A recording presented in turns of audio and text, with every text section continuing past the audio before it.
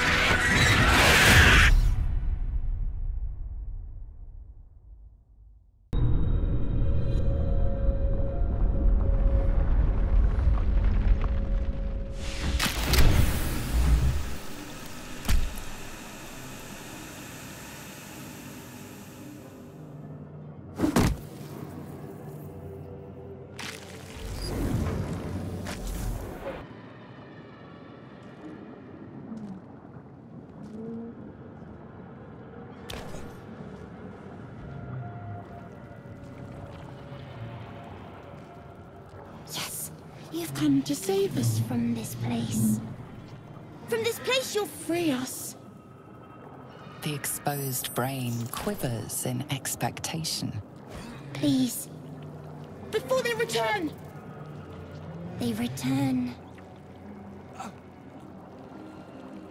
A newborn.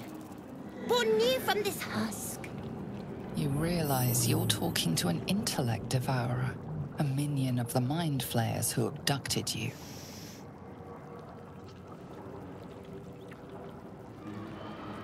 Remove us from this body. From this case. Free us. Please.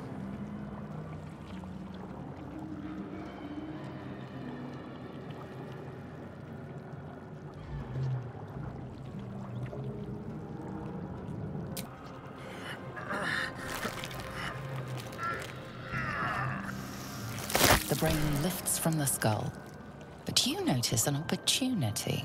You could cripple the strange creature, making it more subservient, should it prove a threat.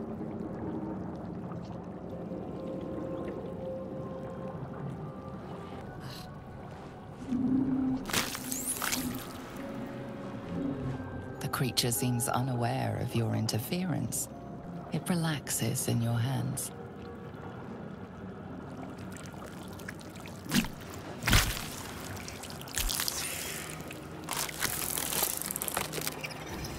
Free. Our freedom is ours, friend. The creature pauses, listening. Something behind your eyes seizes in recognition. We must go to the helm. At the helm, we are needed.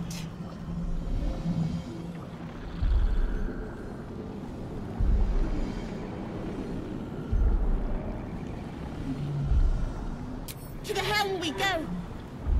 We are going to the helm.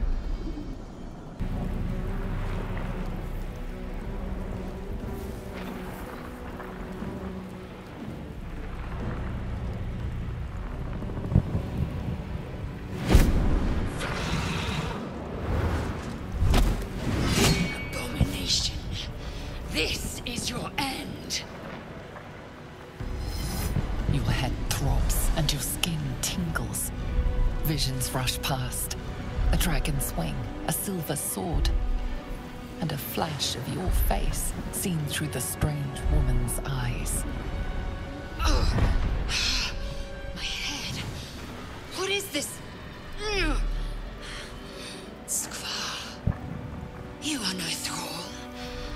Vlaakith blesses me this day. Together, we might survive.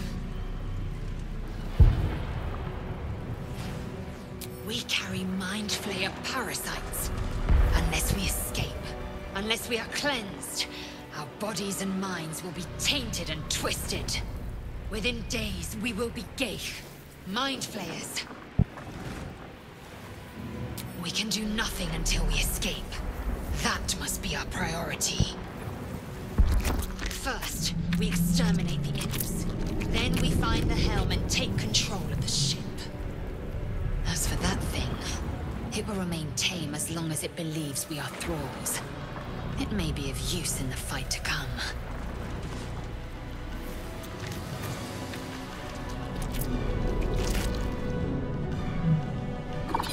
Taka!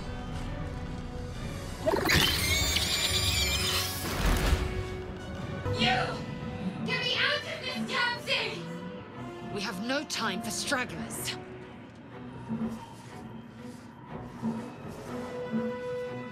The construction is too alien. Nothing looks familiar.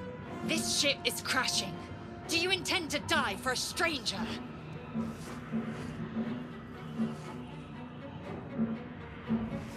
Try that contraption next to the pod. They did something to it when they sealed me in. Hurry! Please! As you place your hand on the pod, you hear something. A presence connected to the pod, commanding the person inside to change.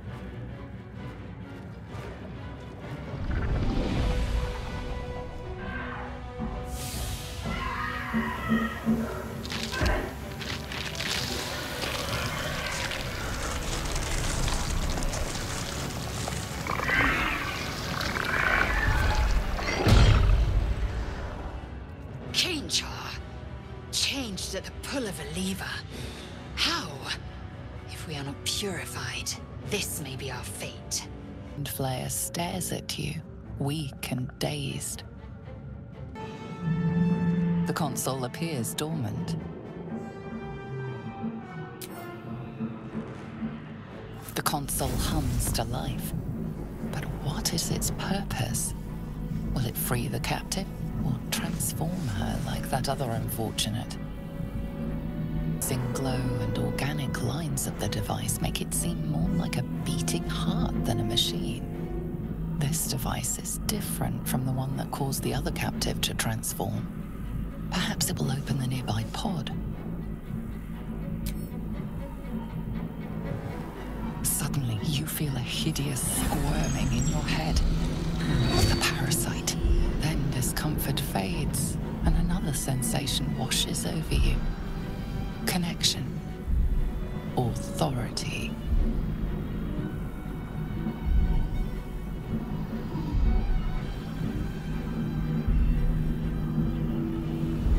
You feel the biomechanical brain of the console process your command and yield to it.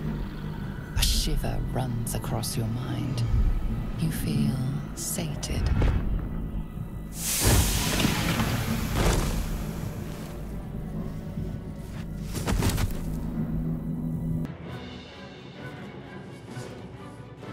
I thought that damn thing was going to be my coffin.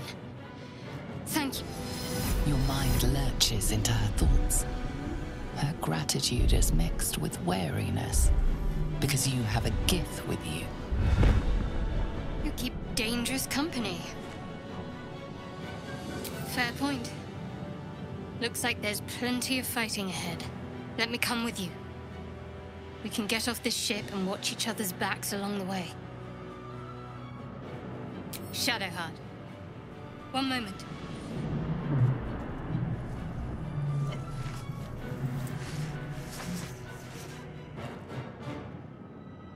It's nothing. Trust me. Enough of this chatter. We need to get to the helm. Now. She's right. Lead on.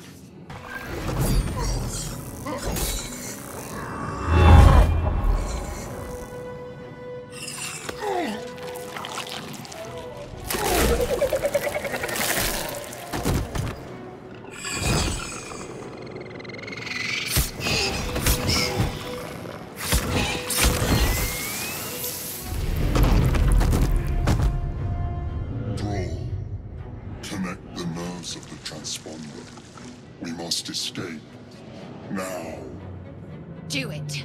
We will deal with the gate after we escape. Connect the nerves. Nerves! We will connect them. It's clear. Hurry, before they strike. The helm's alien transponder. You've made it in time.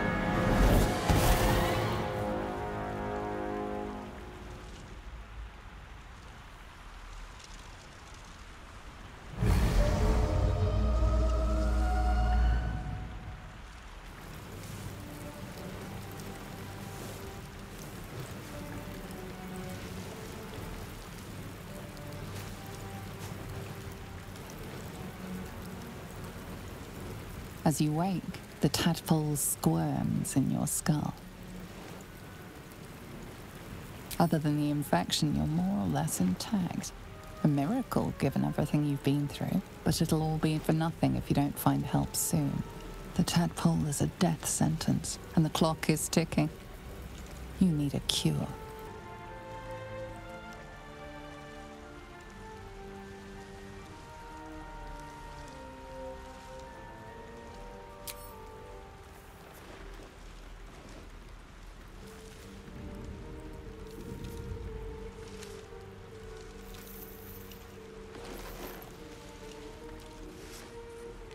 What are you doing?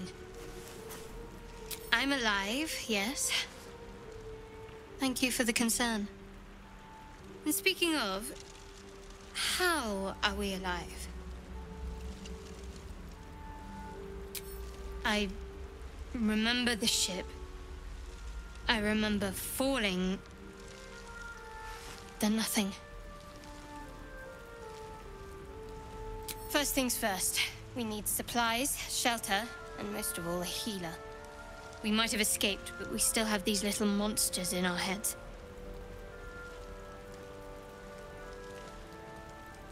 We need each other, and we both know what's at stake.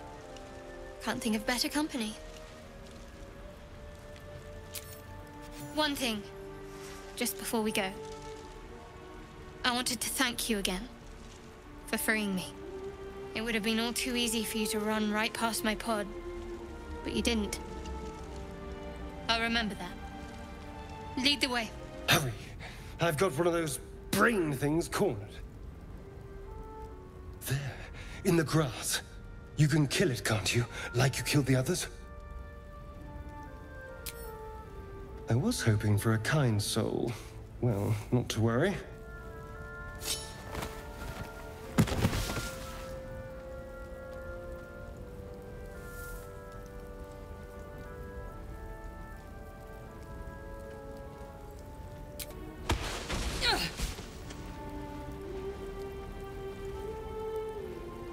I saw you on the ship, strutting about whilst I was trapped in that pod. What did you and those tentacled freaks do to me? I'm not an idiot. I saw... Ah! Your mind twists. You're looking out of unfamiliar eyes, prowling dark, busy streets. You try to hold the memory, but it fades to the worm. The light, the fear.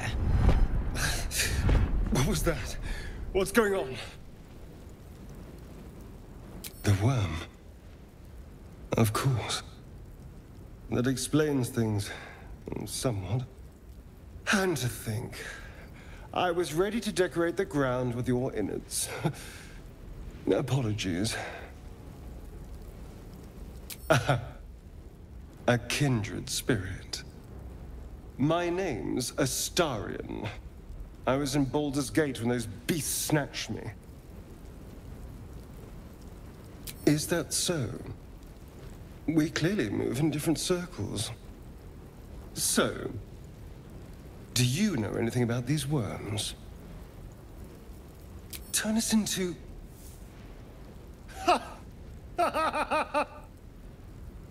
Of course it'll turn me into a monster. What else did I expect? Although, it hasn't happened yet. If we can find an expert, someone that can control these things, there might still be time. Well, yes, of course. But first things first. You know, I was ready to go this alone. But maybe sticking with the herd isn't such a bad idea. And you seem like a useful person to know. All right. I accept. Lead on. Approach the dying monster. This is the thing that abducted you. You could end its life here and now, if only you didn't feel compassion. Compassion.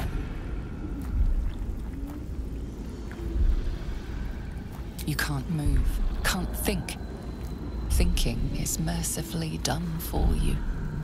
It will be a joy to serve, to die for it an honor. It's possessing your mind, forcing you to love it. But then the feeling slips. The creature's mind seems to focus elsewhere. The monster lies exhausted, defeated. Its eyes, wet orange pearls, radiate malice.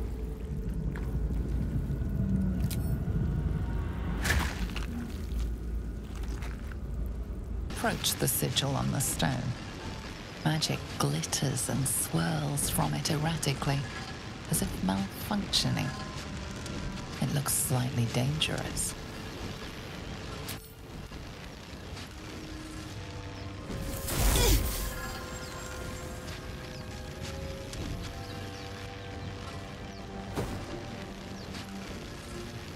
A hand? Anyone?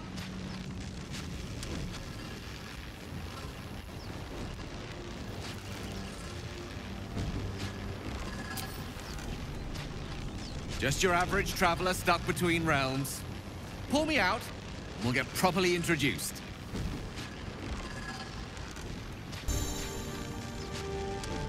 That's it! Go on! Keep pulling!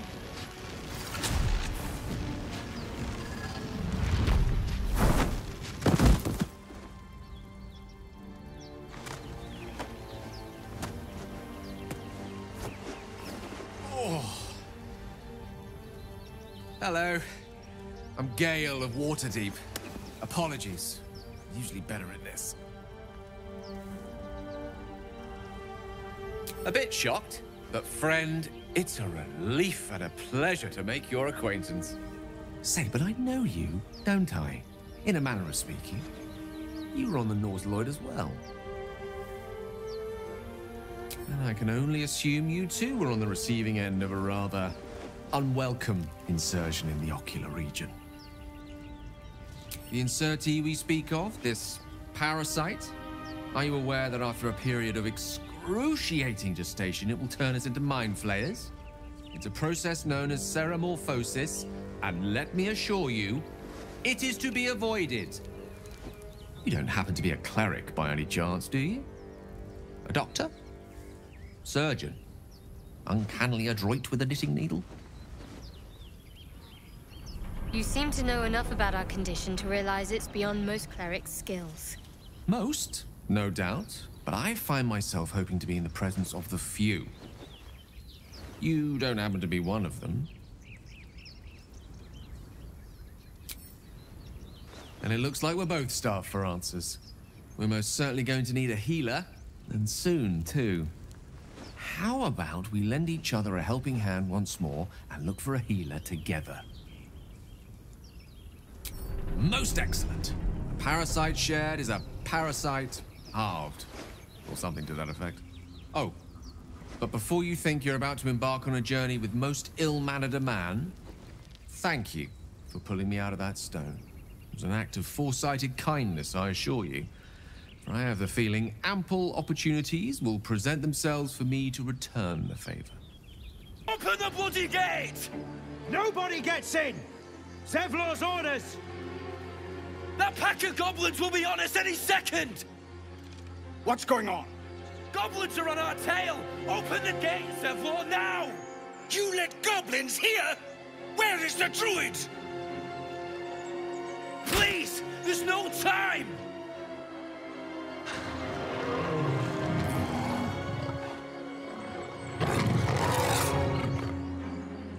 By the 9 hells! Open the gate!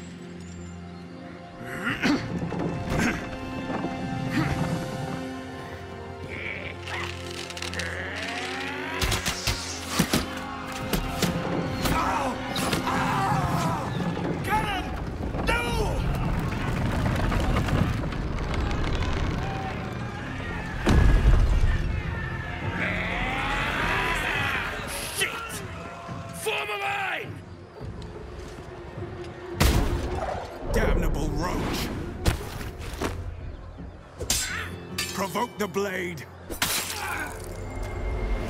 and suffer its sting. That was the last of them. Inside! All of you! More may follow! Open the gate! There are children here, you fool!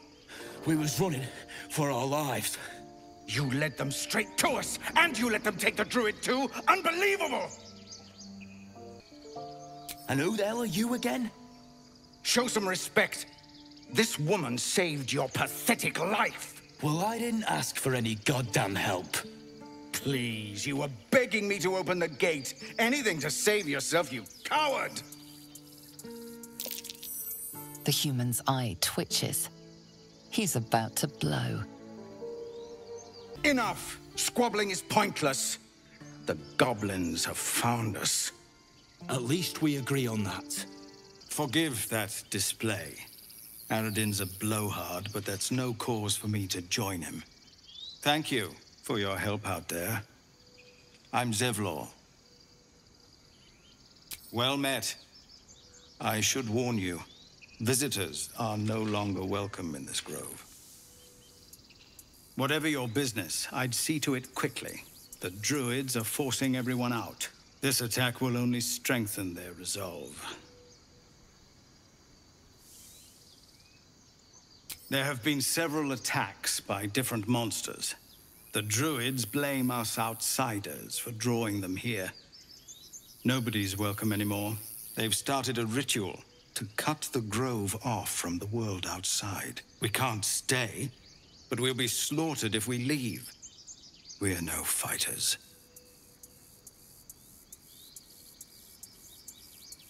Goblin got you. The druid Halsin's a renowned healer, but he didn't make it back from Aradin's expedition. If it's not too serious, you could try his apprentice Nettie. She's with the other druids in the inner grove. They've withdrawn there to prepare this damn ritual of theirs.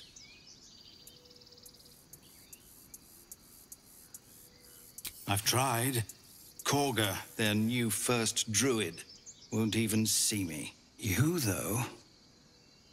I know it's not your business, but she owes you for saving this place. Perhaps you could persuade her, for more time to prepare, if nothing else. Really? We're messengers now. We'd owe you a great debt. If we're forced to leave now, we won't make it to the city. You'll find the druids at the heart of the grove. Please, make them see sense before more lives are lost. Hells! We can't just leave. They're kin! I'll not gamble our lives, our futures, on people who are as good as dead. We must leave for Baldur's Gate at once. Can we all just take a moment, please? What's the point in blades and spells if we don't bloody use them? We should stay! These people aren't fighters. We can help! Or yell louder. That's fine too. Thank you. It's the right thing to do, and you know it. She's right, Roland. We're better than this. Zergan. Fine, I'll stay too. Lest you both end up with your throats slit by Goblin Blade. Thank you, Roland. The Blade of Frontiers. What a thrill for the children. They're tough kids. Smart, too. The future's in good hands. Go on. Give me a best shot.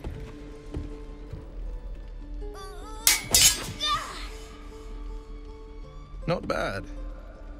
Again.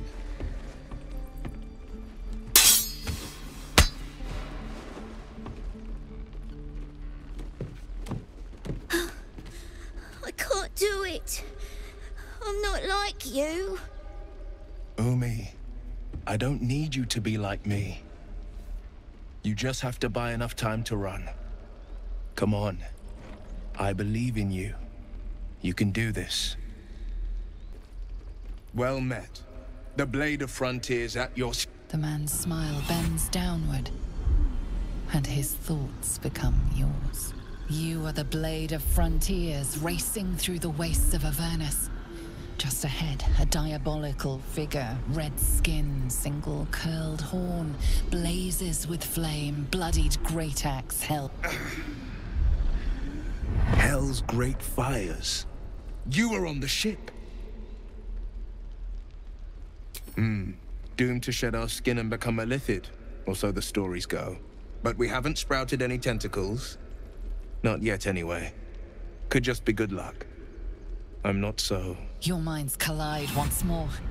Will chases the fiend ignited with rancor. She is an infernal war devil. A threat to the living. Evil incarnate. Shit! You saw her. Advocatus Diaboli. Advocatus Diaboli. A devil's advocate. A champion in the blood war between diabolical forces and demons. Her name is Karlach, an archdevil soldier I swore on my good eye to kill. I tracked her through the hells to the Mind Flayer ship, but the damned Illithids infected me before I could end her. She's out there now, preying on the innocent. I don't kill her, she'll leave behind nothing but a trail of corpses. An excellent suggestion, but your party's full up. Still, when the time comes, call for the blade. I won't be long to answer. I like your thinking. Besides, I watched you fight at the gate. I could use an ally like you. Ready when you are. The famous Blade of Frontiers in the flesh. Clever, this hero act you've got going. Hero, Blade. Name strangers gave me. My friends call me Will. Excellent. If we ever become friends, I'll know what to call you. If it ain't the fearless Goblin Slayer, you sure you want to be seen with me? I ain't exactly popular with this lot. Half my crew are full of holes. Now I'm gonna take the blame for leading the goblins here, and losing track of the bloody druid. They chased us, all the way from the ruins we were poking around in. Aye. His name's Halsin. And if he's still alive, he'll be cursing the day he laid eyes on me. We've got a contract to track down some relic, and he wanted in on the job. Eyes lit up when he heard about it. Didn't work out, though. Goblins got him when we were turning tail. He's either digging latrines or boiling in a cookpot by now. Job's all yours, if you got a death wish. There's a wizard in Baldur's Gate that'll pay gobloads for a relic, supposedly buried round these parts. But gold ain't any use if you're too cold to spend it. It's called the Night Song. Supposed to be hidden under the temple where the goblins jumped us. I'd give you the map and wish you a happy funeral, but my mate Brian kept hold of it like his own todger. Goblins made sure to the fat old chunk. All I've got's the contract. It'll show you where we turn back, if you feel like dying. Don't thank me. I'll be well on my way to Baldur's Gate when you die. Let my daughter go right now! She's a thief, hellspawn. And you will wait for Korga's judgment. Now get back! Oh, let me through, Mragrashem, or I'll rip your damn throat out!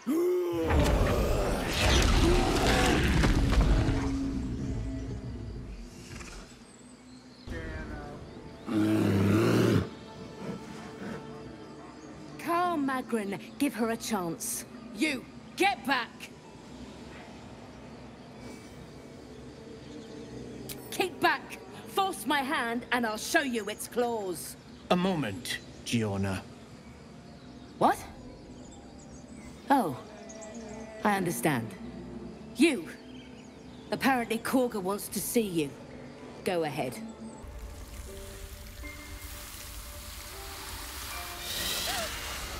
Please. I'm sorry. This is madness, Korga. She's just a... A what, Wrath? A thief? A poison? A threat? I will imprison the devil. And I will cast out every stranger. Girl, you mean parasite? She eats our food, drinks our water, then steals our most holy idol in thanks. Wrath, lock her up. She remains here until the rite is complete. And keep still, devil. Tila is restless. Come, Korga. We took back the idol. Surely... Do it. Very well. She may go. Break your word, and my serpent shall feed. Sif, Tila to me! Out, thief. My grace has its limits. It hurts. Thank you, Korga. Master Halsin... Halsin isn't here. Keep his name off your tongue, lest Tila pierce it. That woman has more venom in her heart than a snake in its fangs. But at least the child is safe. What is youth if not a time to be forgiven for one's transgressions? Couldn't agree more. The girl wasn't innocent, but that doesn't mean she was guilty. I know that look. You're wondering why I was in pain before.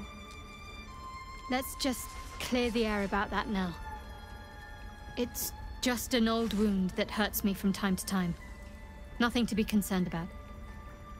It's nothing to do with the tadpoles, at least, in case your imagination is in danger of getting away from you. It's just something I have to live with. Quite a lot, if I'm being honest. But it always passes quickly, so I can manage. Positive. You can trust me on that. I see you. Just give me a moment. A moment. Vis medicat.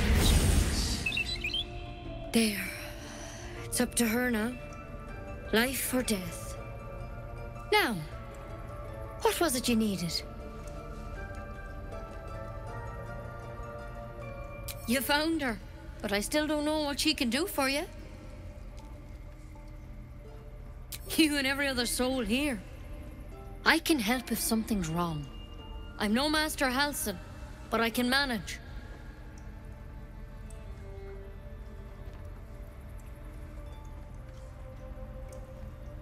Come here.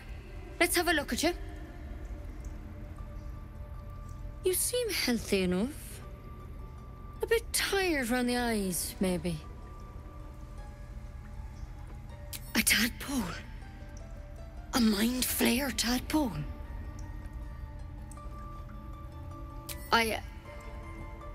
I'll do what I can. Come, follow me. I might be able to help. This one had the same problem as you. Attacked us in the woods together with some goblins. Tadpole crawled out of his head soon after. Seems so. Gave Master Halsin a right start.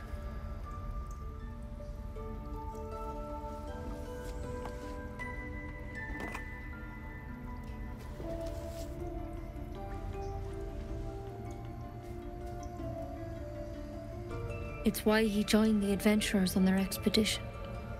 To find out what was happening. A pity you got me instead of him. He understands these things.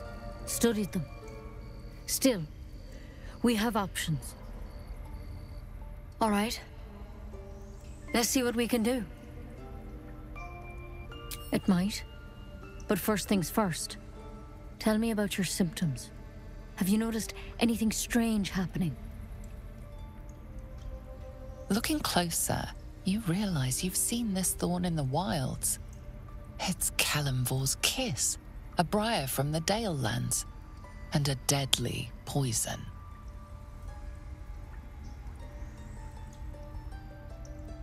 I want to help you, but I can't unless you work with me. So, has anything unusual happened to you? Nothing? You're sure? To hell's with it. Dodge her blow, but as you regain your footing, you can see the pain in her eyes. I'm sorry. I truly am, but I can't let you go. If you transform out there, you'll kill everyone in the grove. Everyone for leagues around. Master Halsin did say the drow's tadpole was dormant. Maybe yours is too.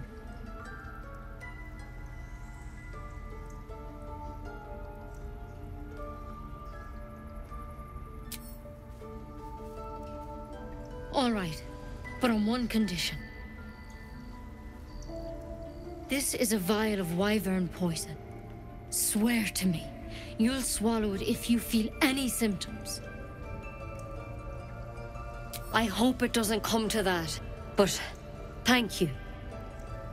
Here. You know, I've spent my life treating folk and never once saw a mind flayer infection. Then suddenly, there's dozens of you. Maybe more. Master Halsin and I were tracking them, studying them, trying to figure out what the hells was going on. Because you should all be changing. There should be a small army of mind flayers out there. But you're not. Weird powers aside, you seem perfectly normal.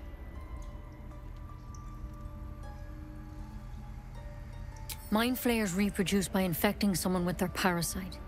7 gruesome days later, the victim transforms and a new mind flayer is born. The thing in your skull, though, it's different to anything in our records. It's one of their worms for sure. But this one gives you powers, telepathic connections. And it doesn't turn you into one of them. Not yet, anyhow.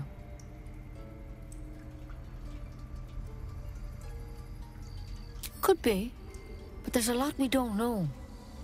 Infected, folks like you, have been converging on an old temple of Selûne, and I've no idea why. When Master Halsin heard the adventurers were heading that way, he saw a chance to get answers, joined on the spot. Whatever he found there, he didn't make it back.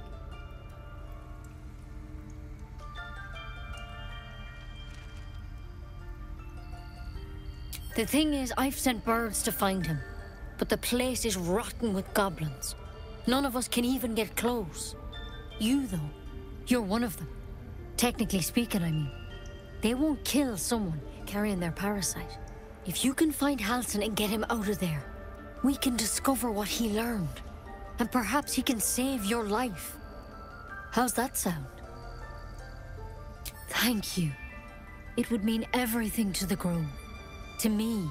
I wish I could tell you more, but only those adventurers know what happened out there. All I can say for sure is they all went to the old temple of Selûne, and Master Halsin didn't make it back. Good luck out there. And if things start to go bad, remember the vial. Remember your oath. Say it. You think I'm a monster? Monster? Too kind. A demon, more like.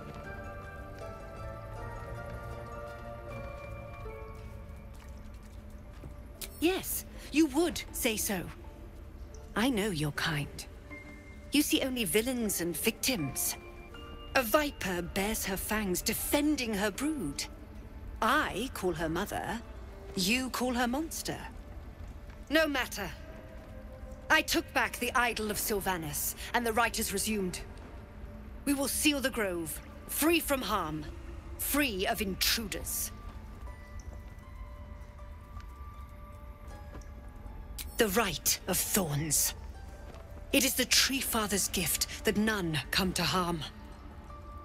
When we speak the final prayer, the great vine will sprout forth.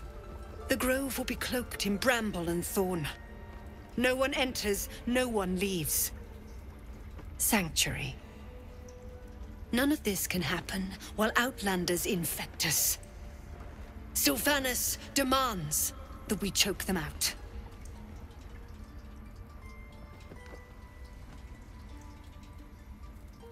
A disease of the flower must not reach the root. Pluck the petals, sever the branch if you must, but cut out the rot before it infects the whole of the wood. Teachings of Sylvanas. You must agree.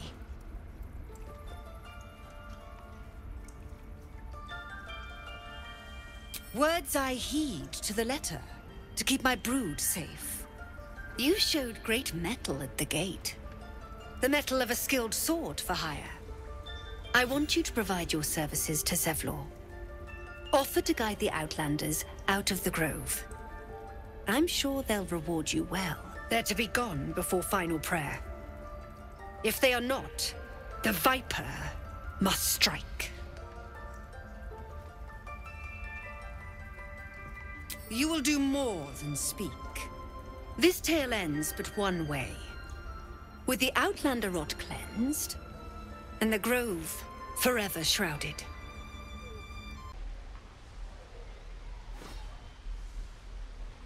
Go on.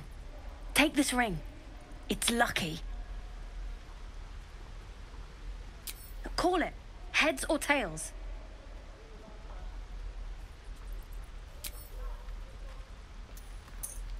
Tails it is!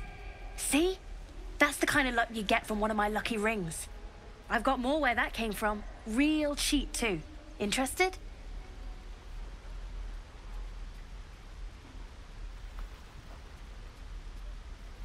You got it. One sec. That's what I got. Thing moving against your back and turn.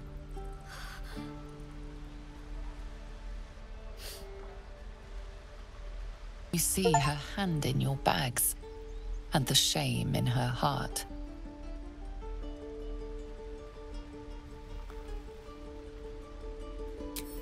I can't do this anymore, Mattis. I'm sorry. You're a true soul. You can't die. Please, stay with us. I don't think he's conscious. Can you hear us, Ed? You, not a step closer. The mark glows, but you feel nothing in response. Your illithid power is beyond reach until you rest.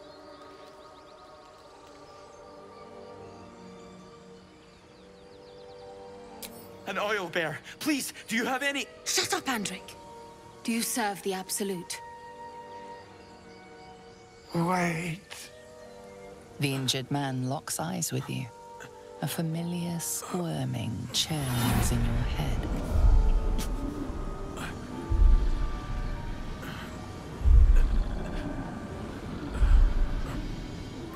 Your minds intertwine.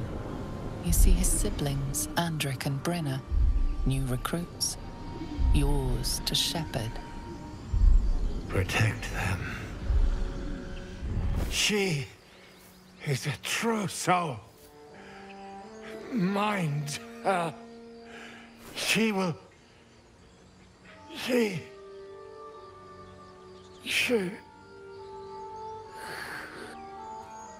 Edwin! Ed! Please! He's with the Absolute now. You're a true soul. Edwin, our brother, he was chosen. Like you. Do you have orders for us? We were reporting to Edwin.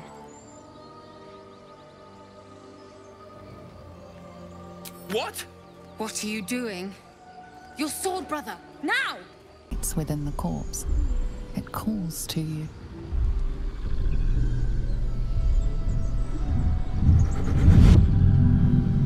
Your limbs move of their own accord. There's something of value here, something your mind craves. Why let its host's memories go to waste? The tadpole has absorbed it all. Its experience could nourish you, strengthen you.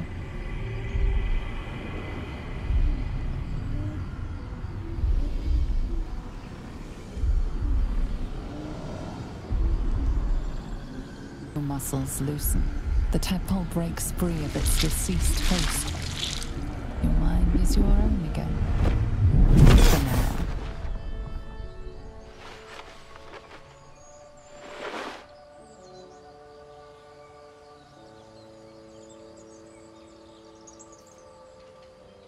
There! Surround him like! You spotted us. Good. It's like they say. No fun in skewing a pig what doesn't know he's cooked.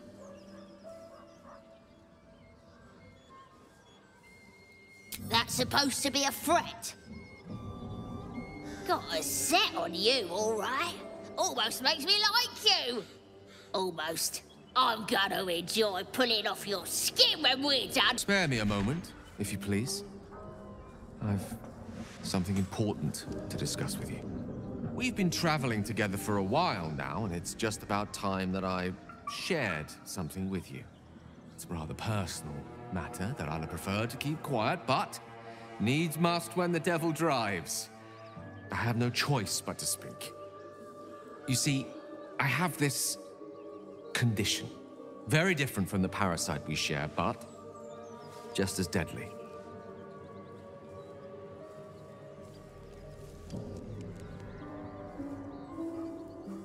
The specifics are rather personal, but suffice it to say that it is a malady I've learned to live with, though not without some effort.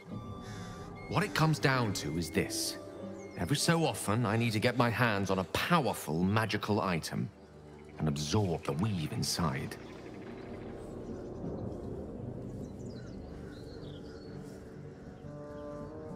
I can say no more on the matter. Not now, anyway. Just trust me when I say it's all of vital importance. It's been days since I last consumed an artifact, since before we were abducted. It is time.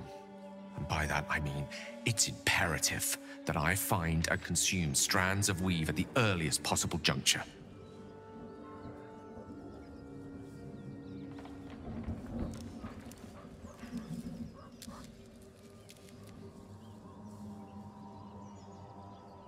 We've already done the finding. In fact, you have one in your possession. You know for yourself how hard won such an item was, and it will be no easier when even more are required to assuage my hunger.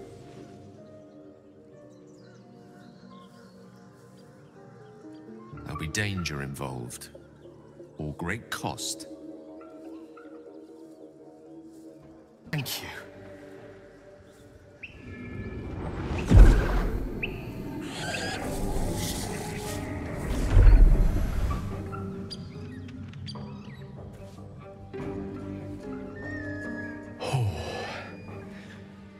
That hit the spot. I can feel it work. The magic, it's like a lullaby that sings to sleep the demon inside. A metaphorical demon, I haste to point out, but no less dangerous. And no less bound to wake up again to continue its ravages. Such is the nature of all monsters. Oh, it's not so bad once you get used to it. And, on the plus side, my tower in Waterdeep has never been so free of clutter. Sincerely, though, I understand I ask a lot from you with few answers in return. But in time, all will be told. My lady, I bow to your boundless kindness. Friend, might have to take that nose. A strange symbol glows, marked on their flesh, and something within you stirs in response. It seems our infection comes with an unexpected symptom. The ability to influence others.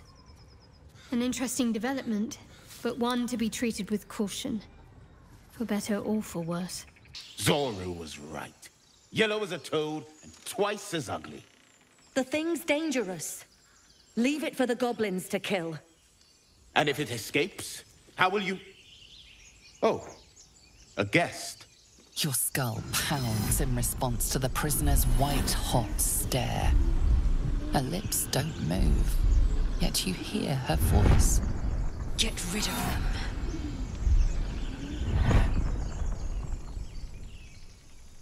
She's right.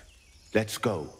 We need to check out that blast. Questionable intellect. Unsurprising. Release me, or enjoy a future as Geich. Mind flayers. The atrocities we are becoming. I know a remedy. Release me and I will share it. Tadpole hasn't yet scrambled all your senses. Auspicious. But the longer we wait, the more it consumes. My people possess the cure for this infection.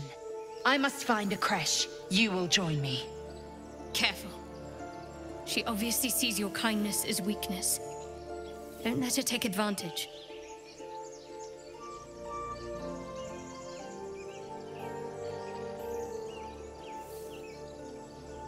You may as well suggest a wyvern bow to worms.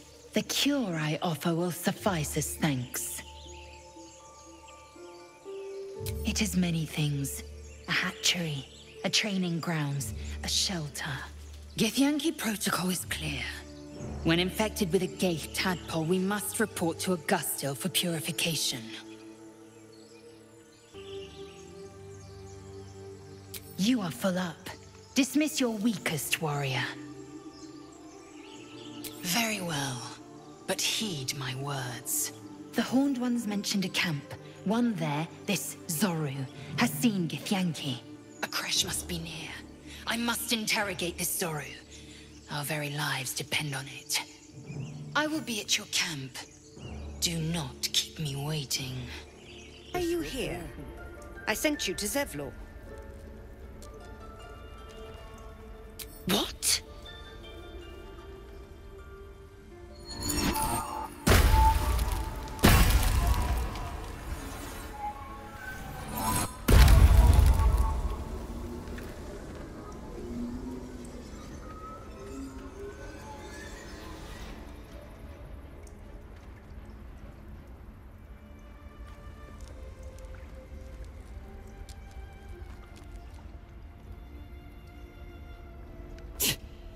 That damn nose of yours has gone poking in our business.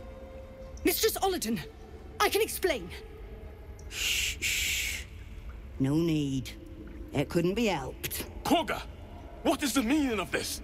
You think yourself quite the spy, don't you? Go on, tell him.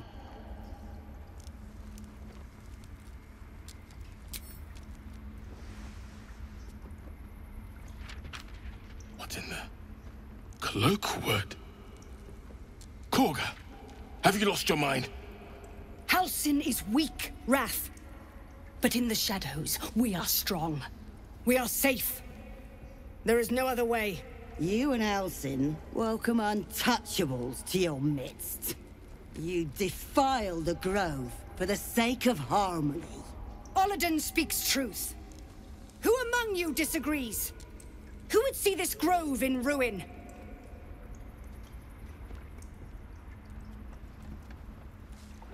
The choice is made. Korga, burn the tainted away.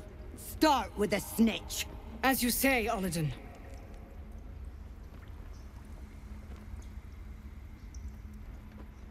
Oh, then come get it! Think Korga had turned to the ways of shadow. Her corruption ran so deep. Yet for her to die like this, under the Tree Father's gaze, perhaps it is justice. If only justice soothed my heart. A grove drenched in blood is no sanctuary at all.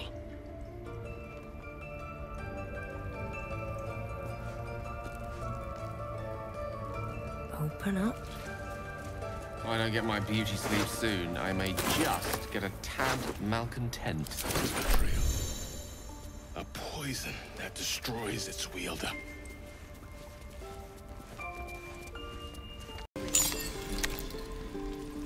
Curious ornate box. Its many sides are engraved with indecipherable glyphs.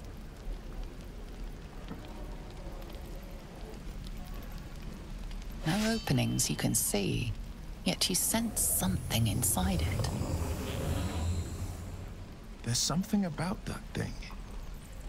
I can't take my eyes off it.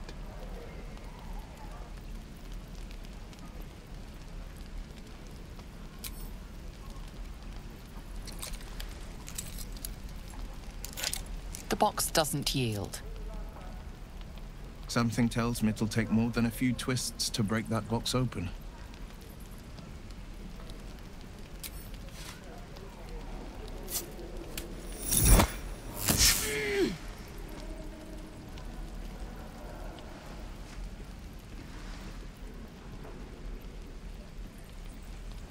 What in the...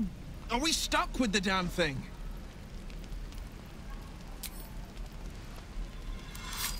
I'm told the druids have stopped their damn chanting. What happened? Truly, I'm sorry it had to come to this, but she left us with no choice. Thank you. We still have the goblins to contend with, but you've given us time to prepare. I need to ensure my people make the most of it. But here, left over from my soldiering days, it's sparse thanks for what you've done for us. And I'm afraid I have more yet to ask. You've bought us some time here, but the goblins are still massing out there. We'd need an army of our own to escort us safely to Baldur's Gate. And while I don't doubt your abilities, you're no army. There may be a way, though. Goblins are ill-disciplined. It's unlike them to organize so cleverly. Somebody must be leading them, bringing discipline to their ranks. Take out that leadership, and they'll scatter. The Blade of Frontiers has done what he can to help us prepare for the journey, and we're grateful. But it'll be a short journey if the goblins still own the roads. By the Triad, there is only one correct answer. Refuse him, and we sentence these people to die. Everyone in this camp depends on it. Thank you. We'll be ready to leave as soon as you give word. Goblins still infest the roads. As long as their leaders live, Zevlor's people are trapped.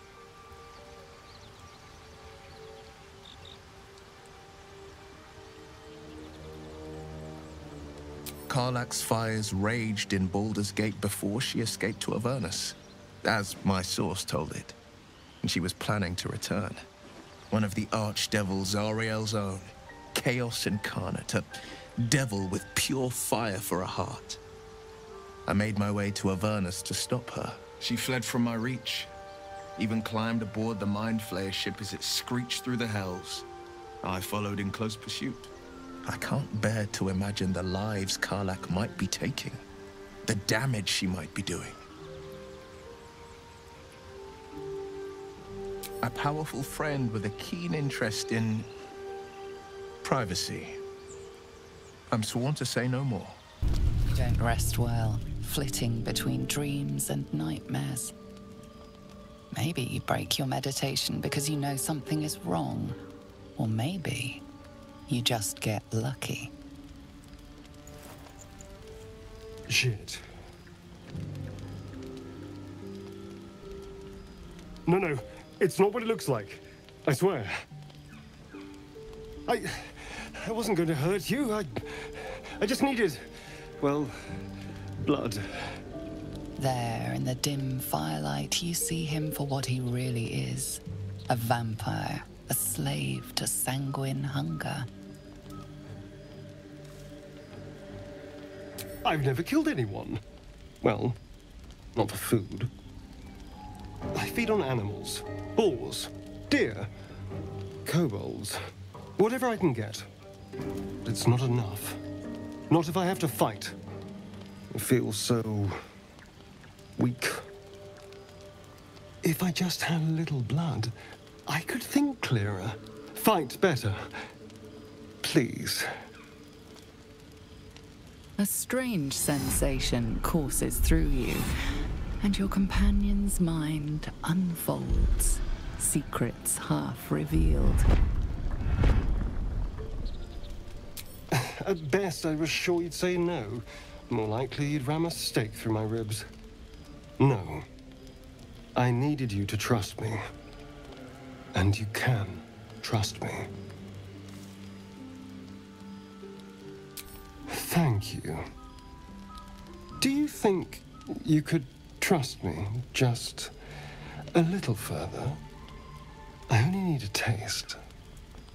I swear. Ah, of course. I shall be gentle as a babe. Let's make ourselves comfortable, shall we?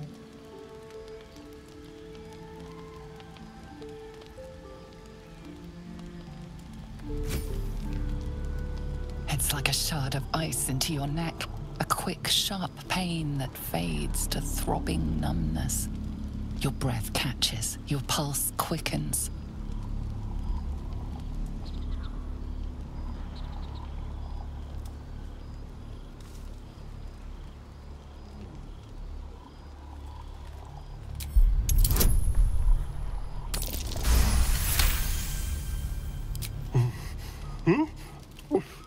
Oh, of course. That was amazing. My mind is finally clear. I feel strong. I feel happy.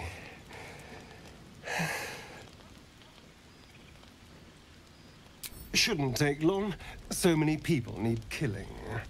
Now, if you'll excuse me, you're invigorating, but I need something more filling. This is a gift, you know. I won't forget it. You watch as he stalks towards the forest, stronger, more confident, ready to hunt.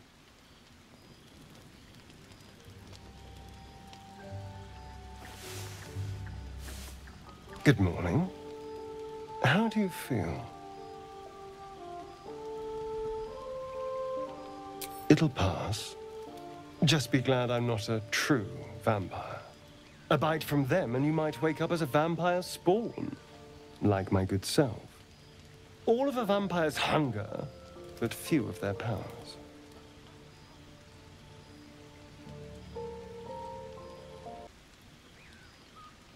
Oh no.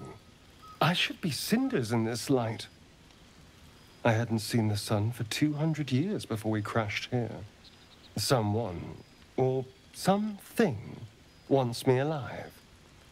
They've changed the rules. Standing in the sun, wading through a river, wandering into homes without an invitation. They're all perfectly mundane activities now. As for my other quirks, well, we can figure those out in time.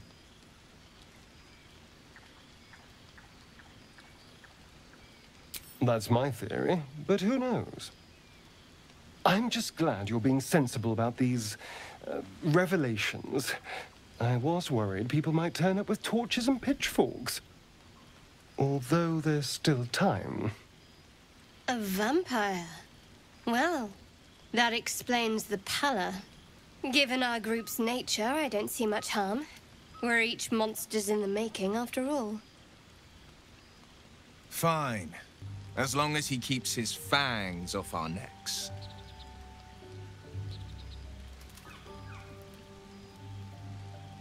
Quite the opposite. I'm here in the spirit of openness and honesty, to work together as a team. Maybe we could get him to wear a bell. Dissuade any nighttime prowling. There now. We're all friends again. Shall we go? There's a long day ahead of us.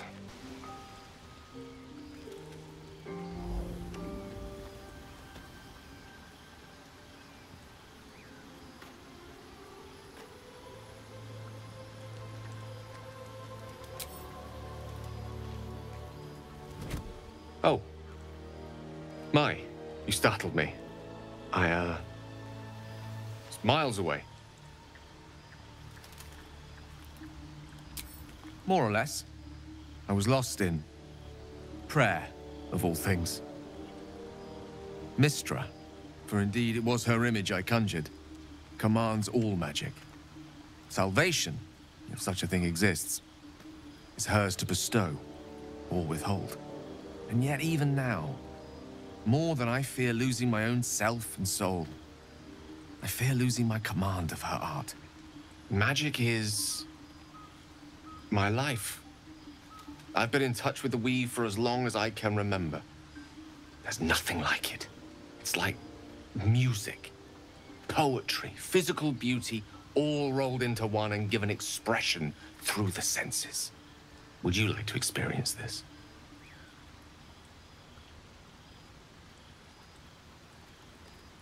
Then follow my lead.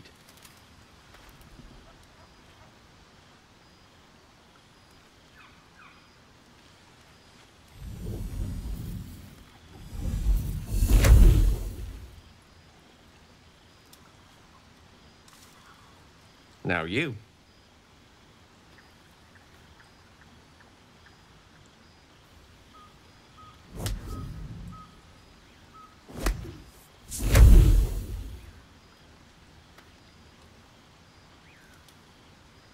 You feel something strange, like a kind word and a kind touch at the same time. It's warm and comfortable. Excellent. Now, repeat after me. Athran mistraril kantrak eo.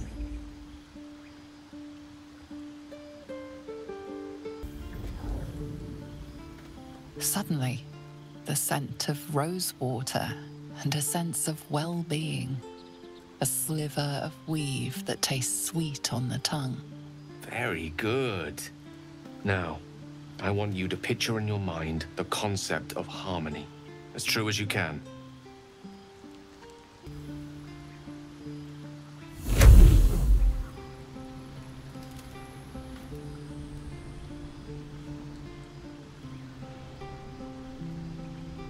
You see, or is it sense, the presence of a woman. The woman who hovered over Gale's palm. There's something like the anticipation of a kiss, then the pleasure of being cloaked in peace. You are safe. You are nestled in the cup of Mystra's hand. You did it! You're channeling the weave. How does it feel? That it does. The weave connects you. The moment feels intimate. You realize the weave is making you one. You have but to imagine your desire, and Gale will know it.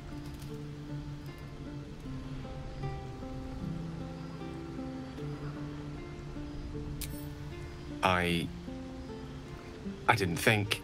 You perceive quick-fire gusts of embarrassment, trepidation, and finally, elation. Sorry, I wasn't expecting. But it is a pleasant image, to be sure. Most pleasant, in fact. Most welcome. The weave evaporates, and as it does so, you realize the night feels suddenly cold and lonesome. Oh. There it goes. How easily things slip away from us, no matter how hard they were in the obtaining. Good night. I enjoyed sharing a moment of magic with you.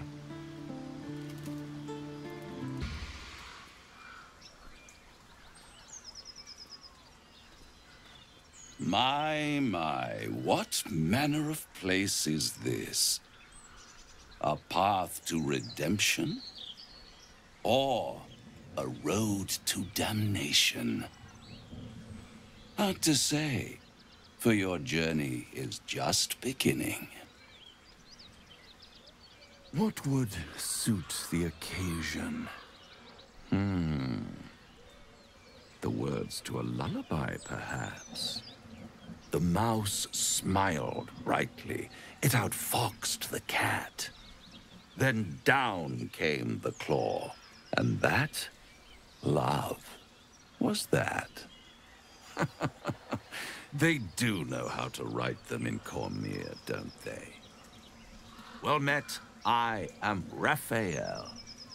Very much at your service.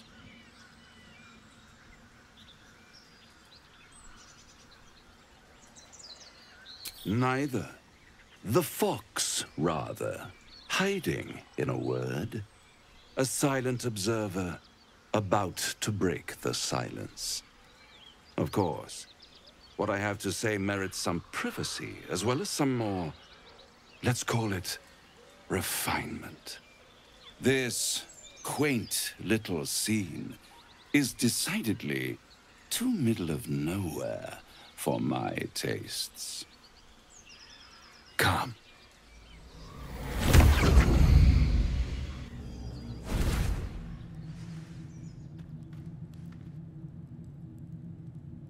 There, middle of somewhere.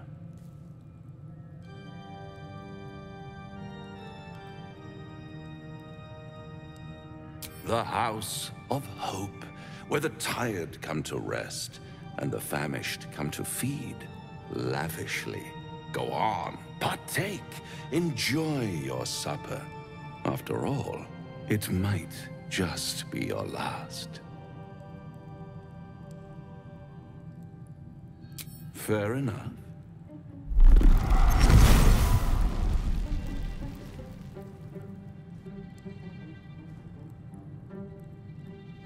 What's better than a devil you don't know?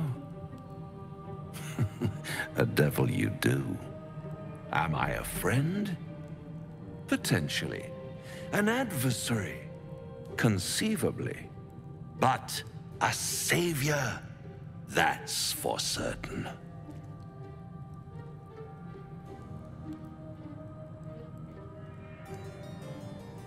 Oh, a mere trifle. How dear is one's soul, really? A rhetorical question, of course, but let me venture an answer. It's worth very little with a tadpole in your head. One skull, 2 tenants, and no solution in sight. I could fix it all like that.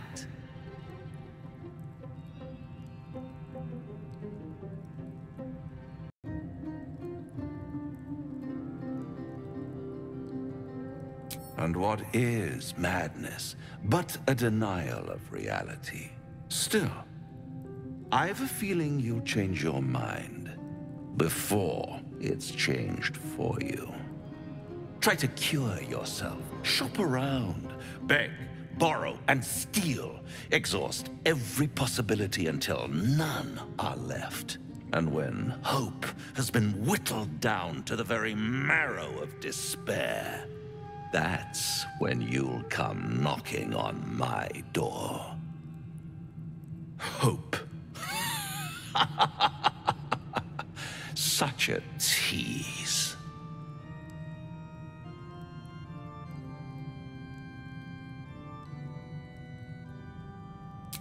Ah, yes, the tongue. Yet another piece of pleasurable anatomy you'll soon have to do without. All those pretty little symptoms, sundering skin, dissolving guts, they haven't manifested yet, have they? One might say you're a paragon of luck. I'll be there when it runs out. Condition is worsening again. I need to consume some powerful magic or it may become volatile. Thank you.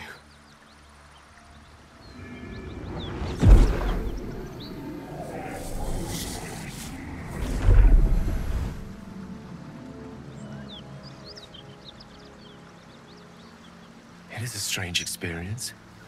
Each time anew, like a lost soul is spelunking through the darkness that is me, only to be sacrificed on the dread altar of the heart.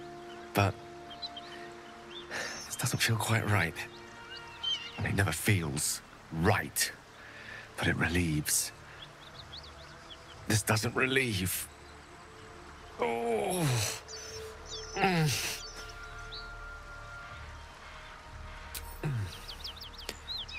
The magic isn't having the effect it should have. It's not like the last time, like a rainstorm that quells a forest fire. It merely drizzles. The embers still sizzle, the fire remains undefeated. I'm not certain what's going on, but nothing good. Please, I need to think. I need to retrace my steps to a glade of calm and think. Thank you for the artifact. A great deal of trouble it was, too. A great deal of trouble indeed. Who's there? Please, keep your distance. You're welcome to shelter here, but we've grave injuries to tend to. The devil, the most deadly foe we've yet encountered. We are paladins of Tyr, Lord of Justice. He sent us after an infernal being, straight out of the Nine Hells, hiding in the form of a one-horned tiefling. She slaughtered countless refugees fleeing the Absolute.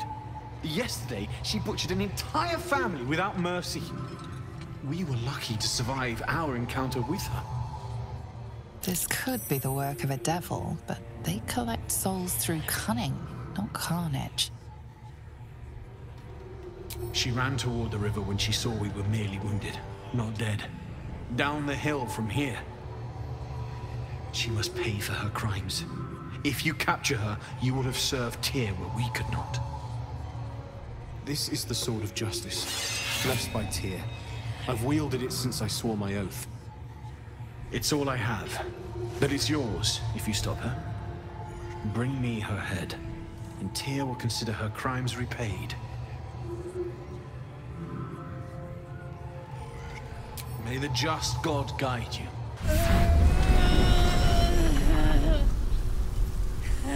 One horn. The stink of Avernus. Advocatus Diaboli.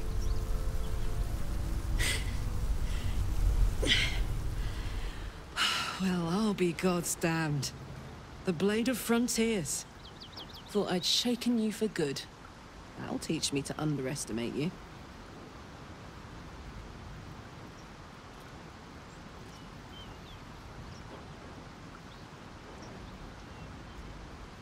Bloody right. An honor to be chased by the Blade of Frontiers, but I...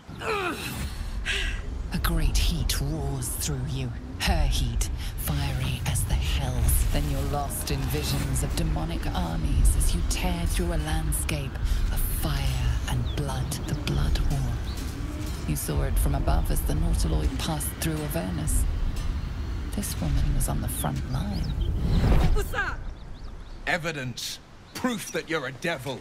A gladiator in the archdevil Zariel's army.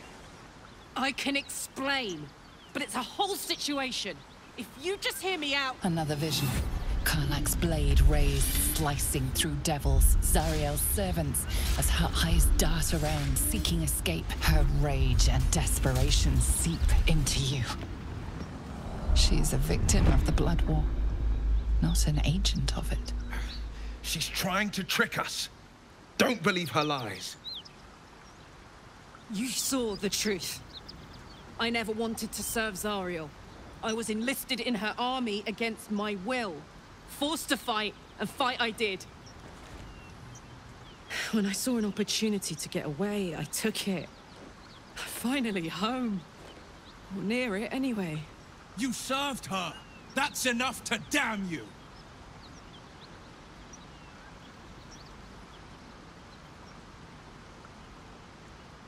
Will catches his breath and his lips straighten. Sheer dread twists his face. You don't know what you're saying. You're asking me to trust a devil.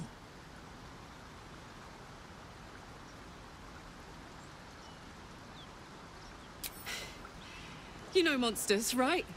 Better than anyone. Look into my eyes. Can't you see I'm not what you think? Shit. You really are no devil, are you? I've been deceived. Oh, thank the gods. Thought I was gonna have to take your head. You would have died in the attempt. But there have been enough threats today. Truce then, eh? Aye. Truce. I'm Karlach, but you already knew that. And you are... Well met, soldier. Nice to meet a friendly around here. It's been tough going so far. I may not be a devil, but I can put the Blade's reputation to work. How would you feel about helping me kill some evil bastards? Little background, if your moral compass needs something to point at. You already know I fought in the Blood War. I was good. Really good. Turns out, I've got a knack for killing demons. That made me a valuable asset. Zariel, the archdevil herself, made me as her personal attack dog. I played along until I could get the fuck out of there. But devils don't like to lose their assets. Zariel liked it so little. She sent a bunch of goons, so-called paladins of Tyr, to take me back. Problem is, I'm not going. Fuck yes! They cornered me outside the toll house just up the hill. Doubt they've gone far after the scorching I gave them. Then we can work on evicting this parasite and take Faerun by the short hairs. Sound good? I like her. She looks like she could throw me over her shoulder and carry me to safety, should the need arise. I'd hug you if it wouldn't scorch your skin off. Hang on though. Looks like you've got enough backup at your side. Not sure there's room for me. I'll catch up with you when it's time to camp for now. But don't get to any of the fun stuff without me. Got it? You've been witness to a pantomime, I'm sorry to say. And I've played my part all too poorly.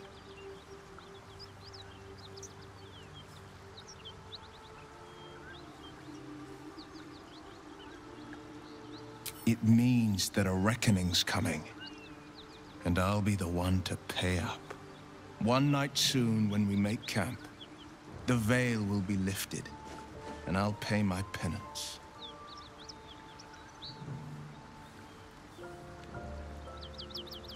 And you'll have them. But I can't promise you'll like them. Any sign of the tiefling fiend?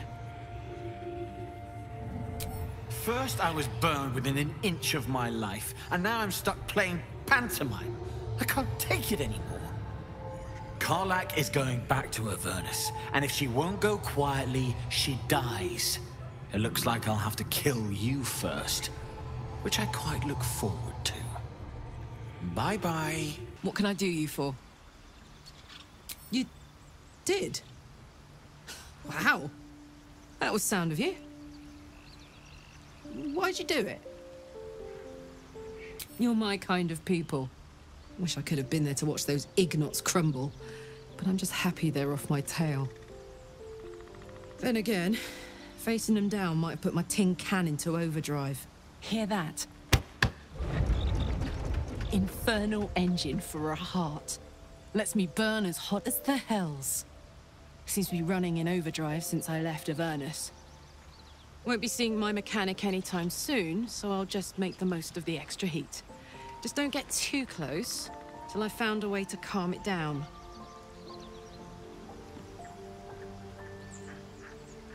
High pain tolerance, and a dynamic duo of truly shitty bosses. But it's a bit early in the game to be getting into tragic backstories. Let's save the Scar show for later, after we've worked up an appetite for tragedy. Meanwhile, I'll need to find someone who can tune up my engine sooner rather than later. Believe me when I say this thing is hot. The first time I faced down those paladins, they let slip there was an infernal mechanic in the area. A tiefling. He might be able to stabilize things, if I can find him.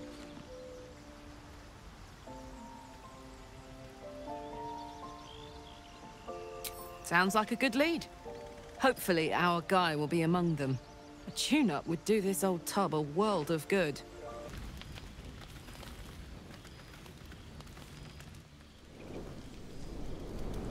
Hellsfire. She's coming.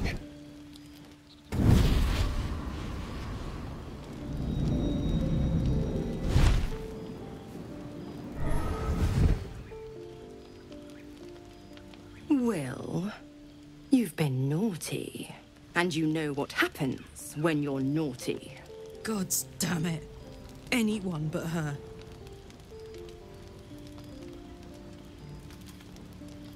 You flatterer. Why, if I had a warm heart, I'm sure it would be skipping. Call me Mizora. I'm Will's patron, the fount of his power. My pet's been unruly, and his leash needs a yank. We had a deal, Will. But Karlach's still breathing. I've taken more pleasant shits than you, Mizora. And at least those can be buried after. That's no kind of talk for a lady. By the way, Karlach, Zariel sends her regards. You told me! Devils only! She's a tiefling, not a monster! How precious. The little pupster's found his bark. Clause G, Section 9. Target shall be limited to the infernal, the demonic, the heartless, and the soulless. Karlach meets the criteria by virtue of having no heart.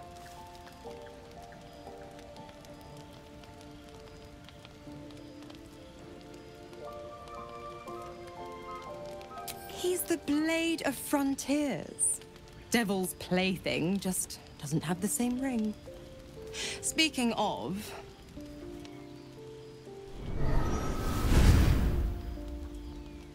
Will burns in the fires of Avernus. The lightning storms of Dis strike his flesh. His soul passes through each layer of the hells, gaining their essence and their torment.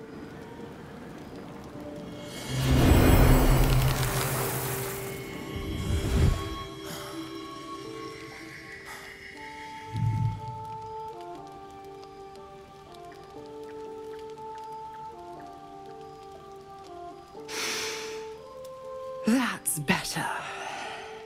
What the hells have you done? A promise broken, a price paid. You know the terms. Get used to the new form, pet. There's no going back. Some magic even I can't undo. Now, let's see how the frontiers fare without their precious blade. Karlach, keep an eye on him, would you? I'll be keeping mine on you. Oh, and Will, don't forget, our pact still stands. Ta-ta.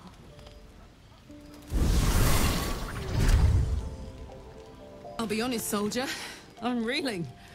Will hardly knows me, but he chose my life over his. Been a long time since someone stuck their neck out for me like that.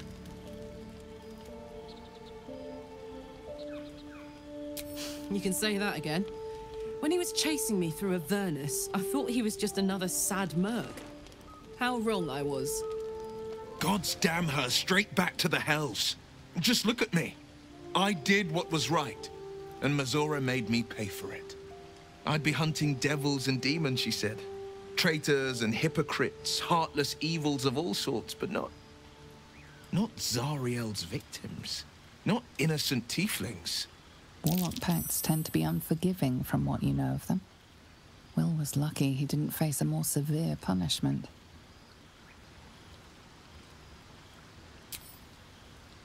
I'll say what I can, but it won't be enough. It's Mazora who grants me the power to conjure armor and cast eldritch blasts. Before I was infected, I could even call hell beasts and summon festering clouds, but I promise you, every thrust of my blade and every flame I sparked was for the good of the coast. I can't utter the terms or circumstances of the pact. I can tell you most all else, but the pact, I'm forbidden, unless Mazora permits it. But I'll say this. The moment I pacted myself to Mazora, I have not regretted for a heartbeat. It was my proudest deed.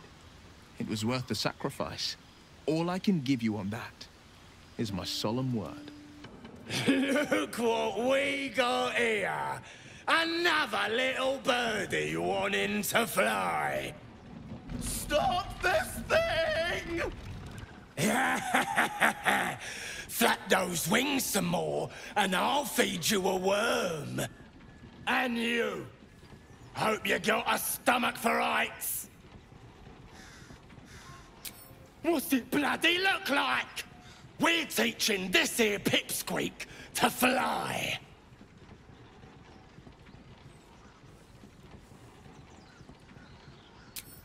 You want this little cave lurking what's it?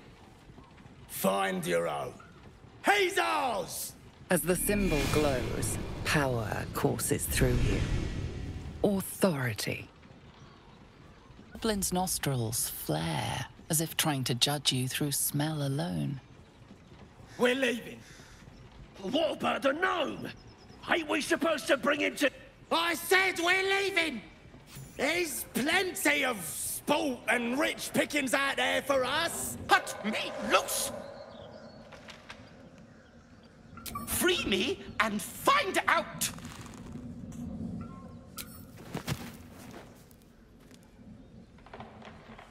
Ugh, Maga Kamara. Those pustulant thugs. Well, get on with it.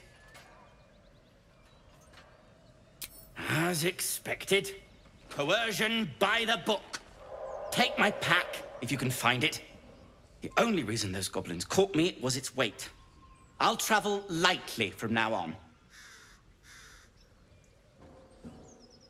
Ignorance is alive and well, it seems. Deep gnomes aren't restricted to the Underdark, you know. I've lived in Baldur's Gate for years. I'm in search of a friend. I fear he's in trouble. See this? I gave it to him years ago before I left home. I found it around the neck of a thug in the lower city. It was speckled with blood. My friend, nowhere to be found. But I still have hope. I have reason to believe he's in the Underdark. Hopefully, I'll pick up his trail from there. I always help my friends. On that note, I bid thee farewell. If we should meet again, well, we will have met again.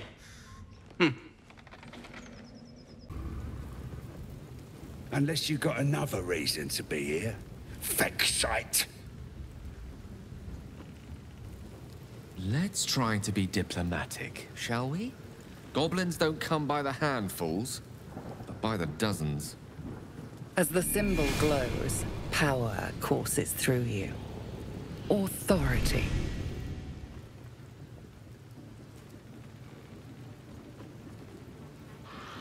Good for you, mate. Now get out of my sight before my walk rips you a new hole.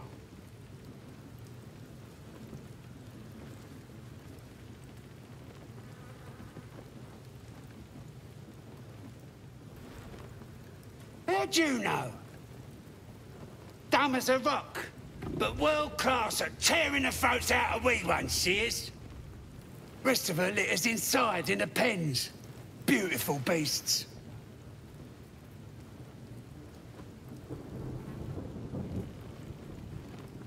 Be a shame if you came all this way without having a look. But I can't let you pass just like that. Celebrating a raid we are. You'll need to wear our war colours.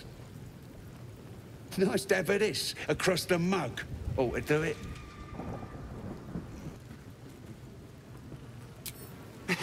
Whatever calls you.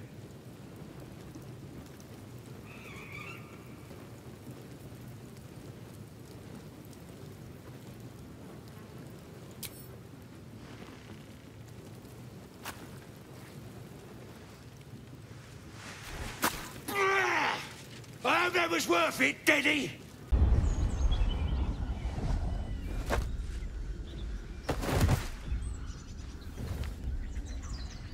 Hear my voice. Obey my command. The voice is irresistible. You recognize the overwhelming authority that you've used on others, only infinitely stronger. Your vision clouds, leaving you in a dark, featureless shadowscape. Nothingness in every direction. Then there are 3 figures before you. An armored male elf exuding power and command. A handsome younger man with a quick, easy smile. And a pale young woman with even paler eyes. These are my chosen. They speak for me. Aid their search for the weapon, and you will be worthy to stand beside them in my presence. The visions fade and the voice falters as a strange energy swells around you. The many-sided artifact. Somehow you understand it's repelling the presence. My power grows. My forces gather. The reckoning draws near. The voice is quelled. The artifact's doing.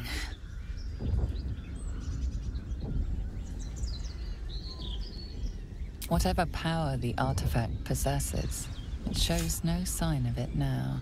With fragulous crown and with scepter abraid, draw Ragslin, short work of the innkeeper made. The inn burnt to ash. The captives were many. Goblin kind had reduced them to cowering filtheny. So raise it, your goblets, and drain them with pride. Draw Ragslin, the true soul, and let you glide.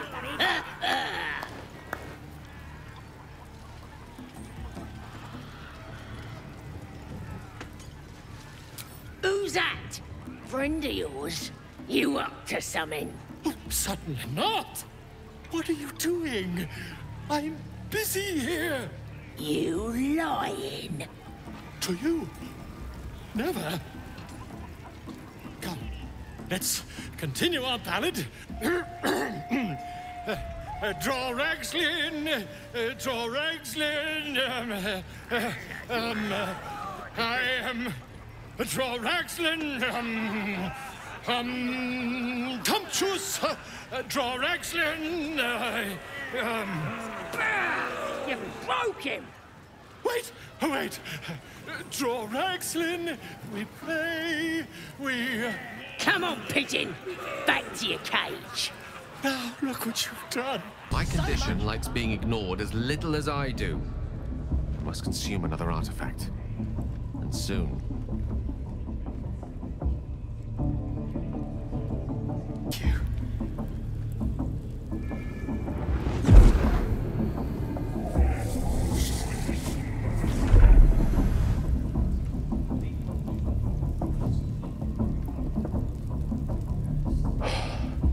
Good gods. It hardly has any effect. Oh, Mister, have mercy on us all. Bloody Listen, I need to speak to you, to all of you. Oh, come on. It'd be unconscionable of me to remain silent. Aye, so much fun that those thieves I'd just be about to remedy that. We got 'em. You have to know who I was. Once the whelp starts You have to know who I really am. Who sent 'em? What I am Might be is a your walking payment shadow in of the return. promise I once held. That'll be some real What one might call a wizard prodigy. Who from an early age could not only control the weave, but compose it. Much like a musician or a poet. Such was my skill that it earned me the attention of the mother of magic herself. The Lady of Mysteries. The goddess Mystra. She revealed herself to me and she became my teacher. In time, she became my muse. And later, even my lover.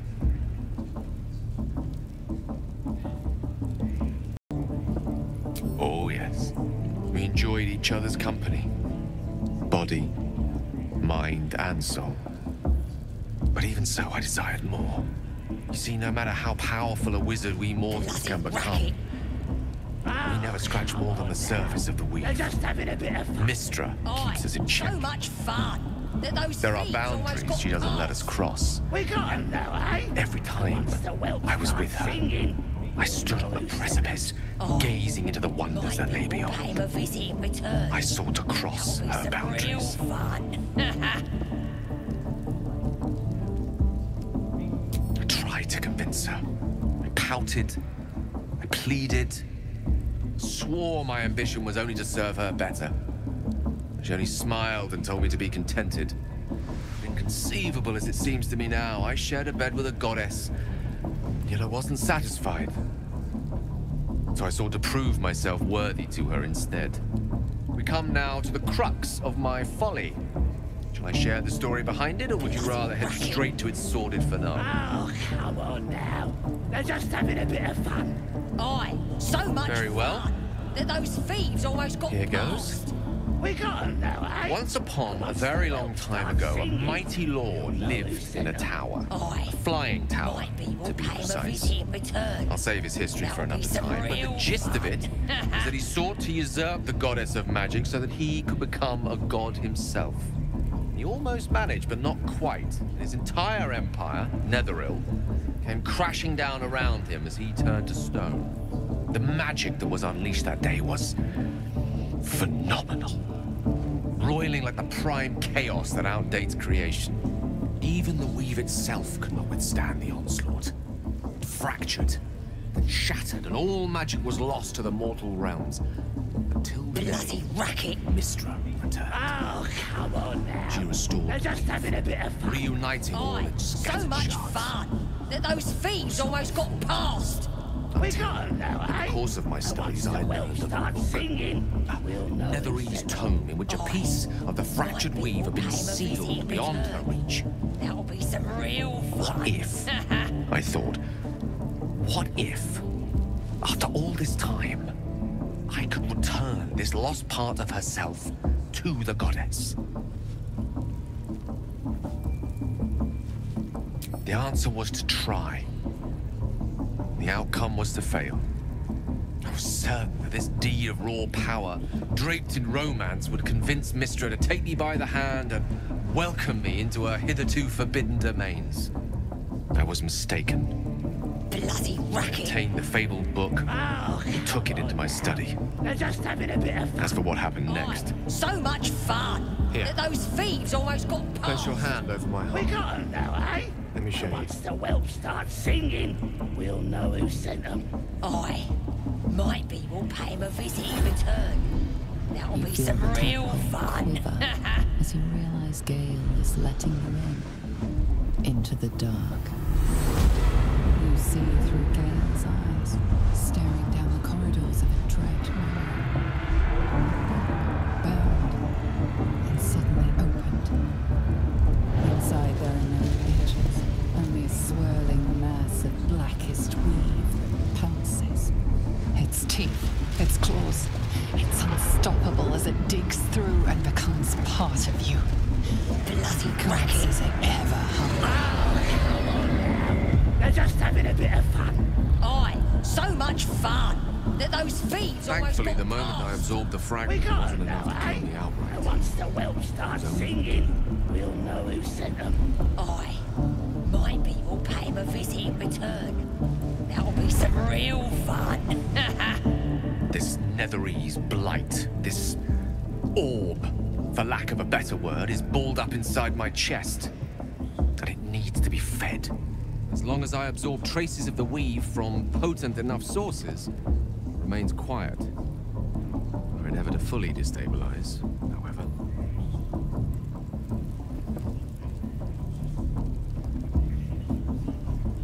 Rather worse, actually. I will erupt. I don't know the exact magnitude of the eruption, but given my studies of Netherese magic, They're just having a bit so of even a fragment as small as the one I carry, it'd that level a those city thieves the almost size got of past. We got him You now, eh? three-damned rotten bastard. You've been the greatest threat to our lives all this time.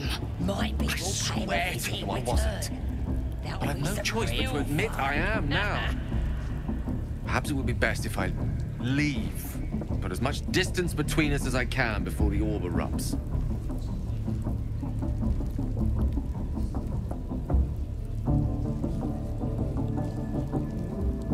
We might chance upon a king's collection of magical artifacts around the corner. We might cross paths with a miracle round the bend. Then again, we might not. All of this. It must feel like a betrayal. Bloody racket. Say the word, Oh, and we'll part ways. they're just having a bit of fun. Aye. So much fun that those thieves almost got past. We got You'd him even now, eh? consider letting him stay. We must be rid of this menace. Come on. Aye. We all have Might our be secrets. We'll pay him a visit in return. Our risks. That'll be some real Gale fun. leaves. We might as well disband completely. Bloody That racket. is a great relief. Oh, a great relief indeed. You truly are a So soul that much steals fun my own. that those thieves From almost all got my new past. rallied heart. We got him now, eh? Thank you. And once the whelp Thank starts you all. singing, we'll know I who understand if you stand against me. Might be we'll pay I'm him a visit humbled in return. if you stand with me. That'll be some real Either way, I will do my best not to let you down. I stand at a precipice, but if you do not give up hope, neither shall I. I'll fight. I'll resist as long as I can. Now, even I am tired of the sound of my own voice. Let us venture forth. Oi! Ain't no party in here. We're doing the Absolute's work. State your business. Now. As the symbol glows, power courses through you. Authority. Right. Well, you ain't the first foreign type, I suppose. Gonna have to be a bit more specific, though, mate. Absolute's got a few favourites around here. You here to see Priestess Gut, Boss Ragslin, or the Drow?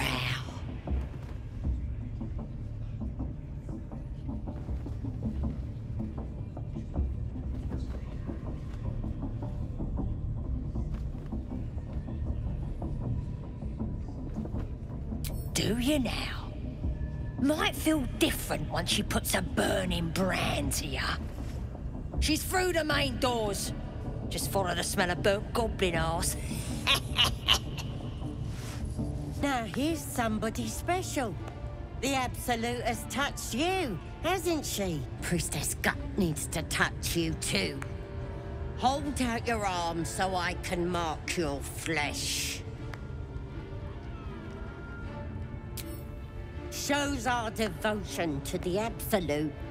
These maggots see how strong we are with her guidance.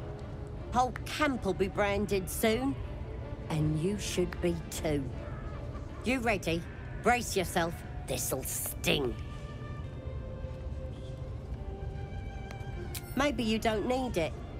After all, you're special, ain't you? Like me. She probes your mind, tangling your thoughts with hers. A familiar sensation. She too carries a power. Darkness seems to swallow the temple, leaving you with a vision of the goblin priestess receiving instruction from a handsome young man, one of the chosen. The vision dissolves away. You stand before the goblin priestess in the temple once again. Her faith floods into you, a tide of shuddering ecstasy. Her tadpole nestles within that mania, secure, hidden. I feel you in there, digging around. Works both ways. And I saw some weird shadows swimming around in your head just now. Maybe I can help with that. Us true souls gotta look out for one another.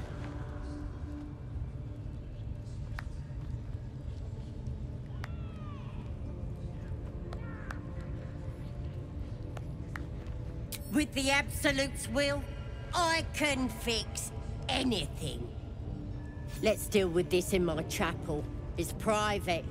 Don't want this lot interfering with true soul business. Ready to clear your head?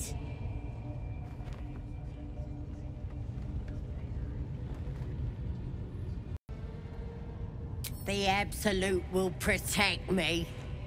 You don't stand a chance. Bothering my pigeon, he's mine.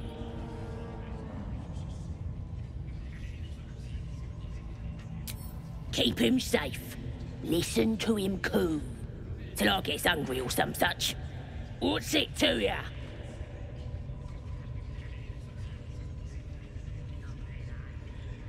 Hey, he don't mind. Keeps him safe from me mates. Raids make 'em rabid. Then catch one on your own. As the symbol glows, power courses through you. Authority. Take him for a joke, why don't ya? And don't let the lads snatch him up. No, tell him what they'll do to him. Bring him back when he's all tuckered out. Here's the key. Pigeon's all yours. Look at this. I'm quite saved. I guarantee the story of your daring rescue of my person will live on for eons.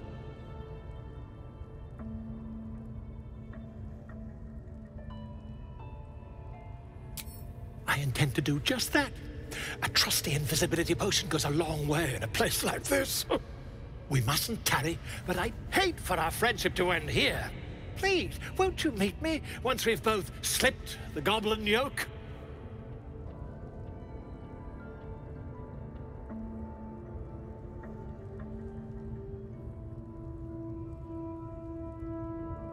Smashing! Soon, my friend. Soon we can share a flagon of something liquid and a tale of daring do. I'll slip away when the coast is clear. See you soon, my friend. I simply can't wait to pick your brain!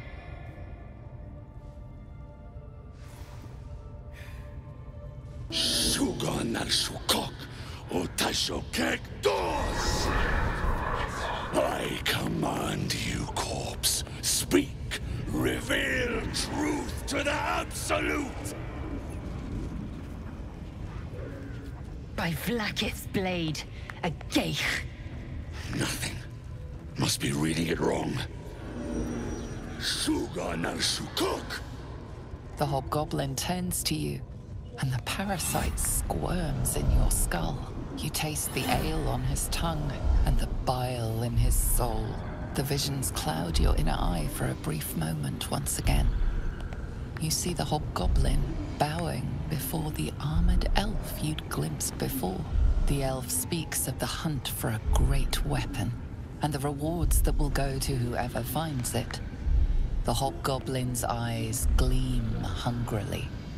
If it isn't another true soul. He doesn't speak his next words, yet they still rattle your skull from within. You ever talk to a dead squid? Now's your chance.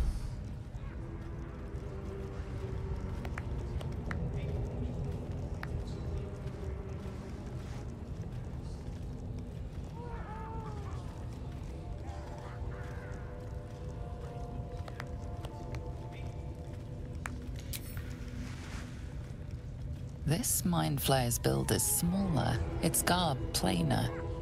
A fearsome creature even in death, but not the one that tormented you.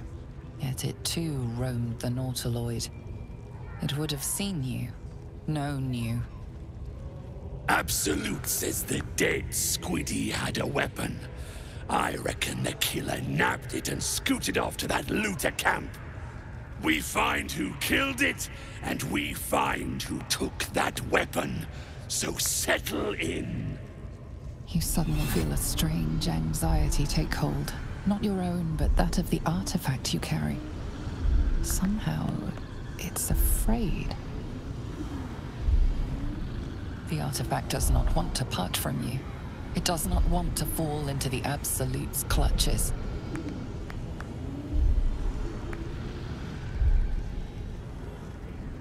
Heretic!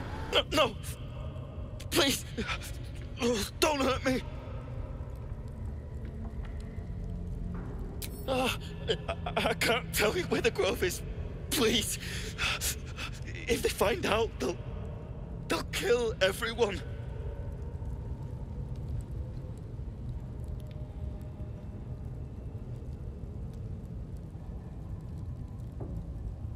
Somewhere underneath the temple, there's a hidden passage. Brian had instructions, but the goblins got him.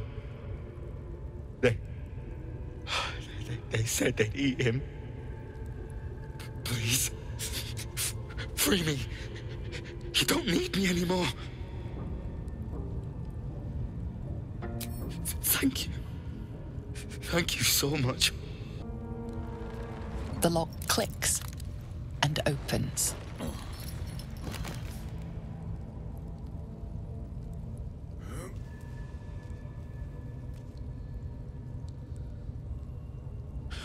Thank you. I better go before they catch us. I should be able to make it to the grove on my own.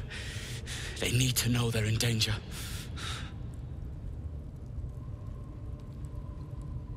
I don't know. The boss didn't say. He just said some wizard called Leroacan would reward us if we found it. That's all. The grove. To the east. They wanted to know where we came from. They'll kill everyone. Please. I need to warn them. Scouts just reported. The goblins' leadership has been decimated. We might escape this place yet. And I hear you are the one to thank. I'm grateful. I took a collection from all of us. It isn't much, but you've earned it. It's not enough, but it's all we have. It's quite a day for reunions. Halsin has returned, too, and I expect he'll want to speak with you. As for us... No armies at our heels. Amazing. We can finally leave. But perhaps we need not speak of farewells. We'll join your camp tonight to celebrate if you'll have us. The grove stands. Nature prevails. I owe you my thanks. And an introduction. I am Halsin, first druid of the Emerald Grove. And I sense you have a problem you seek my help with.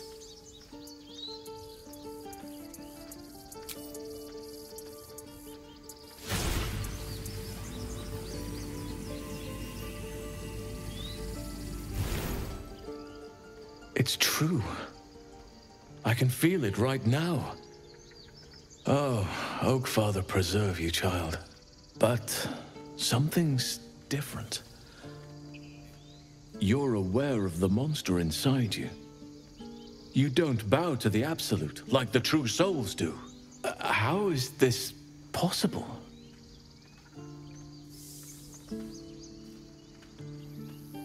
Perhaps. But I wouldn't want to place all my faith in blind luck. It's no coincidence that we found each other, I'll wager. You're after a cure for this parasite.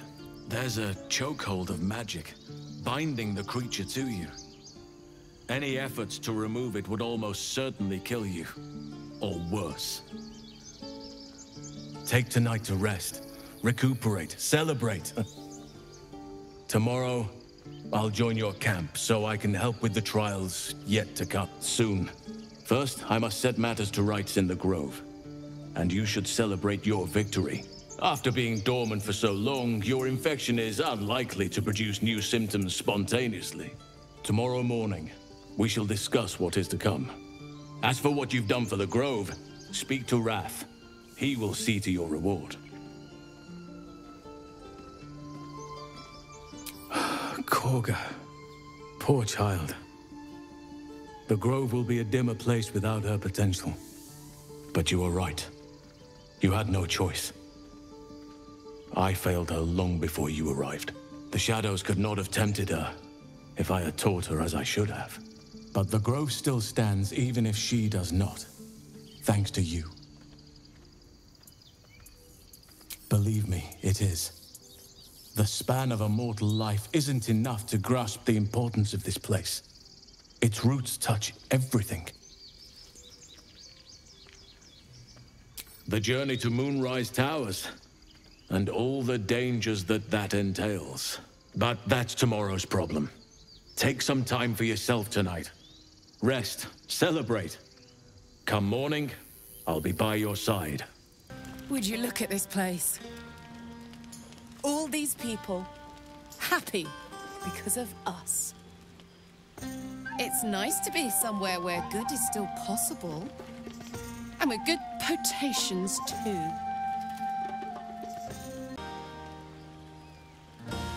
Fuck yes! I'm celebrating my freedom, and our friendship, and these folks' bright future besides. All I need now is a fire-retardant lover to get lost in till sunrise.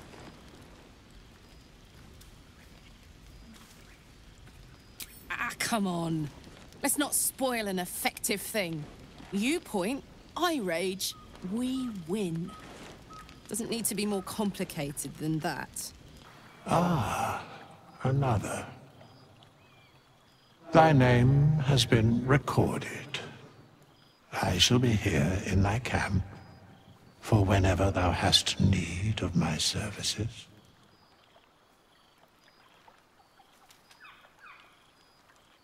A mending of the threads between life and death. Should thou or any of thy compatriots perish, I will cleave soul to body once more.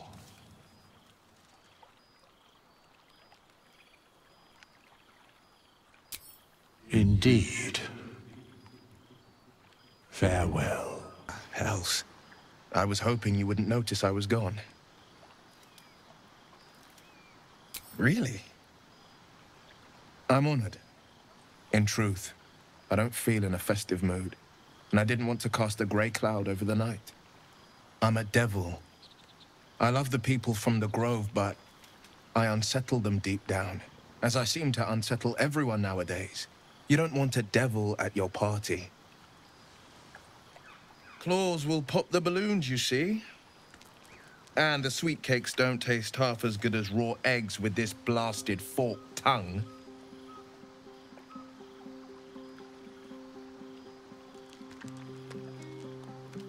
Ouch. You don't need to mock me when I'm feeling low. But off with you. This is your day. Have a dance. Enjoy the music.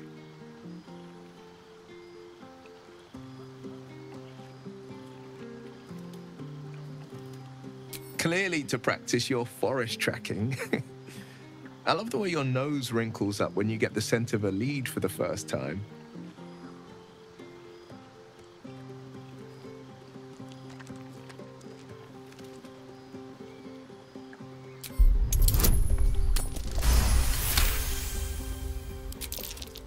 You drive a hard bargain, but just the one.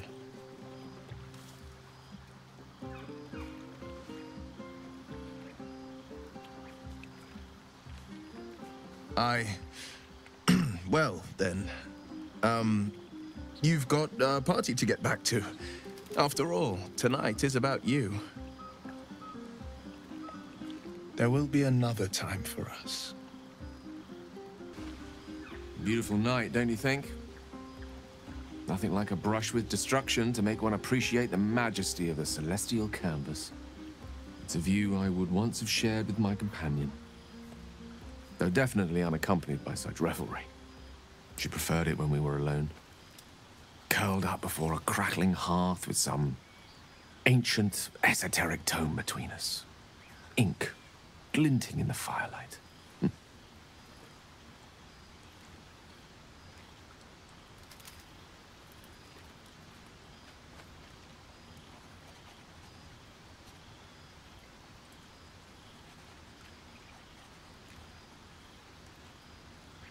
Not everyone is comfortable being alone with their thoughts, though I never felt alone with a book in my hand, or with her for company.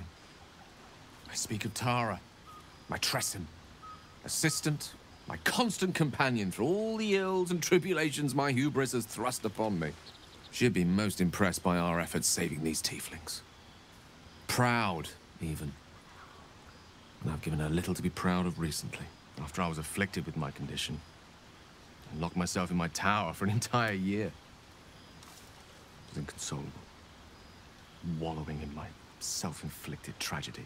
I'd given up on myself, but Tara never did. It was her encouragement, her research that led me to my treatment. Once we knew that magically infused items were the key, she went out to find them for me. She saved my life. After so long being cared for by someone else, it feels good to have repaid the favor. Not directly to Tara, but to these poor tieflings. I'm sure she would approve.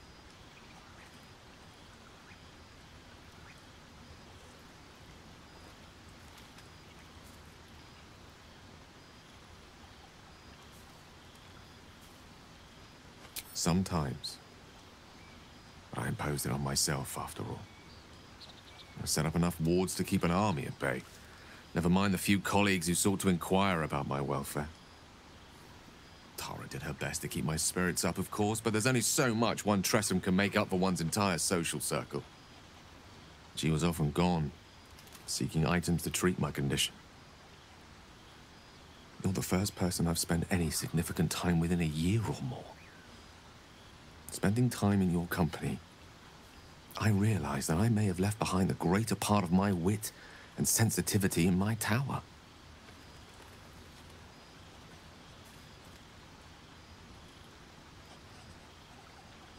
Wait, are you saying... You know what? I think I've clearly had far too much wine. And you've had nowhere near enough. I think this is a conversation best held back on, for now.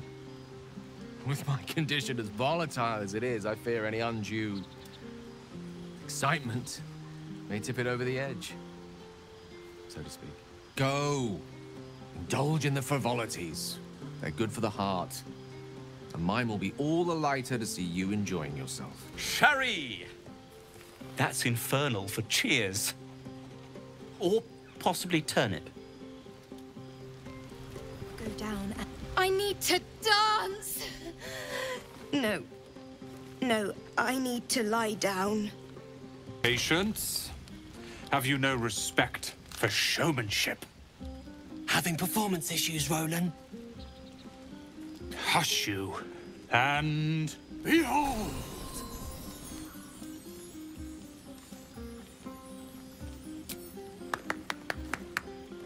Adoring applause? You're too kind. Remember when he could barely cast that? They grow up so fast. Never have I met such troglodytes. Now, pass the wine. You know, I never pictured myself as a hero. Never thought I'd be the one they'd toast for saving so many lives. And now that I'm here...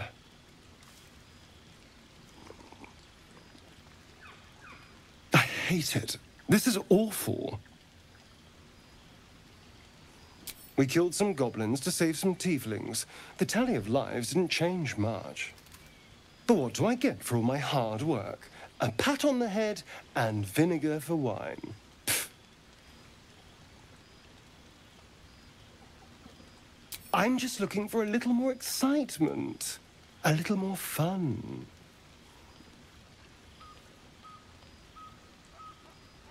By the hells.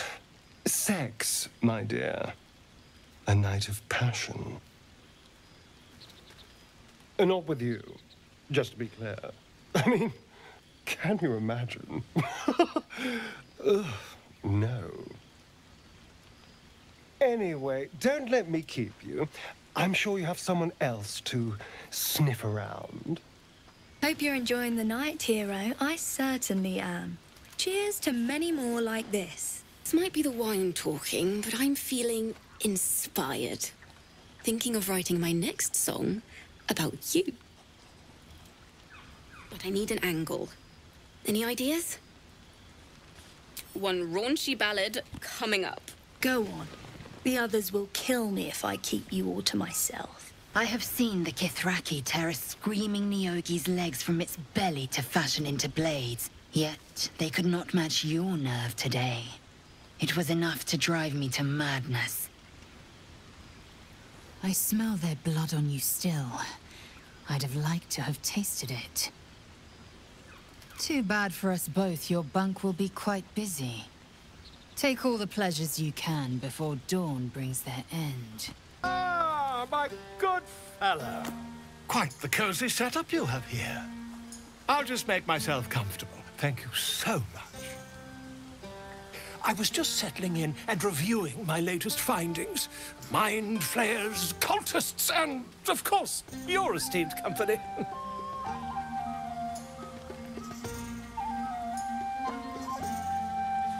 Why, I'm practically an expert.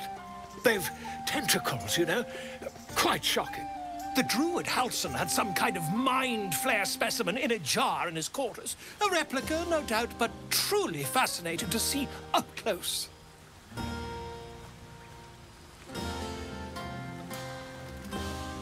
Here, on the Sword Coast. Impossible. That can't be.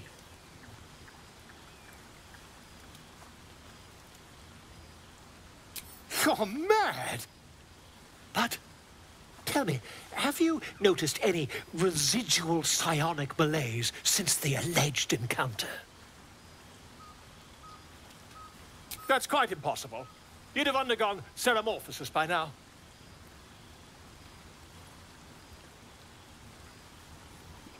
I can't attest to the specifics, but I do know that not long after insertion, the host, that's you, turns into a mind flayer. As there's not a tentacle on your head, I can only assume you haven't been infected. If what you say were true, You'd be a mind flayer by now. You? Infected by a mind flayer? Ridiculous. Isn't it?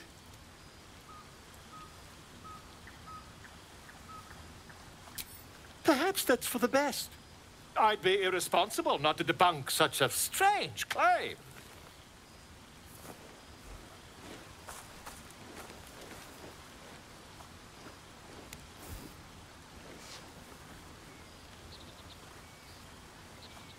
If I just peer in your eye, I could quickly... Oh, dear sweet gods!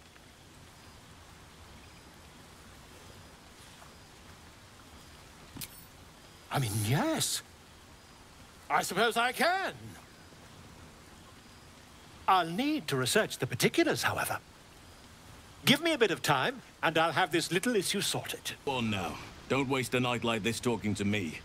We'll discuss your problem tomorrow.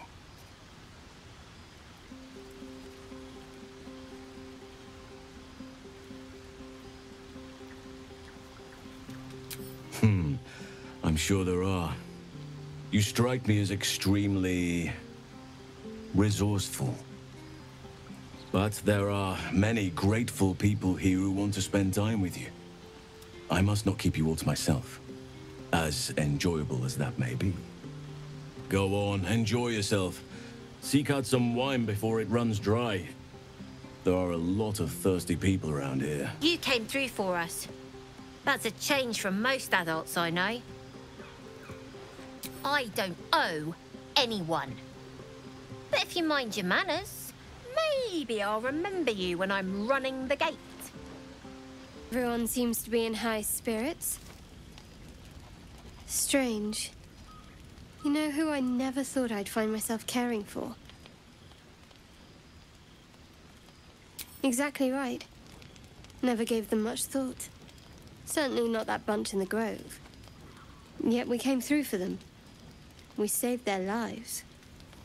Odd.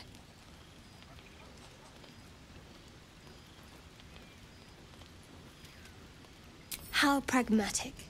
One would think letting the goblins torch the grove would have resulted in the same. But nobody's here to debate right from wrong. Shadowheart trails off and glances around at the party. She turns back to you, mildly surprised you're still there. I thought you might have wanted to mingle with the others.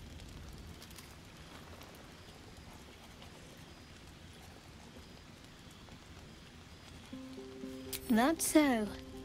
I won't pretend I'm not surprised. We haven't always seen eye to eye, after all. Besides, I'm sure there's plenty of people who'll be keen to celebrate most thoroughly with you.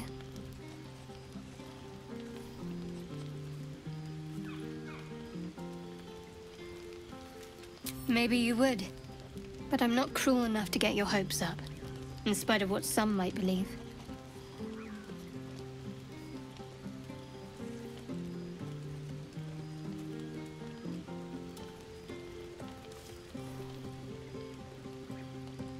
Why, I have no idea what you mean. Now on you go, and happy hunting.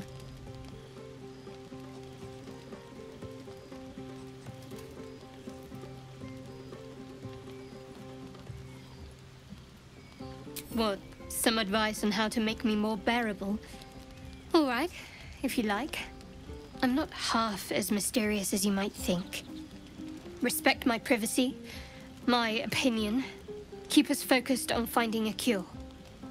If you do that, well, I see no reason why we shouldn't get closer. Now, enough about me. Haven't you seen the way Gale's been stealing looks at you? Go on, see if he wants something. Or someone. Buzz of celebration quiets to a soothing hum as you approach your bunk. You've picked up a few pleasant memories on your journey amongst your struggles.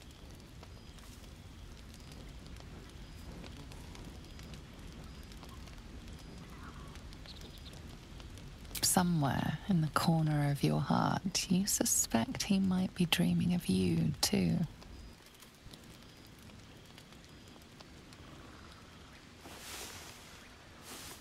I trust you enjoyed your evening. After all your efforts, it was well deserved. It may be some time before you're afforded another such night. There is much to be done, and I promised I would help you however I could. I knew about your tadpole the moment I saw you. An archdruid knows all that is natural and unnatural. I have studied this menace for some time, and wish to see it eradicated. I'm certain a cure for you can be found at Moonrise Towers, but it's complicated. The journey specifically, it's extremely perilous, though it seems you're well accustomed to navigating danger.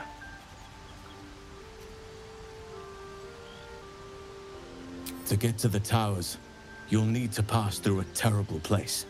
A cursed place. This curse shrouds everything in shadow. You will not find life, light, or anything natural there. Any who linger are twisted by the curse. They become shadow beings, tormented, dangerous souls.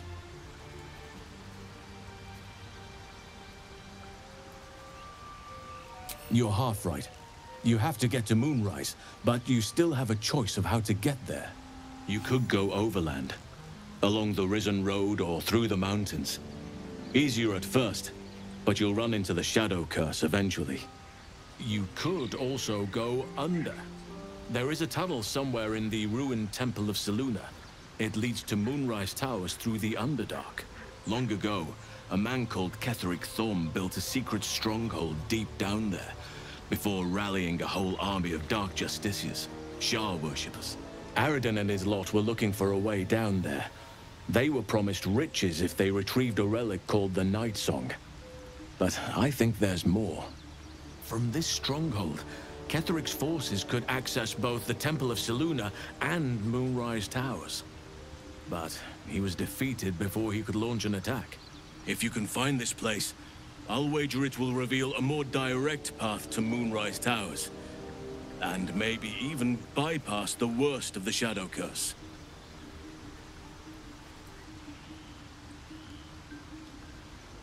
You'll need to pick it up where Aradin left off. Find the hidden entrance. It's somewhere in the Temple of Selûne.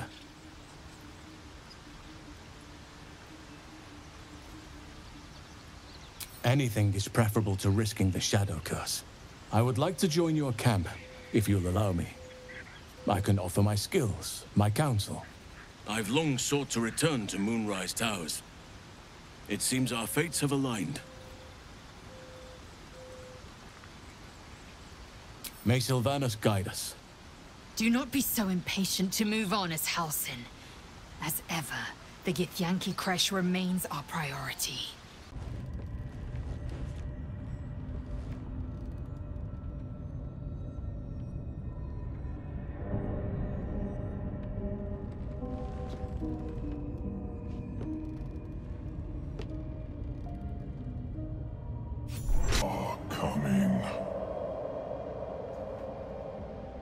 Tell me you hear that voice. They're coming. They're coming.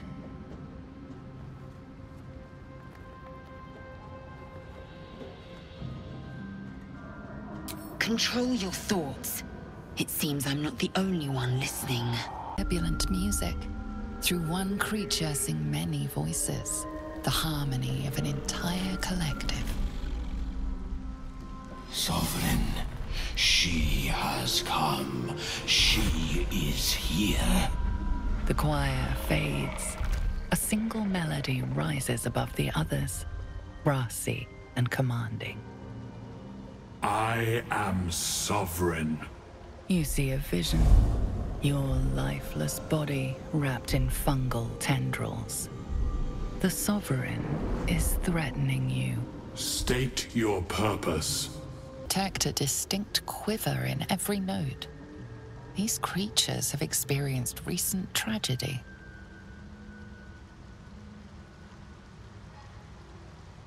Fungal roots weave through your mind, seeking your true intent. Then the sovereign drones a new melody, cautious but welcoming. Descend to me. Let us speak in flesh. The persistent music coaxes you forward. The Sovereign expects you. Sovereign's thick fingers stroke the corpse at its feet. A droning melody greets you as the creature turns its gaze to you. Flesh talker, I show you a memory. Watch and listen. A violent vision grips you. Dwergar, dark dwarves chopping myconid remains. They broke our peace. They killed our young. The Sovereign's song slows to the pace of a dirge. It is still in mourning. We laid waste to many, but intruders remain. Lakewood.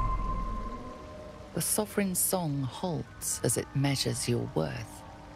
I sense your resolve. You will find Dwergar invaders near Lake's edge. Cleanse the rot. Destroy them. Dwergar invaders, huh? I'd like to hear their side of the story first, but all right.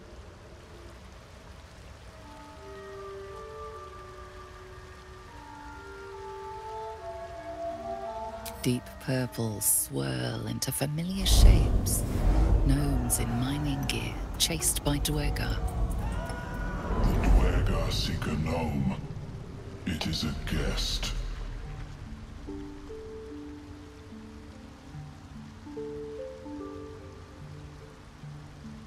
The Sovereign says nothing, but you hear appreciation in its song. We breathe life into our enemy's flesh. The dead make a fine host for my growing children.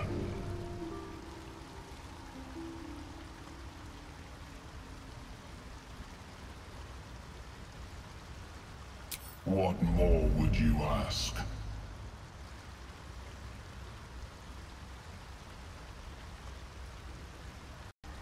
The Sovereign gifts you one more vision. A wall of vines parting to reveal glowing light. Riches of magic and mind. Cleanse the rot, and they are yours. You do the circle a service.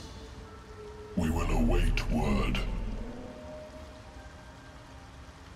Company? Must have let it get in your head.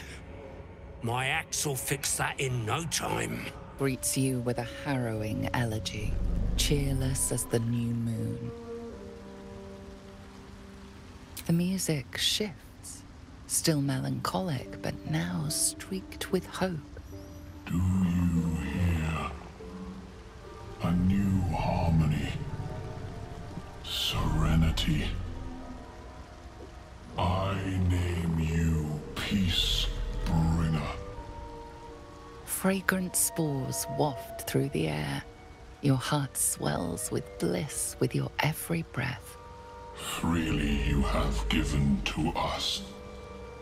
Freely you may take. The Guardian Gate is open.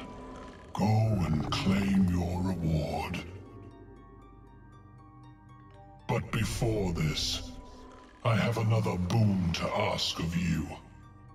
You have cut out the Dwergar blight, but not its source. In your mind's eye, Spore shows you a drow striding among myconid dead. Near. This one is called. He hunted us. Hunt him in turn. Bring me his head, and I will know my circle is safe.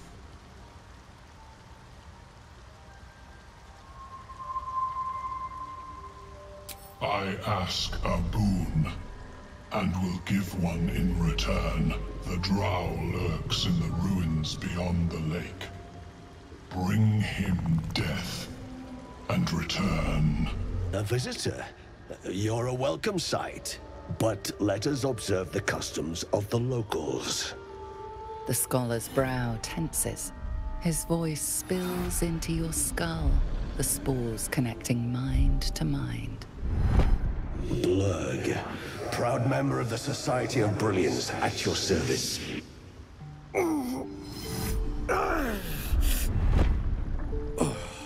Or perhaps not. Your mind is far more complex than that of the fungi.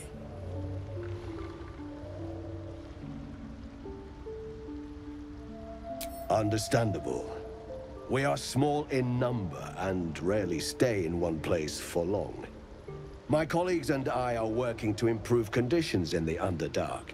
This need not be such a dire, hostile place. It's curious to find a surface dweller here.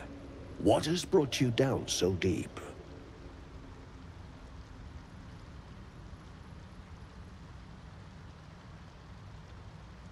Truly remarkable. But why come to the Underdark, where they hold so much power? You were infected by an illithid tadpole? It's a miracle you're still intact. You must be worried sick, but have no fear. I have a friend who may be able to assist. Omelium! I hope this is important, Blurg. My Zerkwood samples need constant attention. It is. This adventurer has an illithid tadpole inside her head, but she hasn't turned. No ceremorphosis? That's impossible, but intriguing. Are you looking to have it extracted? Gate, your head will make a fine trophy for my queen. Please hold. I understand your rage against my kin. One of my brethren forced a tadpole into your eye. Or ear, perhaps? But I assure you, I stand with the Society of Brilliance, not the colonies of my people.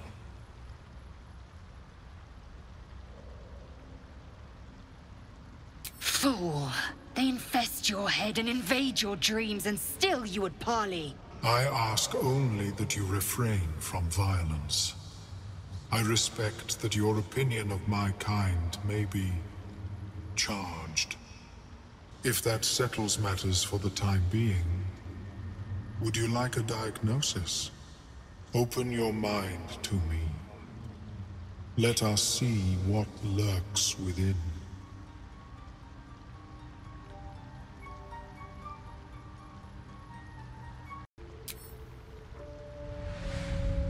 As the Meloam's mind pierces yours, the tadpole pulses with power. It feels 10 times its size. Alive, awake, almost smug. This is most unusual. The incubation period should be complete, as should your transformation. But the larva is infused with strange magic. It appears to be in some form of stasis.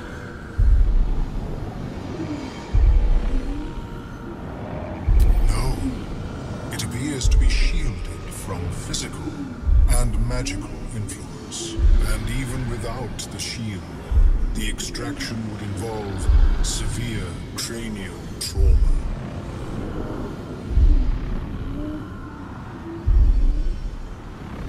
It is not ideal. The process would surely kill you. But not to worry. Should you transform, I will happily perform a new examination.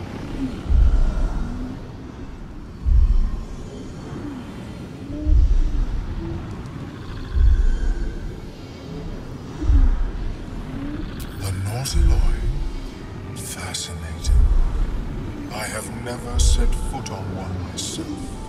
They were our warships during the greatest eras of the Illithid Empire. We ruled the entire astral plane from their decks. The design was lost when the Gith rebelled and ended our dominion.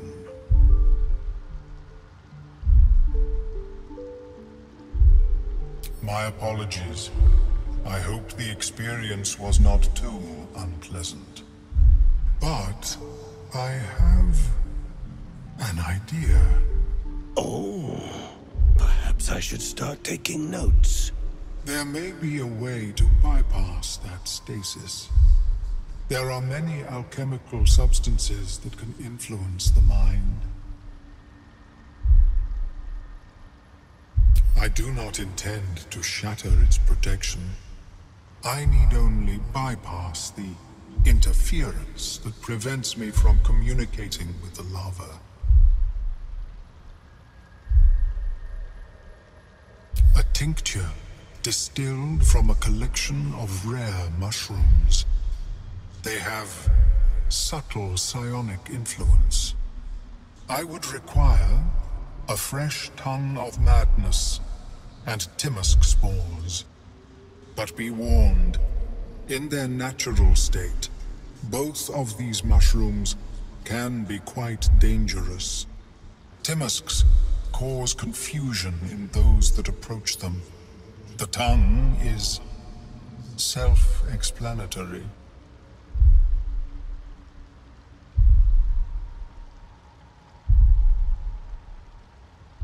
The Underdark, of course, although they are quite rare, and their discovery perilous.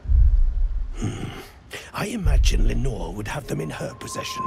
She served Mystra as a cleric.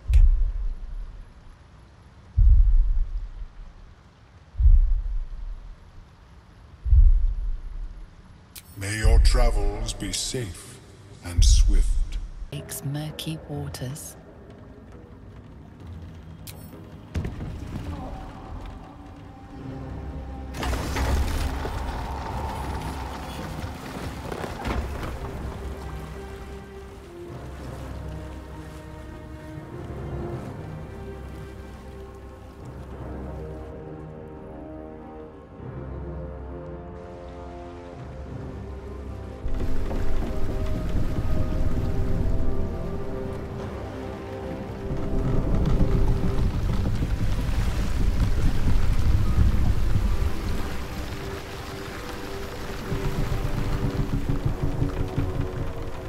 Elf, what are you doing on Gek's raft?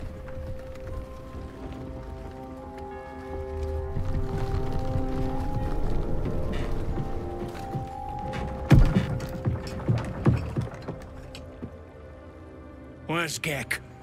Who are you?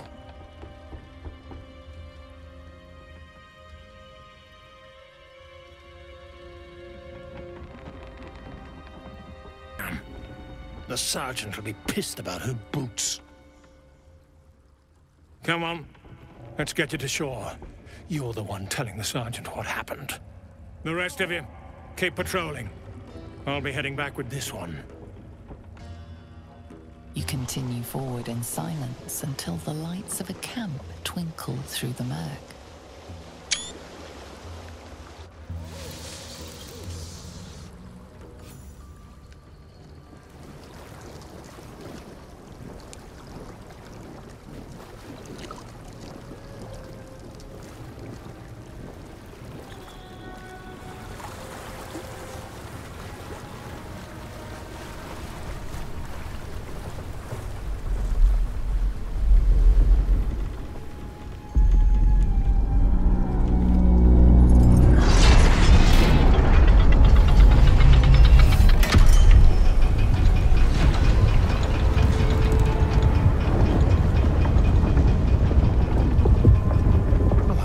Sideways.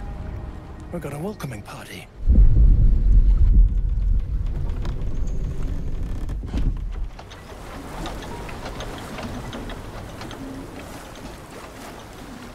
You shithead! Time you showed up. We got trouble. Spit it out! Sergeant finally choked on True Soul Near's prick. Rugno! The twat soul caused a rockfall. Trapped tighter than a ring on a fat finger. You're shitting me. You pay up? That's the trouble. He's got the gold on him. Sergeant's arm is falling off with all the gnome slaves she's been beating.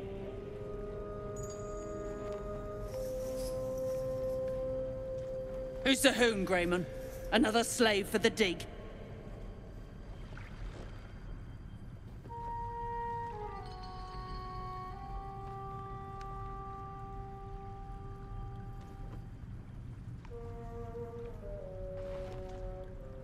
Aye.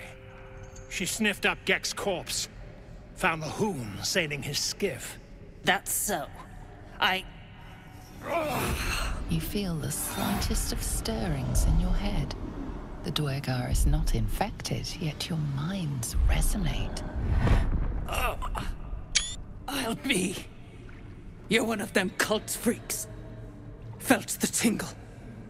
Your twat-soul chum owes us a load of coin. You want through? Make a donation.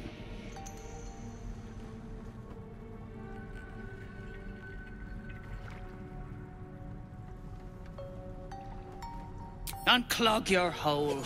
Just shitting around. But I'm warning you, that twat soul ain't settled up soon. There'll be hell to pay for the lot of you cult buggers.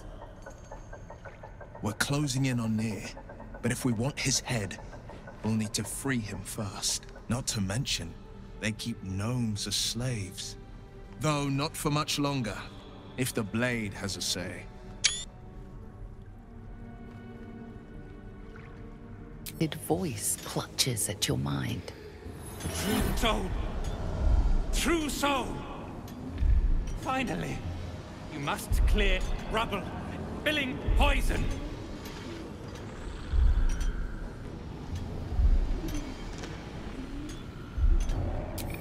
Expedition! Passage trapped!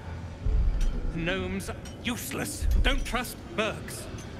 Get me out! View through Nir's eyes is a blur. You only make out a bit of rubble and few moving figures.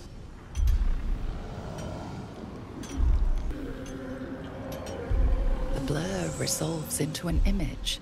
Two gnomes feverishly removing debris, while two others lie dead at Nir's feet, their flesh scorched by powerful magic. You sense Nir's frustration, tinged with rage, as the connection fades. Never get through. We need that smoke powder. Philommene's gone, and if she's smart, she won't be coming back. Tell the sergeant where she went. Beltron's still trapped with that maniac Nier. Forget the smoke powder. They'd kill Phil on the spot. I won't let you do it.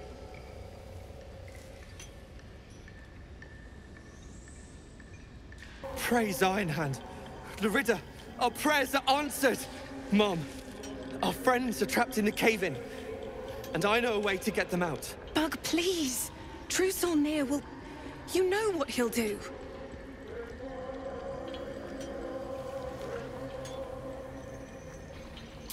Bug, don't! I've got no choice, Larida. We have to chance it. A few days back, there was a scene. Our friend Philomene, she's a sapper, set off a blast and ran off. We set a spot for hiding if someone found trouble. I'll mark your map. If Philomene made it, you'll find her there. She'll have the stuff to blow that tunnel wide open and get Beldron and the rest out. I've no care for these slaves, but explosives that powerful, those could prove useful.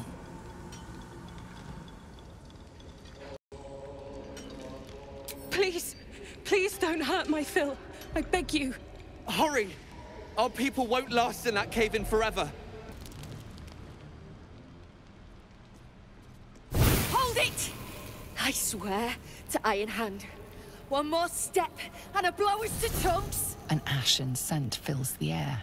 The barrel is filled with smoke powder, but the scent is acrid, as if contaminated somehow. Or much, much more concentrated. The gnome's well and truly mad. Shut your mouth, Hoon, or I'll shut you down.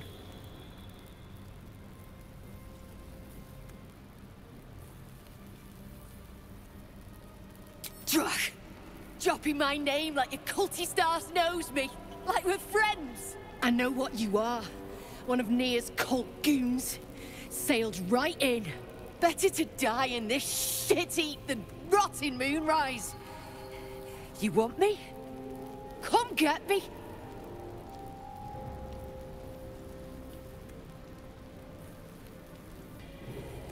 Ruddy mind games. I know all about your tricks, true soul.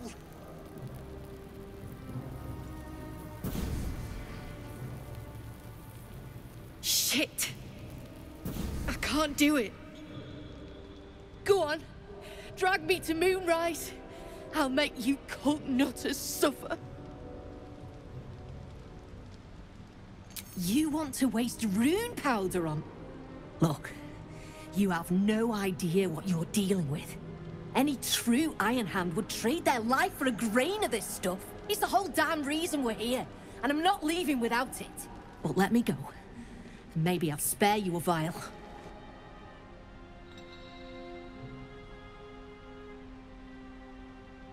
Powder is gnomish folklore, an explosive of awesome power handed down to the gnomes by their war god, Gereksiz Ironhand, a formula so dangerous it was stricken from history, if it ever existed to begin with. A barrel of this could light up the Underdark. A vial is plenty. Just let me go my way.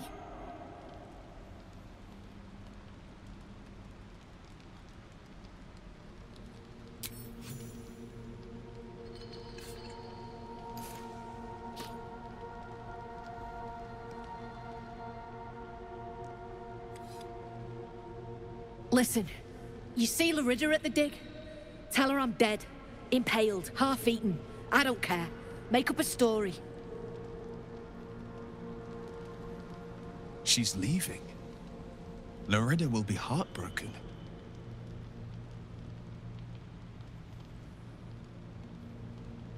Beloved? I might have been hers. She sure as hell wasn't mine. I'm getting the rune powder back to Baldur's Gate. Alone. Baldron's still trapped! Find Philomene and get that smoke powder!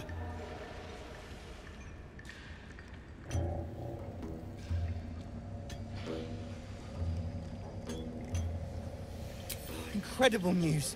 Drop it near the cave-in and set it alight.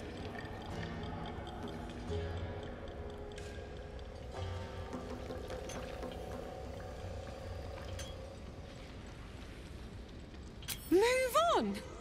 I gave her everything! And she has the gall to send you to break me! Get us out of here, all of us! And hope for her sake her path never crosses mine again!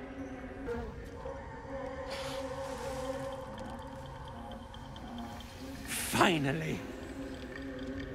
Worthless slaves! Your incompetence has been my ruin! Nay, does not fail.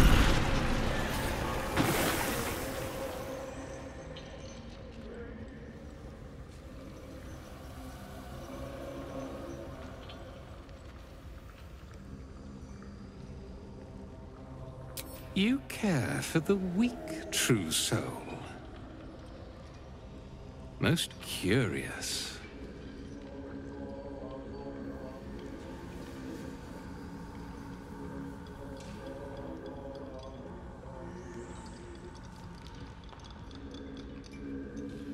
The Absolute demands their slaughter. Yet, here you stand, in bold defiance. A test, yes, you must be. The Absolute bade you to try Nir's faith. Thrin, carve out her heart and serve it to the Rothe. If she indeed is a true soul, let the Absolute save her.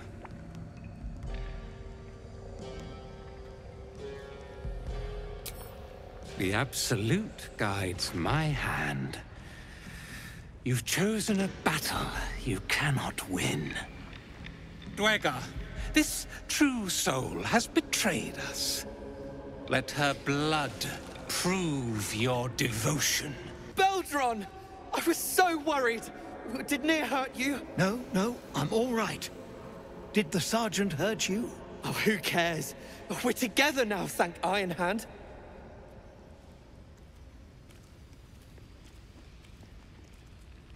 We ought to thank someone a little closer by, I think. Gaedel Ironhand you may not be, but you damn well fight like him. I'm grateful, don't mistake me, but why help us? You're one of them, aren't you?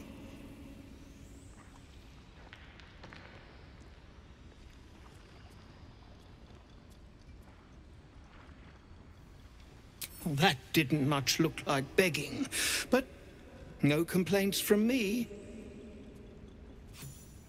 Here. The Iron Hand gnomes honor their debts. With Walbran gone, that falls to me. Make it quick. We need to find Walbran. Now. You're a little late, Barkus, my lad. He's already been sent to Moonrise Towers. We were just slave hands to the cult, but not Walbran. He knows things. Things they want to know, too. What has he gotten himself mixed up in now?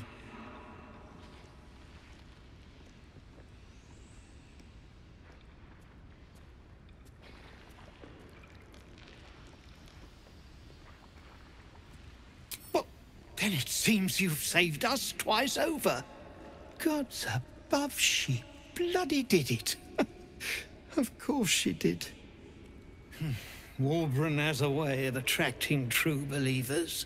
His quest for rune powder was the latest dream he stuffed in our heads. And he was bloody right. He found it. A small cache sitting down here with a manuscript. He just made sense of the formula when the cult jumped us, so he burned the damn thing. If there's a single copy left, it's sitting in his head. Those absolutists pull it out and make rune powder, they could flatten the whole of the Sword Coast.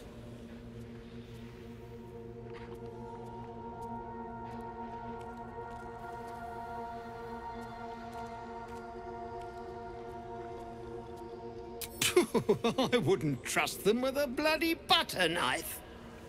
But it's a fight for another day. My people can barely stand, and we have business back in the city. Business that sent us after the powder to begin with. The formula might be gone, but we still have the barrels. And just like that, you'd leave Walbran behind. I knew you lot were foolish, but I didn't know you were cruel. If you knew half as much as you think, my lad, Walbran might have kept you around.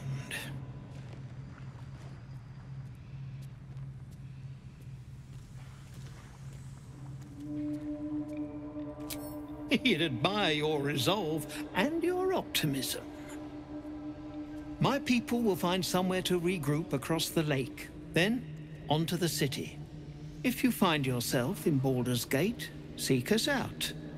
We'll raise a glass to Walbran together.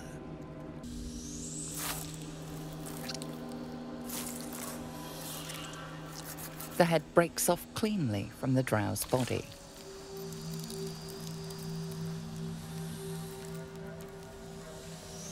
It seems, though no light flickers within. The moon lantern. Not as theatrical as I expected. A thick layer of dust coats the bottom of the lantern. Damn. Too broken to help us through the shadows. See no burner or wick. It was not fuel that lit this lamp, but magic. Springer, be at home.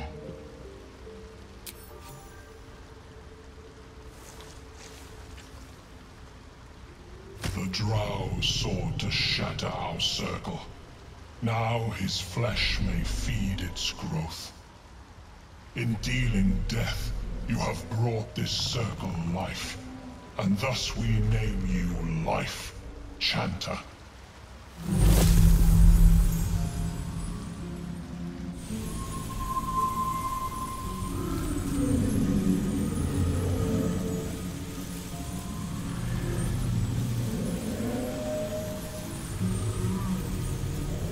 As our circle grows, so shall your song. Wherever you go, only listen, and you may hear it.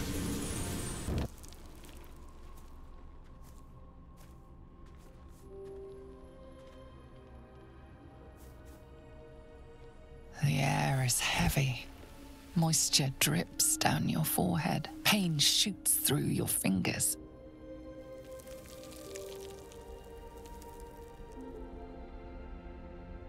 Your finger traces the arc of your lips. Wetness, sweat, blood, and saliva mixed into one viscous liquid.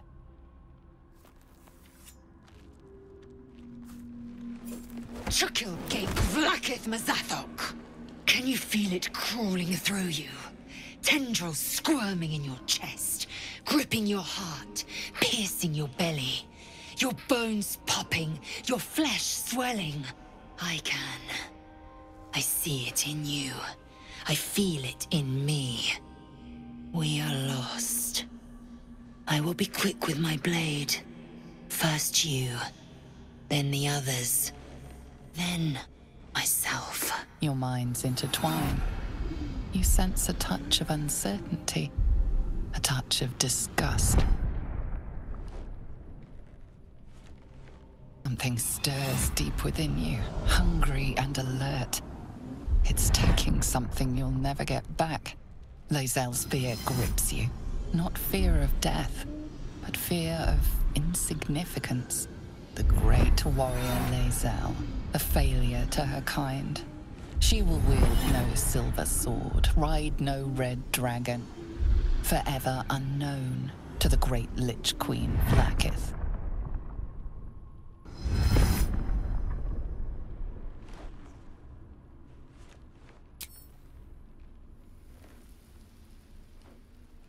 I will not let the Gate take me. I will earn Vlakith's honor. I will wait. But know this, I am watching. If the sickness does not pass come dawn, I will end us all.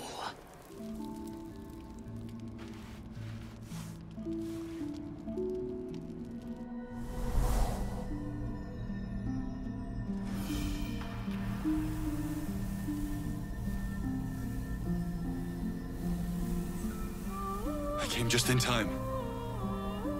You are transforming.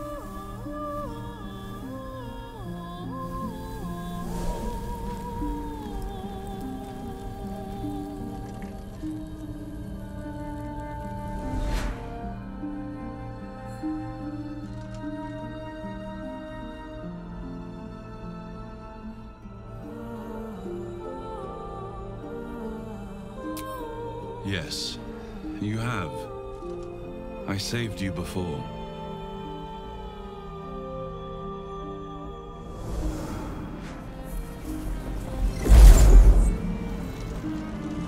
I'm here to save you again.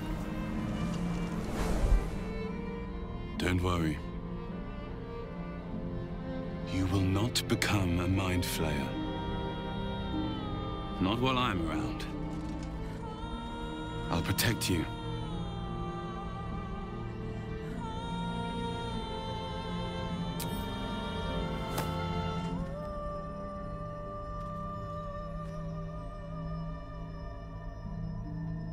We haven't much time, so listen closely.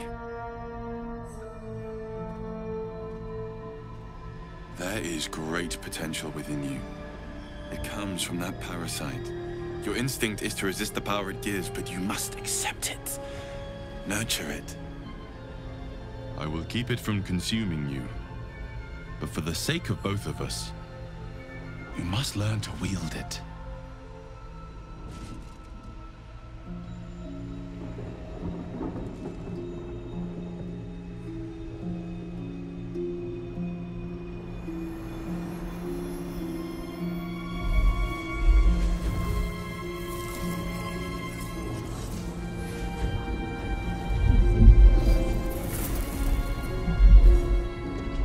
For the fate of Faerun. A fight we are losing. For now. You can change that. But only if you embrace your potential.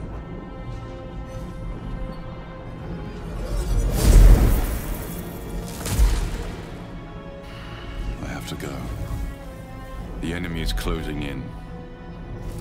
I will be back.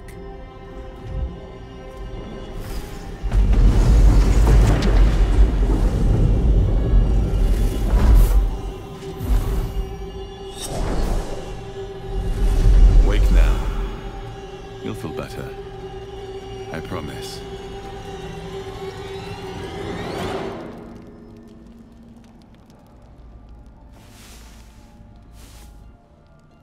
I greet you, child of the sun. How has your search for the mushrooms fared?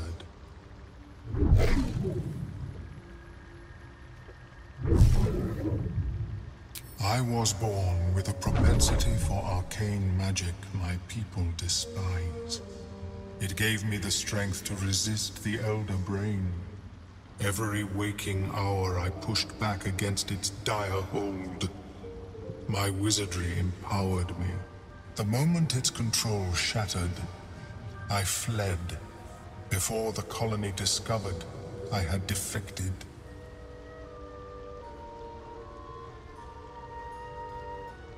In the beginning, I had an arrangement with a lich.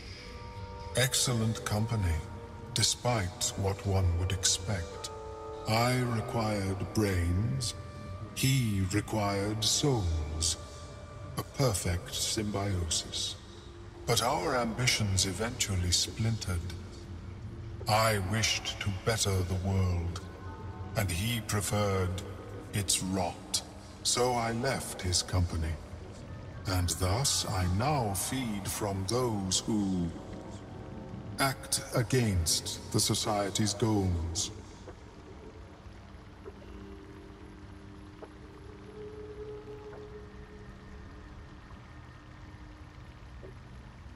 Perhaps the peoples of the Underdark will be less inclined to violence if they comprehend the cost, yes? These are fine specimens. It will only take me a moment to brew them to proper potency. Omeluum turns away to prepare the potion, lost in its own musings. You must drink the entire draught. I can make no promises as to its taste. It will lower the psionic defenses around the lava. If I cannot remove it, I may still be able to tell you more about its origin. Omeluum watches you with cautious intensity. It expects doubt. It expects fear.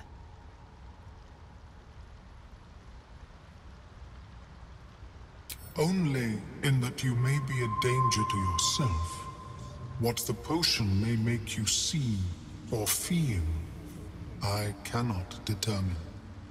But unless you are already a step from death, it will not kill you. The potion is disgusting beyond description. The only mercy is that it goes down quickly. Not a drop left. Very good. As the potion influences your mind, you may find yourself acting irrationally. Try and stay focused. The world loses its edges, its finer boundaries. You are fluid, but trapped like a creature suspended in amber.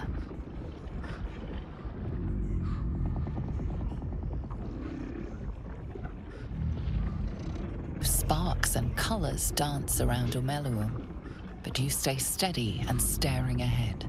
The tadpole spasms, seizes. It's fighting the potion even harder than you are. Fear pierces your mind like knives of ice. The parasite digs deeper, as if it means to hollow out your skull.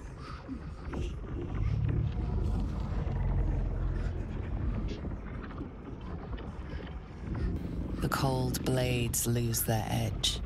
You are stalwart, turning that tide of fear against itself. The parasite swells with power. More power than you have ever felt before. It surges and twists, lashing out against that which would dare to intrude.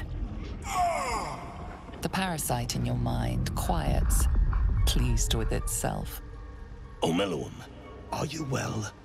That lava is like nothing I have ever observed before.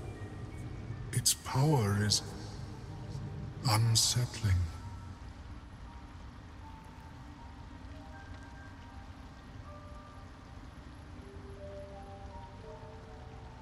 You have my deepest apologies.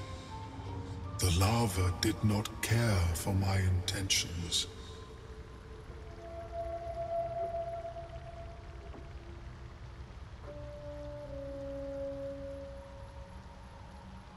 Yet that power may grow beyond your control.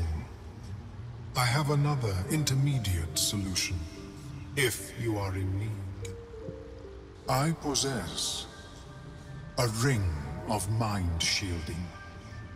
It prevents elder brains from noticing my presence. It will not remove the lava, but it will limit its influence, both positive and negative. I would offer it as a gift, but in truth, the ring is priceless. Is there anything you could offer me in turn?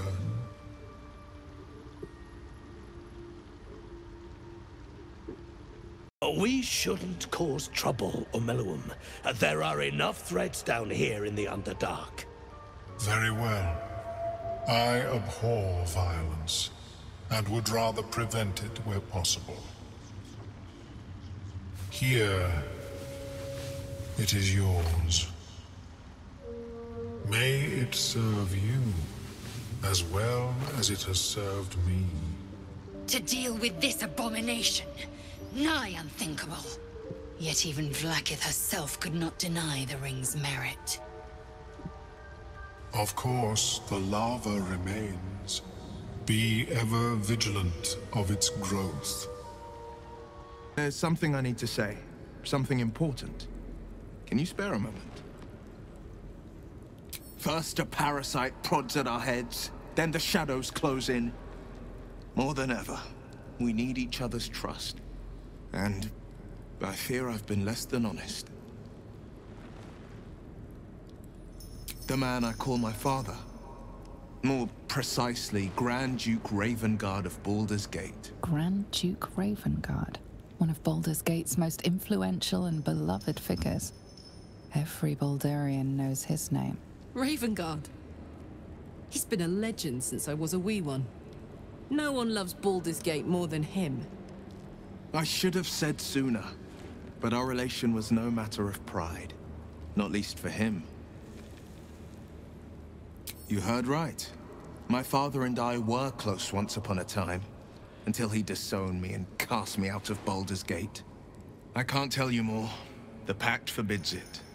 My lips are quite literally sealed. The inevitable consequence of inseparable events. I know, and you're right. My story is one of two men. The Blade of Frontiers, a man hunting the fiends who prey on the weak and claw at the coast. And Will Ravengard, a memory of a memory. A man who belongs to the past. I wanted you to know the Blade, not the shadow he left behind. Not so enchanting as you'd think. The Portiers, the Caldwells, they were the blue bloods hosting the fancy balls and drinking from gold goblets. Father's the son of a blacksmith, born with barely a coin in the coffers. He made a name for himself among the Flaming Fist. Brave as Balduran, stubborn as a deep Rothay. Daring, outspoken, but hardly posh. I spent more time dueling with Father than I did rubbing elbows with lords. Not to say I didn't develop a taste for good wine and the talent for courtly dance.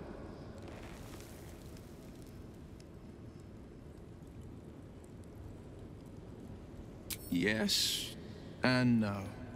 Father taught me the 4 pillars of power: courage, insight, strategy, justice. He reckoned I'd follow in his footsteps.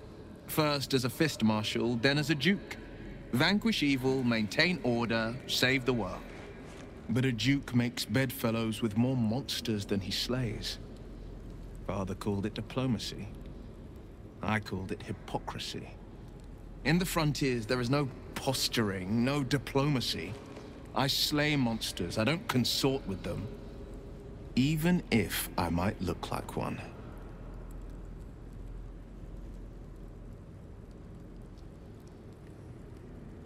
A possibility that's kept me awake countless nights.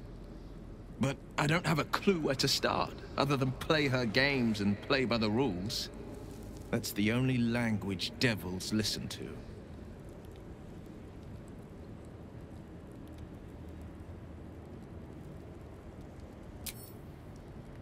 We can have all for it, but it won't so much as chip one of her nailed claws.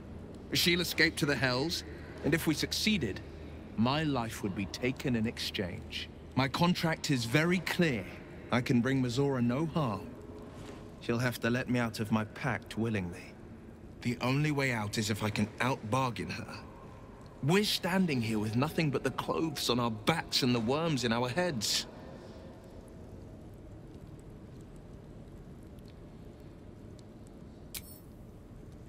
We can. I'm sure of it.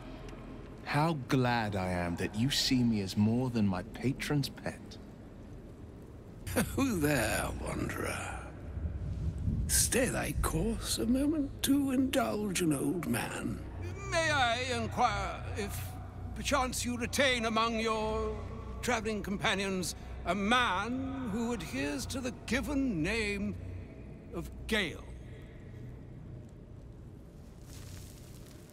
Should it be the nature of our acquaintance that interests you, well, you may safely classify Gale and I as friends. Should it be the nature of your present interlocutor that you desire to drag from the dark and unknown, I shall be glad to aid in your quest for illumination and identify myself as Elminster. Elminster Ormar. Now, if this answer satisfies you, let us linger no longer in this limbo of indecision, but settle on your knowledge of the individual I seek. Ever a man of leisure. Would it pain you greatly to assist me along the little voyage I intend to undertake to this aforementioned camp? And I would confirm it to be so. Please, after you. My thanks for your excellent guidance. Ah, and yonder I spy the object of my pursuit. Elminster? The very same, Gale. And a fair bit miffed he is, too, finding himself forced to expose his best pair of boots to so many miles of country road on your behalf. I don't understand. How so on my behalf? I was bid to spare neither time nor my own self to find you. She sent me, Gale. You know of whom I speak. But why? Out with it, Elminster. Please. Young man, has your sojourn away from Waterdeep washed away your decorum as well as your patience? Nigh a 10-day I've gone without honest fare, worthy of the name. Drank naught, but what the sky entitled my thirst. Why, some bread, cheese, and a cup of wine would appear unto me a feast. Surely you won't begrudge me a mite of rest and repast before I get out with it?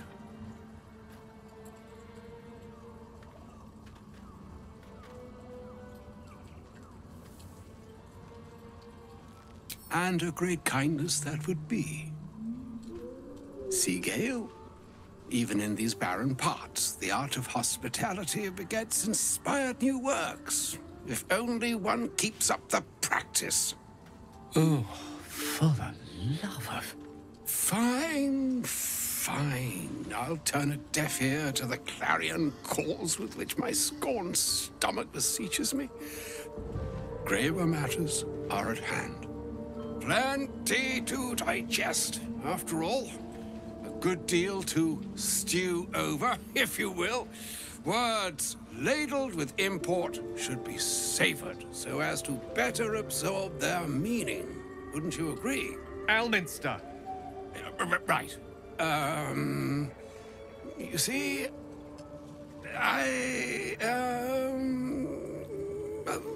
that is to say, Gale, my boy, I've come to address a most pressing matter. I'll speak as plainly as I can, forswearing the accustomed frills that decorate my speech. I'm here on behalf of Mystra. The message and the charge I bring you are hers.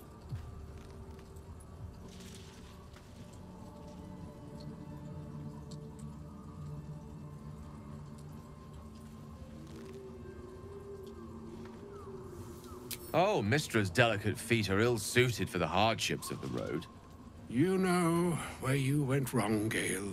No, we needn't dwell on that here and now. But even so, you're to be given a chance of redemption. Mistra would consider forgiveness. She would consider what she considers to be forgiveness. Mystra is aware of the misadventures that have befallen you both. She knows of your strife with the Absolute, that most insidious of evils.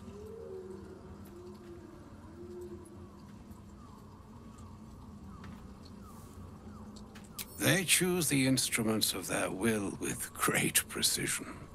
Sometimes the single drops we think we are do not realize what waves we are building up to be.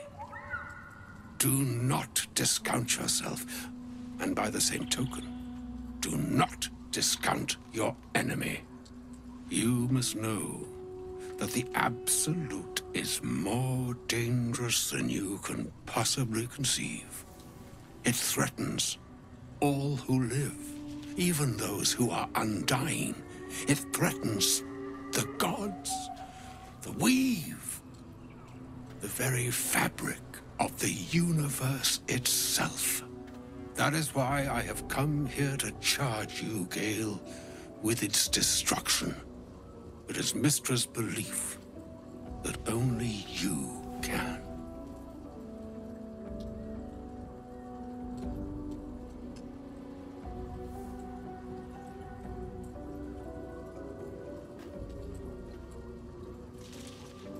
I doubt not your conviction, but Gale has an unnatural advantage. The orb. Precisely. Mystra has granted me the power to stop the clock, as it were, on the orb's rush to overpower you. Instead, you will be able to unleash its lethal combustion at will. Interesting. This could be help or hindrance. We shall have to see. You must find the heart of the Absolute, whatever that may be, and use yourself as the catalyst that will burn it from this world.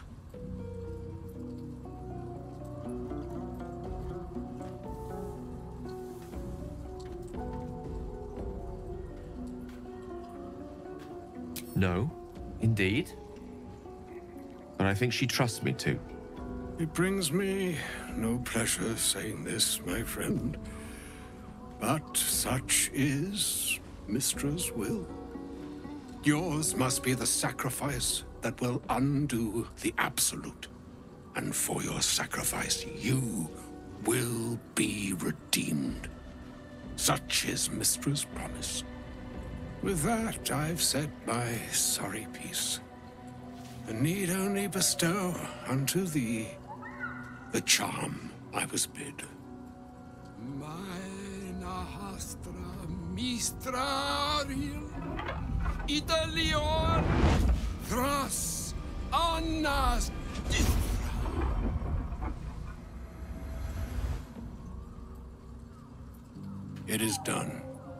Both charge and charm have been committed into your care.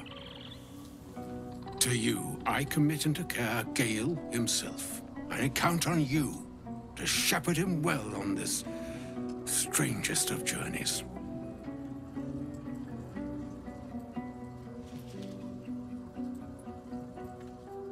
On my honor, I'm not sure yet I can say the same. Like moons make swell and wane the nescient seas, so too the sky-strewn gods ordain the tidal fates of mortal days. And yet, an ocean born in lonely hours, come ebb, come flow, come all that is beyond the breadth of our dominion. Be a moon unto yourself. Even the waves of fate can break upon the shores of will. Farewell, my friend. Farewell, Elminster. I'm glad she chose you. Experience with Elminster is never less than memorable. I'd have hoped to introduce you to him in less dire circumstances. But those are hard to come by these days.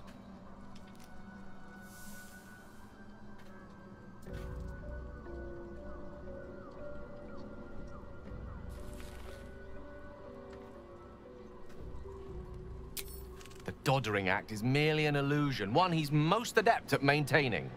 Elminster is the most formidable wizard in the realms, perhaps in existence.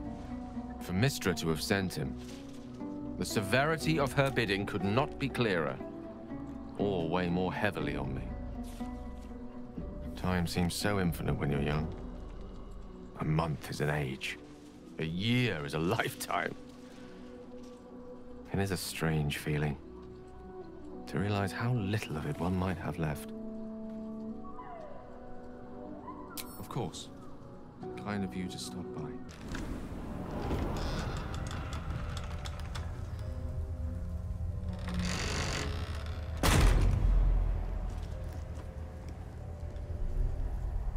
By Balduran's beard. Olsen spoke true. The land is swallowed by curse. Better be careful around here. Stay together. Keep to the light.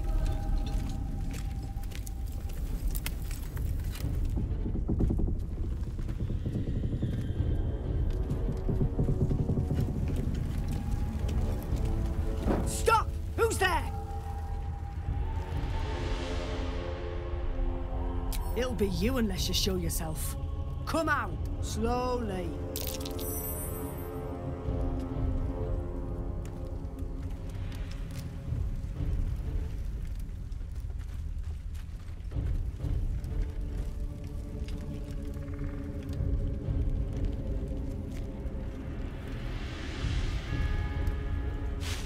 Jonas, move in!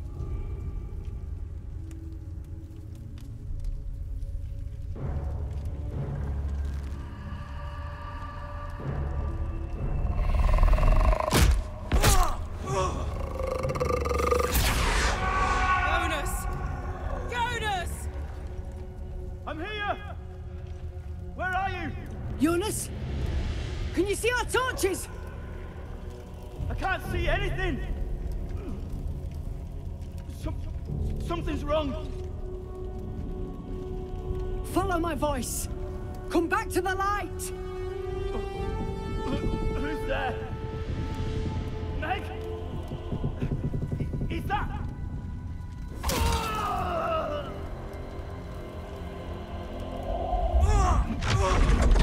Jonas?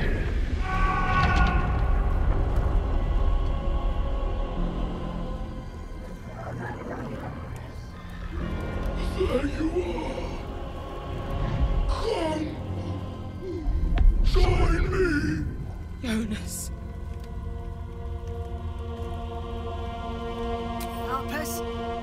Wonder Woman! To arms! Done. Now we've got to move. I know a safe place. Give me your map.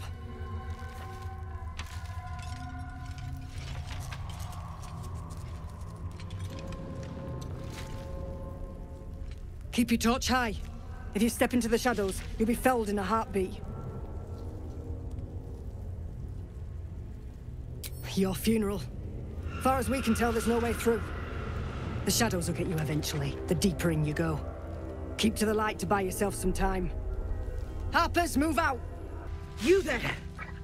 Step forward and keep your hands off your weapons. Easy! She's with me. Come.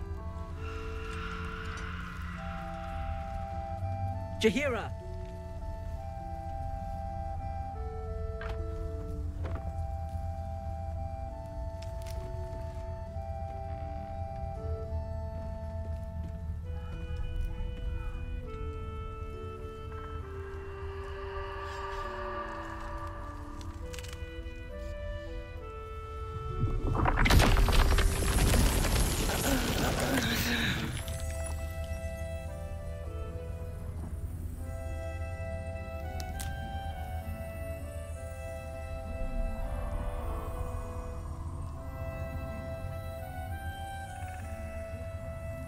I assure you it is.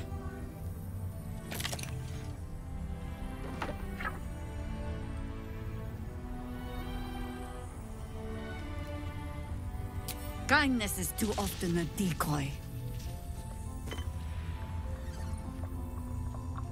This is why we're here, you see. It is a curious creature that hides all manner of secrets. But if there's one thing that we know,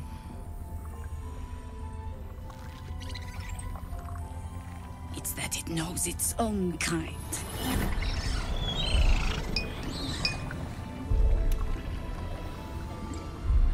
You should never have come here, true soul.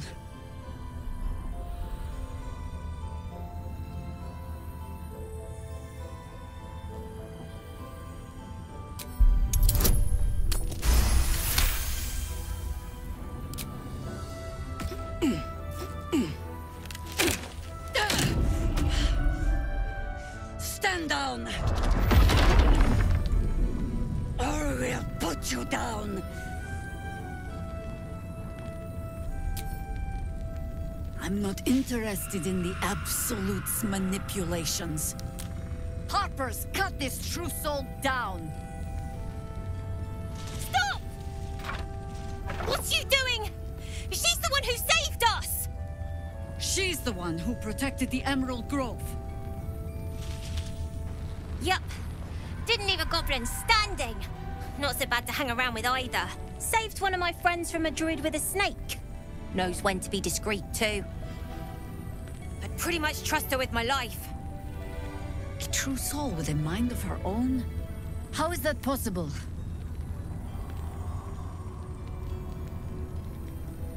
You sound so confident for someone who's so wrong.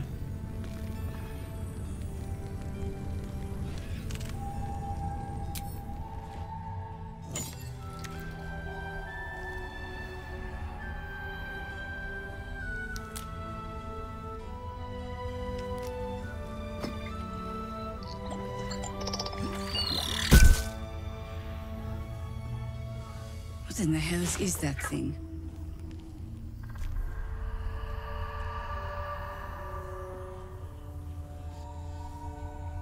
Congratulations.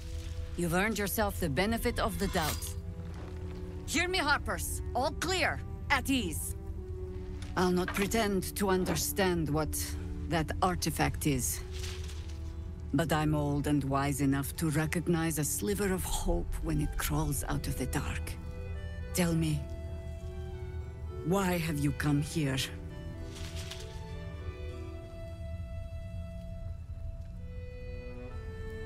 Then you've found an ally in me. For that is precisely why I am here. There's food in the inn over there. Beds too if you require rest. Aloe oil in the cupboard, in case the vines gave you a rash. Settle in. Then come join me for a drink. You may just be the godsend we've been praying for. Oh my god, soldier. That's Jaheira. The Jaheira.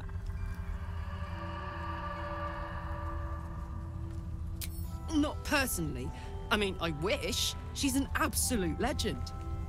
Years ago, over a century, Jaheira was part of a group that saved Baldur's Gate from Saravok, a Baalsport trying to plunge the city into war. My mum used to tell us stories about them. The legends who protected the city from evil. She said Jaheira was a powerful druid. Adamant. Tough. I've told myself those stories 1,000 times since. I never thought I'd meet Jaheira. She's a hero, and I was always some outer city kid.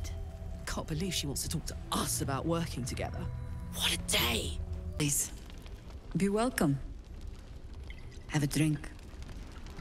Oh, my gods! To your very good health.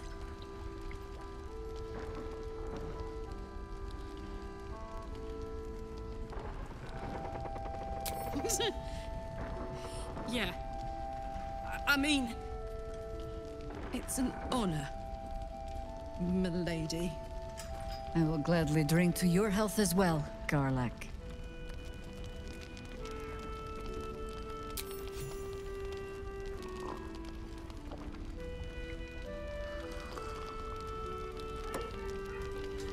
Well over a century old, and yet it hasn't lost a hint of flavor. Still not quite so sure about you, though. People tend to lose more than just flavor when illithids get their hands on them. I speak from experience. There's an air about you. Something alien. Answer me true and do not lie. The parasite is changing you, isn't it?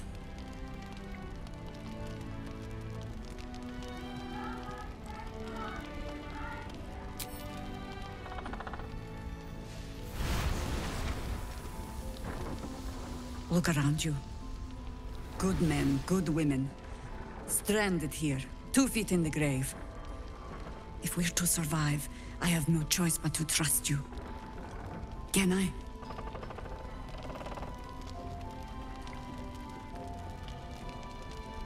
Good. Because I'll cross your heart myself if you break it. I have every reason to be cautious. I've traced people like you. People with parasites in their brains. All the way here from Baldur's Gate. The cult of the Absolute is spreading through the city. Quietly, quickly, and with unsettling deliberation. We tracked them to this ancient village, only to be faced with a man we killed and buried over a century ago. General Ketheric Thorm. Remember that name. He's the leader of the Absolutists. He was a Sharan once. Took to building an army of dark justiciars beneath this very village. Alongside the local druids, we made it our business to see him deposed, dead and buried. But he's returned. Not only does General Ketheric Thorm live again, it seems he is no longer mortal. He has become, in fact, invincible. We met him on the road here, commanding an army of the Absolute, intent on destroying Baldur's Gate. I put an arrow through his eye myself, only to watch him pluck it out like a splinter. He healed right in front of me and chased us into the shadows. Things looked hopeless, but experience has taught me that no matter how bleak things look, there's always hope. You are that hope.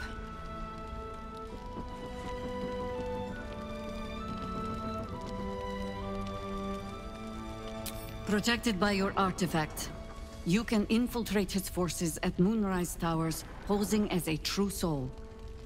Find out what it is that makes him invincible, so we can strip him of his advantage. Once Ketheric is without his shield, the sword, together we assault his tower and put a final end to this blight.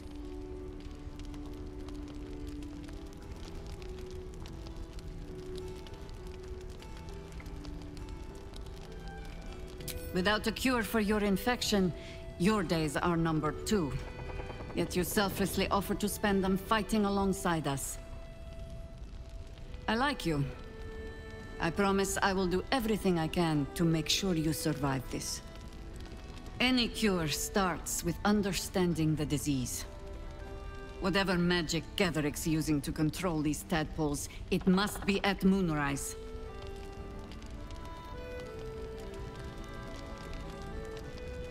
You're not our only secret weapon.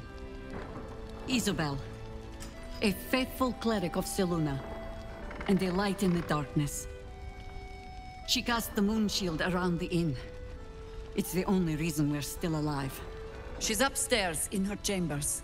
Tell her I sent you, and she'll see you through the shadows safely.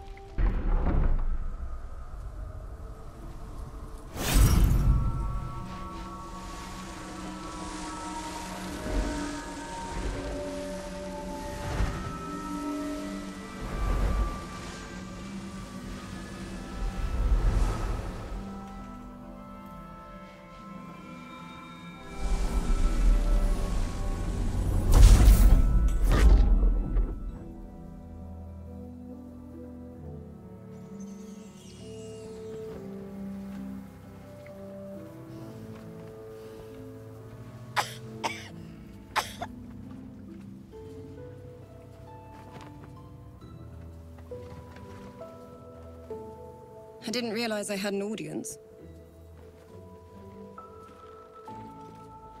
The true soul who's going to save us all. I'm Isabel. Pleased to meet you.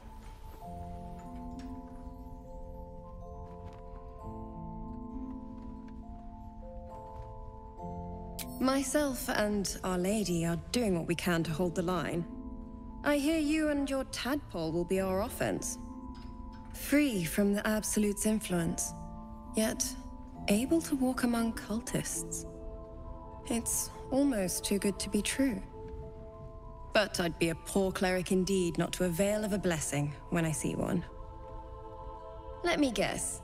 Jaheira sent you to beg a protection spell off her favorite cleric.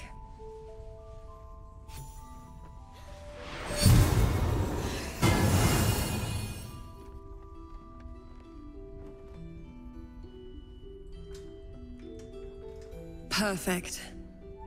It'll make you immune to the lesser effects of the Shadow Curse, which will get you closer to the towers. But there are places it won't help.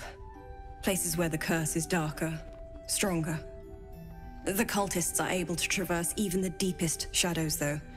I don't know how. The Harpers are trying to figure it out. Ketheric is a frightening man. But you have something he doesn't. Allies worth having. While you're busy in the towers, I'll be sure to... Wait. Do you hear that? Something's wrong.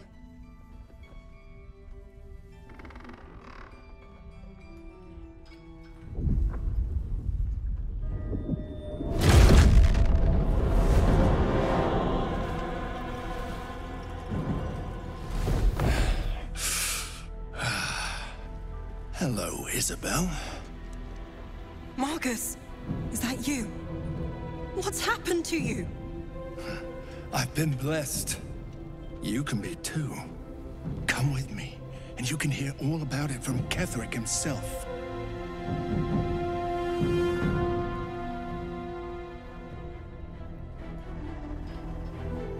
True soul, my instructions are clear. Take the girl to Ketheric, alive. Your face swims into your mind's eye, its instructions vivid in your mind. Nothing is more important than bringing the girl alive. What's going on? If you have something to say, say it. Pathetic. The Absolute sees all. Your treachery will be punished. The Absolute. Of course. You can't believe them, Marcus. Ketheric will never give you whatever it is you've been promised. He already has. Time to go, Isabel.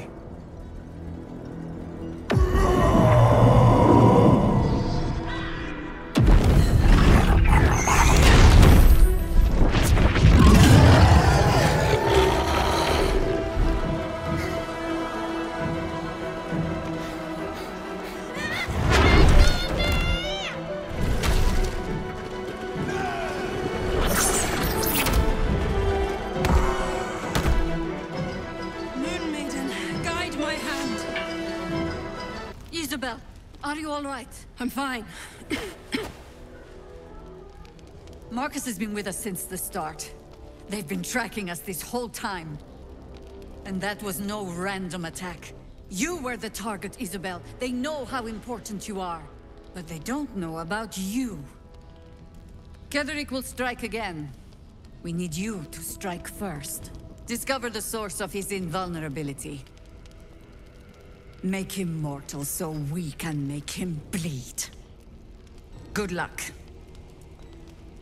We're in more danger than I knew. If something happens to me, everyone in this inn is dead. Like that.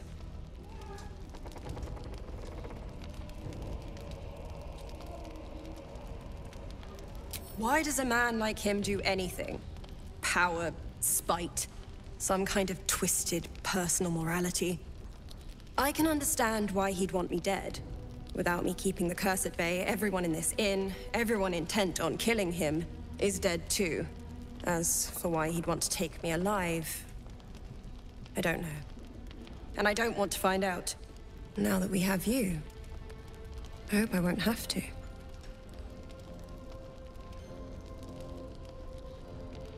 No mercy.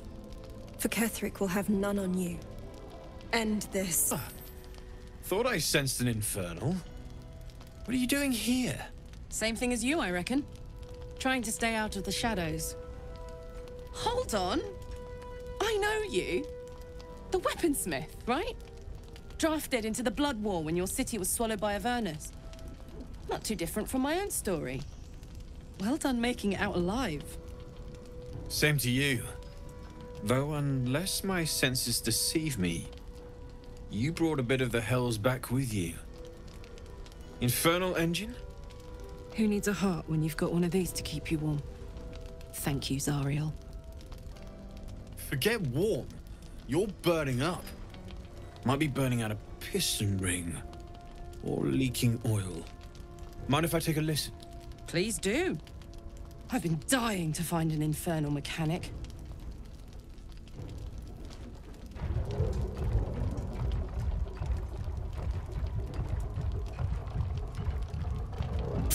Now that's hot. Too hot. I think I could sort you out. But I'll need some infernal iron and a lot of luck.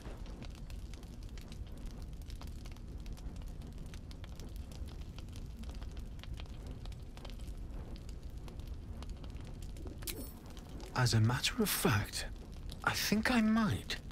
I've sensed some in the area. It has a pull to it. Absolutely magnetic. Once you know what you're looking for, I can show you where I'd look. Fuck yes, we will. Moonrise, and I've orders to help you.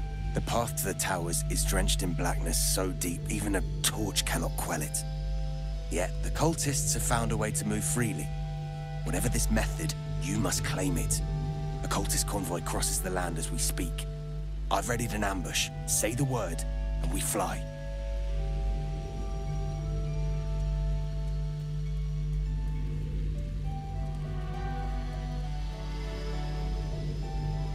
Splendid.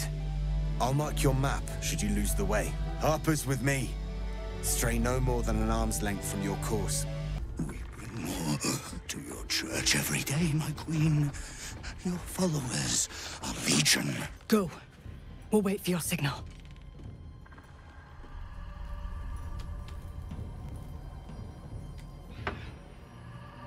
Your faithful stand ready, Majesty.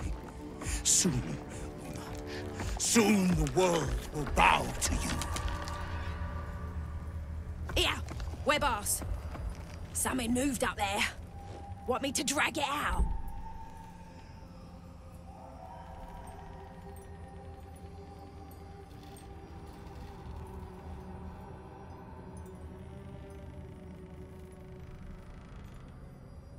Stay in the light! They do not go into the dark! Didn't figure something as big and ugly as you for a coward. No! They will not go into the dark! Enough! Stop! They will not become shadows! They will not feed the curse! Forgive me, my queen, but I had to. Before the dark got any stronger. We will carry your light, Majesty. We are happy to serve. The hells are you waiting for? Attack! Heretics! Blasphemers! Kill them all! The lantern gives off a chilly glow, protecting all in its vicinity from the surrounding shadows. Incredible magic. I can feel the light lifting the shadows, even those within me. Be safe and be brave. We expect no less. You notice a tiny pixie trapped within. These fey creatures are infamous for their trickery. Sometimes playful, sometimes malicious. Oh, please! Oh, golly me, oh my! You must release me or I'll die. This lantern only lights the way when I am hurting night and day.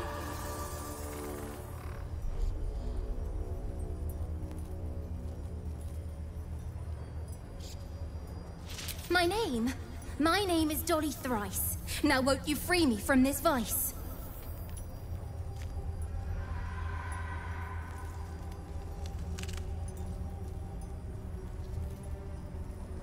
It would be my pleasure, truly.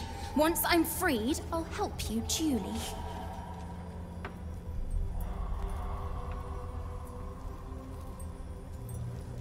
If you release me from this cell, I'll bless you with a fairy spell.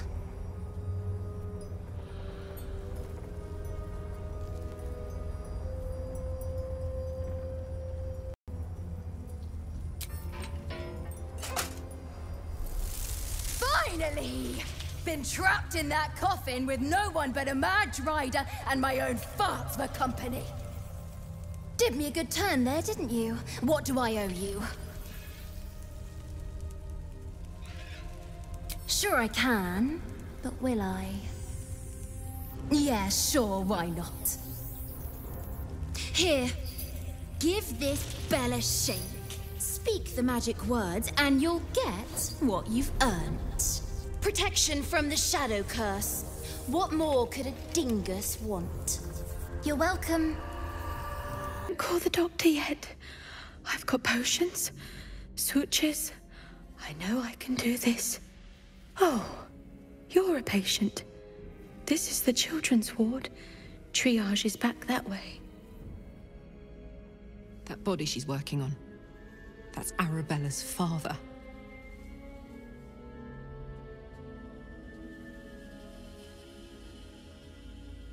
Not dead. Merely medicated to ease the pain. I see movement. The patient's awake. Hello? Can you hear me?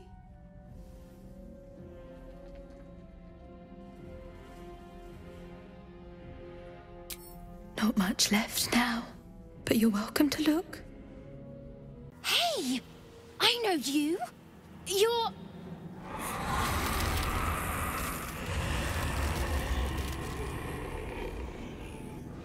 Twist 'em up.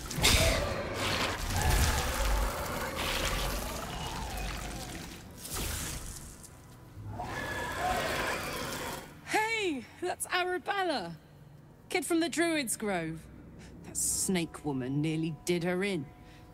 Looks like she's learned a thing or two. Sorry. It knocks the wind right out of me.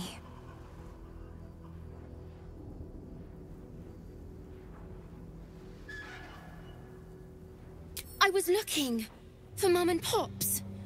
When Zevlor... when he... well... there was an ambush. Mum yelled, "Run!" So we ran. I could hear him running behind me. Till I couldn't. Still can't find him. But I bet you can. You'll help me, I just know it. You notice the girl shivering in fear and anger. She is not yet ready to hear the truth of her parents' fate.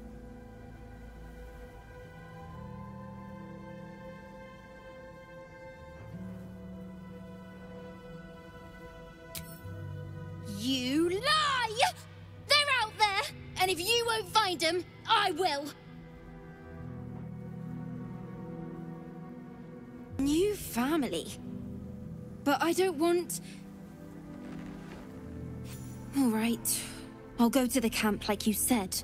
Just don't leave me. Its power is strong here. Playtime's over, pet.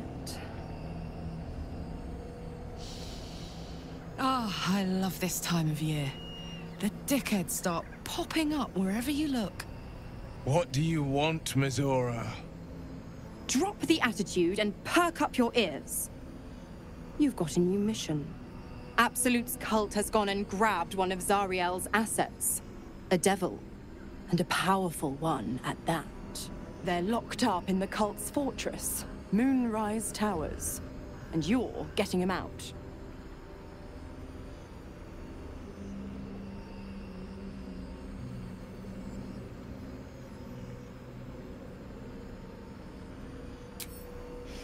Well, your playmate's wasting precious time. Let's see about getting her priorities fixed. Ahem. Clause Z, Section 13. Should promised soul refuse obeyance or neglect duty, the pact holder shall cast the promised into Avernus as a lemure. I'll make it simple. Will fails or refuses, and he turns to a thick blob of stink flesh and sinks to Avernus. Now, be a good boy and play fetch, pup, or you'll spend an eternity sizzling in the hells. Mizora's words may be flippant, but they are tinged with desperation. She cannot afford for Will to fail this mission. This may be your best chance to negotiate Will out of his pact.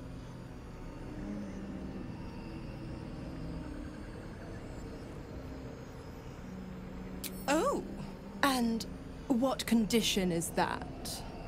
Your mind links with Will's, drawn in by his increasing panic. What are you doing?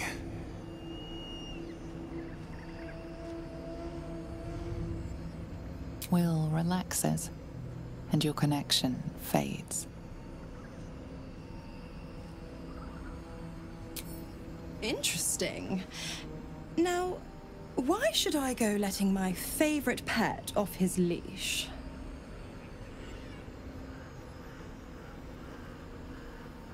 Incredible. You actually think you hold the winning hand? Fine. I'll play your game.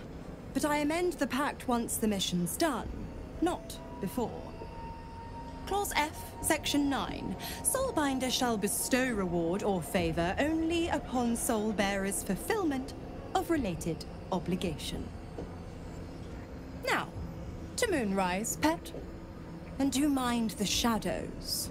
They've been especially hungry.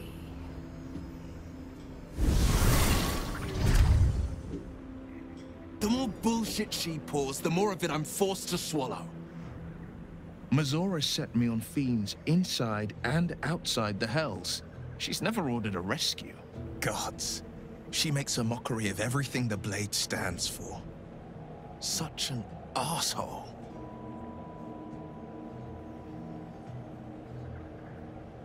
Thank you for sticking your neck out for me. I mean it, but I'm not going to celebrate till I'm actually free. Can already feel her scheming. She won't let me go without a fuss. Trust me on this.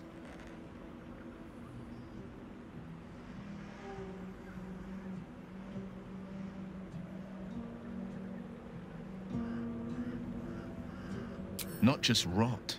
I'd have to fight. One of those mindless blobs clawing at demons on the front lines of the Blood War. Were I a less considerate man, this is where I'd remind you of the importance of reading the fine print. But fear not, I shall bite my tongue.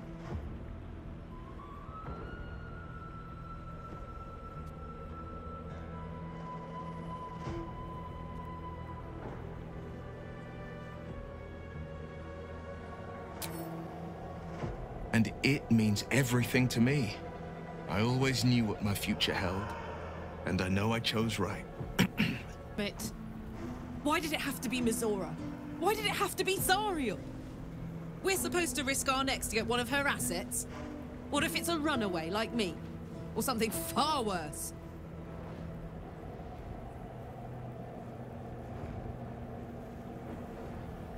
I never forget what Will did. Not ever. I'm here because of him. And I'd do just about anything to help him. But devils never lose. You know that, right? Sure, they'll give you a bit of tat here and there. But the house always wins. That's far enough.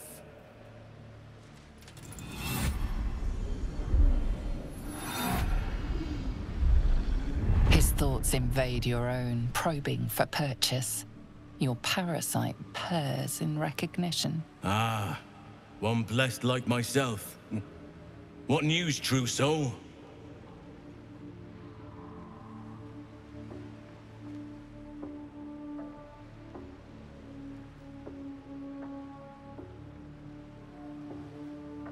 Right enough. You'll find Z'rell in the audience chamber, true soul. She'll be wanting to hear from you. Praise the Absolute. We did as we was told, General. Followed every order. The facts suggest otherwise. You were ordered to retrieve the artifact. You failed to do so. Us? No, it was Minthara. She got the orders. She... Enough! A blast of mental energy washes over you, filling the room. Your tadpole squirms, urging you to obey. You failed to retrieve the artifact. You failed to protect your true soul. You do not deserve to live. A new true soul come to share their wisdom? We did as we were told. We're loyal to the Absolute. Kill him! Silence! True soul, you have seen these goblins at work, have you not? What say you?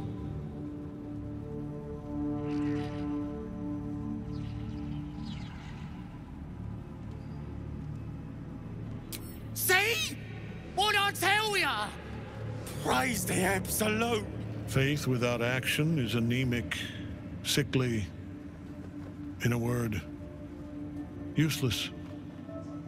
We are too close to the ending and the new beginning. I can coddle failure no longer. Kill them, quickly. What? No! You creaking old bag of shit!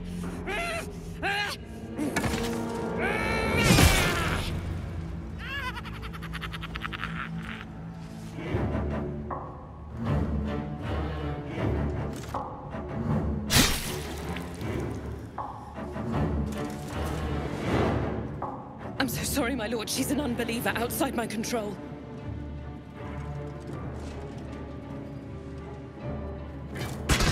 Try again.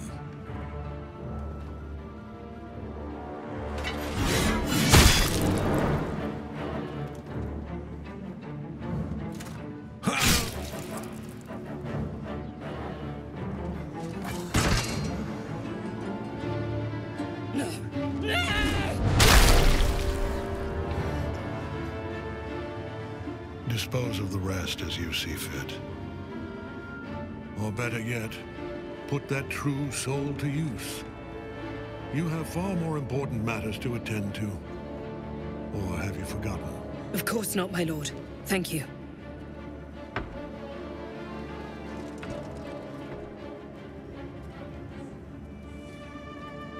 You heard the General.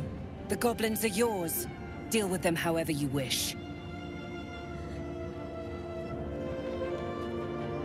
Here in the seat of the Absolute's power, your authority over them is complete. They will obey any command. Report to me upstairs when you're done. Please! You gotta help me! For old time's sake! Oh, crap! You're gonna enjoy this, ain't ya? General Thorm's prayers and preparations must not be disturbed. The rooftop is off limits to everyone. Even you, Disciples Rel? Everyone. Keep watch and ensure that nobody passes. Excellent timing, true soul. The goblins. Tell me how they suffered. No, better yet, show me. Her mind enters yours abruptly, flickering across your memories in a blaze of excitement. Tongues of psychic flame lap at the memory of the goblins dying by your hand. I see you like to handle underlings physically. So do I.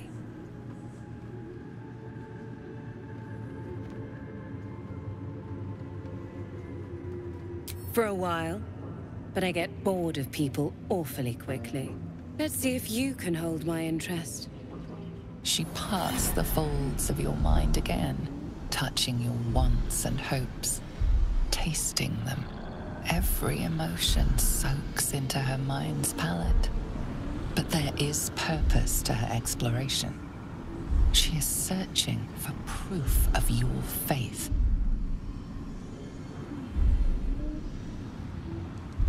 There is a tremor of shared ecstasy as she finds a mirror to her own desire. Perfect. You crave what all true souls should, to be touched by the Absolute. I have already been blessed to stand in her presence.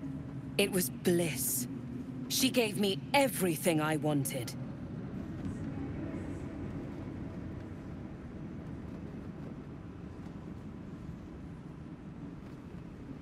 Why not? What's the point in power if you don't get to have a little fun every now and again? She gave me the power to cut the thread of life with a thought.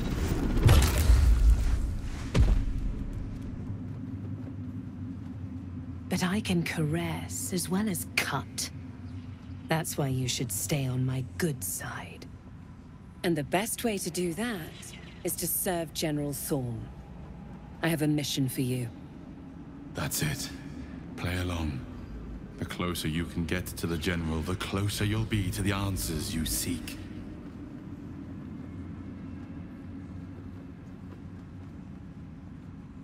There is a relic that General Thorm requires. He sent his most trusted advisor, disciple Balthazar, to retrieve it. The relic is beneath the Thorm family mausoleum. That is where you will find Balthazar. But we have lost contact with him. Go there, aid Balthazar if you can, and bring the relic home. Death would not silence Balthazar for long. But dead or alive, he is lost. Whatever has become of him, it is the relic that matters. It is something that General Thorm desires, and that he has ordered us to retrieve.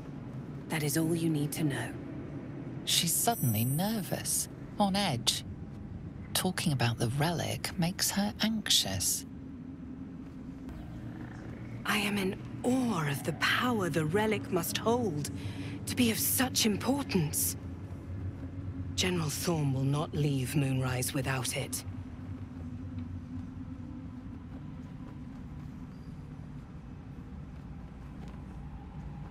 The shadows around the mausoleum are deep and hungry. You'll need a moon lantern to survive them. Take one from Balthazar's chambers. But don't pry. The last person who snooped into his secrets lost their head. I believe he uses it as a chamber pot. How fares the search? Please let this work. The weight of it. And that blaze of chaos. Can't imagine this where my heart should be. Must be quite the experience. Give me just a moment.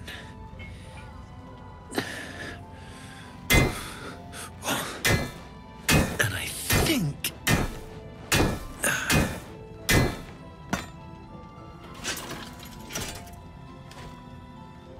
There.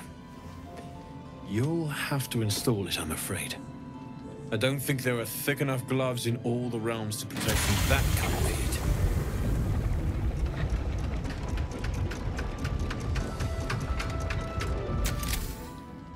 That feels... good. I'm still burning hot as hell's hole, but I feel less... changeable. Cheers, mate. Pleasure. And as for the heat, I haven't got any solutions now, but I'm not giving up.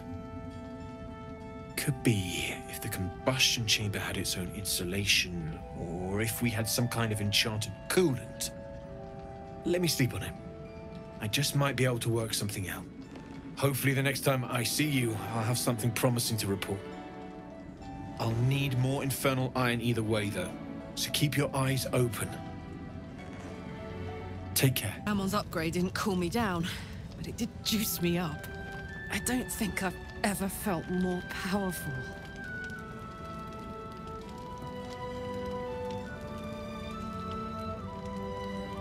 Bring it on. The objective of the Scalpel Sisters is to soothe. For the scalpel indeed is an extension of Shah. See how the patient reacts when I but stroke the right nerve. Hear its comfort, hear the very melody of mercy. Pray, sister, show us the extent of your beneficence.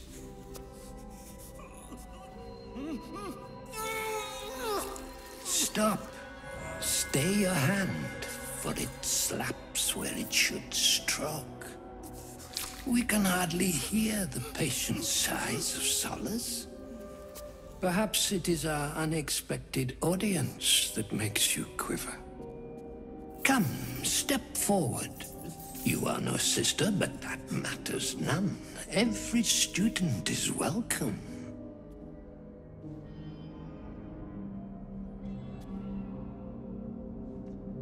Sick? Quite, but on the cusp of a cure. Absence. Absence. No other word captures the heart of Shah so very perfectly. It is the scalpel-led journey that leads from pain to peace. Gods! A living nightmare is this. See? What is the light of eyes but the cancer that causes one to witness the laceration of being? If light is the symptom, then darkness is the cure. For in light there is presence, but in darkness there is absence. In light is presence, in darkness, absence. But you, look how the succor of Shah eludes you. See how painfully present you remain. We do not wish to see you suffer so. Let us cure you. Sister's blades are bloodied and dull. Only the most measured hand could make a clean incision.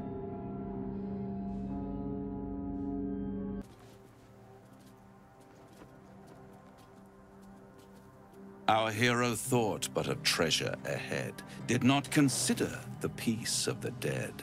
Through the dark she went creeping, and awoke what was sleeping. A new grave they dug, which she herself fed. Ooh, spooky. Until it was perfect. I've grown quite fond of you, you know, in my way. I thought it only fair to warn you about the dangers ahead. Intrepid as ever. It would be pointless of me to try to bar you from entering. But I can set the scene, as it were. Prepare you for your role.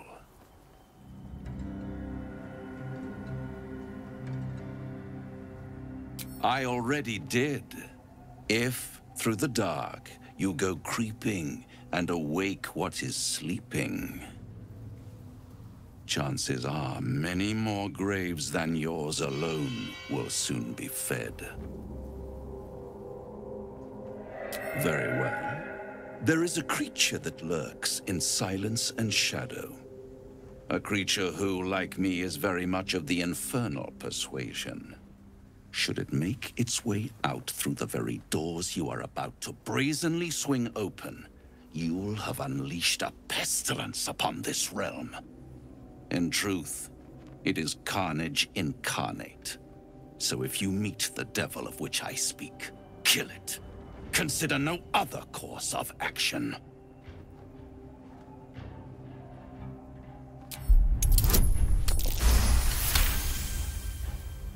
This creature and I go back a long way. I admit it would be in my best interest as well should it remain trapped in the dark. Or misplace its head, perhaps? What are we talking here? Lemur? Pit fiend? Orthon? Getting warmer. Warmer. Hot. Listen here, Pipsqueak. Do not underestimate this opponent. At best, you will have the blink of an eye to strike. Strike first, strike true, defy the odds, for they are distinctly in its favor. That much I owe the bastard to concede. After all, if there is one rule I hold dear, it's that one must always give the devil his due. This dark land must be filled with the broken, the beaten, the desperate. The perfect preying ground for a devil who offers a way out for those who sign on the dotted line. I hope we end up seeing our friend Raphael down here somewhere. Help me find him, and you'll find out. When I was taken to his house, I was caught off guard. But now I know what to ask for. Perfect! I knew you would understand. Ah, my favorite traveling companion. You did? God damn it! I wanted to be there. I wanted to make a deal. All right. So, what did the old devil have to say?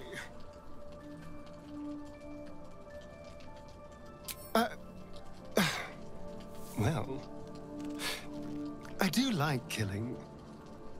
Perhaps if we help him, I can still salvage something from this. He would owe us after all. Yes. Yes, this might work. Now we just need to get on his good side.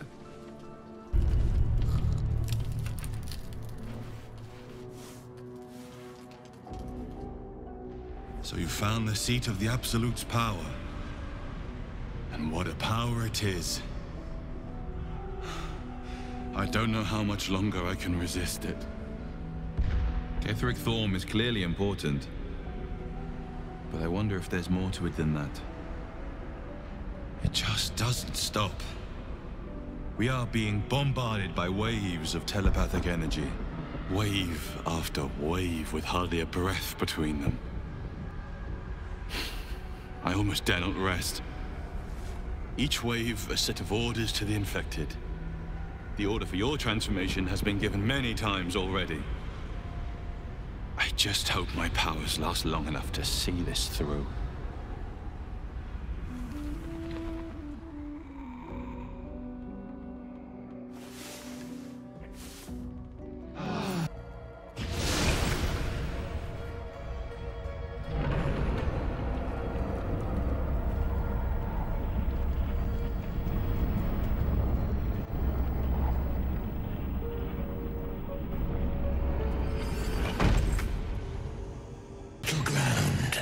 Why?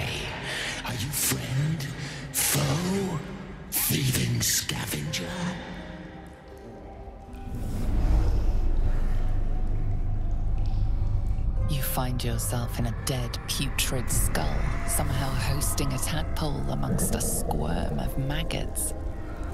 Another presence lurks within, manipulating the corpse like a puppet. A friend. An uninvited friend. I did not request help.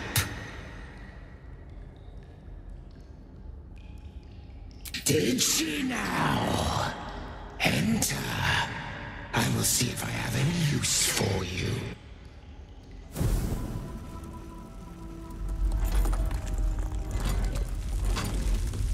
Stinking pile of ogre aftermath! The quakes herald the shadows. They found me.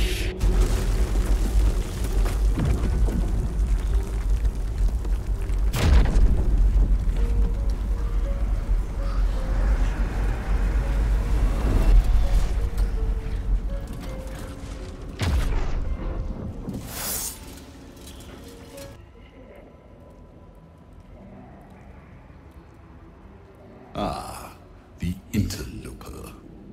And in one piece as well. Not just any true soul would have succeeded in following my path through this place. You should be pleased.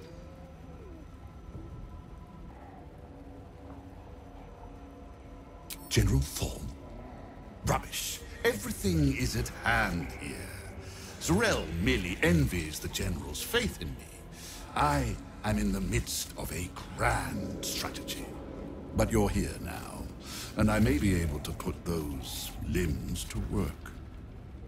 You know what's at stake here, I take it. General Thorm to you. But yes, recovering the relic is the crux of it. He commands, and I, his humble servant, fulfill that command. While you, an infinitely more humble servant, fulfill my command. I will put you to work as a scout. Fine, if it'll spare me your bleating. The relic lends the General his strength, his invulnerability. It must be recovered before his enemies attempt to exploit it. Promising flesh, wasted on an idiot mind, I see. I'll salvage what parts I can from you. It contains an ancient rust-colored bloodstain. It forms a neat disc, as if spilled calmly and willingly. You recognize this as a trial where initiates would prove themselves to Lady Shah. This one would put their skills of stealth and infiltration to the test.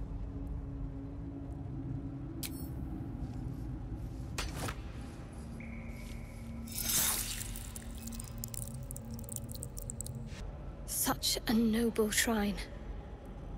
I fail to understand why some speak ill of Shah. She radiates grace. A pleasurable shiver runs down your spine. You feel as if you've unburdened a troubling thought and forgotten it forever. Altar is an inscription. Brave the gauntlet of your Lady Shah, surmount her trials, and rise a dark justiciar. Your convictions have proven true. This is the gauntlet of Lady Shah. Perhaps here you can show yourself to be worthy. A dark justiciar at last. Lady's cadre of elite warriors. The most faithful, the most envied, the most ruthless. Values are clear. Her children must excel in stealth, combat, and navigating her sacred darkness. Lastly, she asks for a sacrifice. To become a dark justiciar, one must spill the blood of a Selûnite.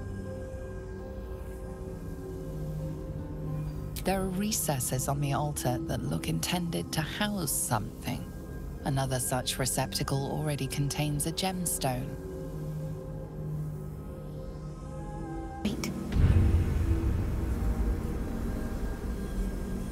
Nothing. Nothing's wrong at all. You detect the gentlest of presences disturbing the temple's ancient, stale air. It seems to encircle Shadowheart, welcoming her. Lady Shah's presence. I felt her too. We're right where we need to be, under her gaze. This is the right path. Let's continue. What's this? Fresh entertainment? But you're too fresh for this place, aren't you? There's a whiff of the surface to you. Holy shit, an orphan. Powerful devils. I wouldn't get on their bad side without a good reason. You, tiefling. You've got the stench of the hells about you. The stench of home. And a whiff of the surface besides. A servant of Zariel, if I'm not mistaken. I'd know the stench of her infernal machinery anywhere. What do you know of infernal machinery? Only what I can smell. And whatever engine burns within you is grinding to an inevitable explosion. Burning and fear. You reek with it. There's something else, almost hidden by your fear stink. Cherries. Musk. And sulfur. Raphael! I can smell him all over you. Where is he?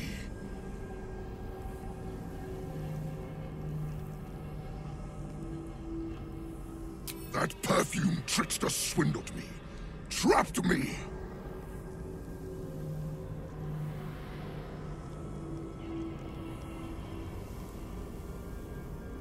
Where is he?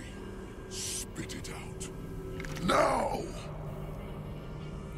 We piss off a devil no matter what we do. Pick your poison. We'll handle the fallout like we always do.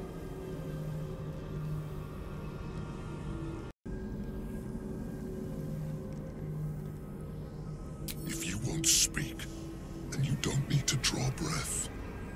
Tell me what I want, or I'll feed you to my pet over a 10-day and keep you alive to watch. Bold of you.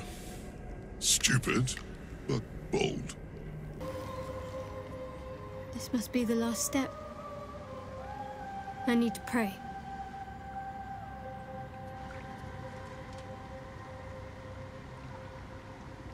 Only by Lady Shah's grace did we even make it this far.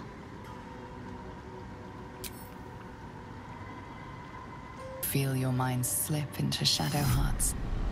But you are not the only one present. There is another, ancient, commanding, rendered from purest darkness. Shah. Take my spear, step forward, and strike down the Selûnite. As you command, Nightsinger. Now go. Warm my blade with moon-crazed blood. And be wary of your companion. She pries in your thoughts. That wasn't for you to hear! It's simple. My Lady Shah demands a sacrifice. One life. Not that it matters, but her reward aligns with your own interests.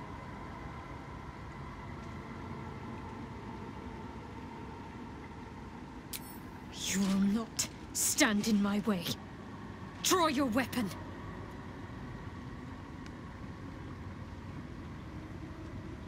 Just remember what I said. Let me do what I need to. The party is gathered. You are ready. Or so you hope.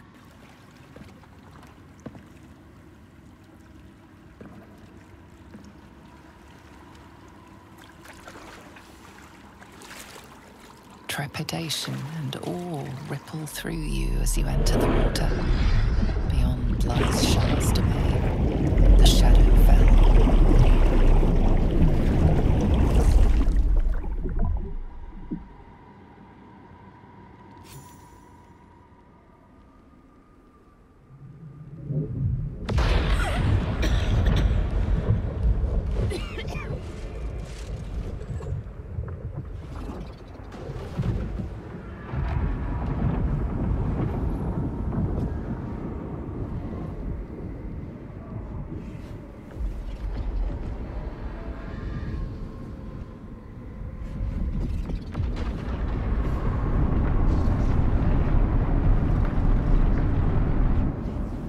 Lady Shah. I can feel her all around. This is her domain. This is the Shadowfell.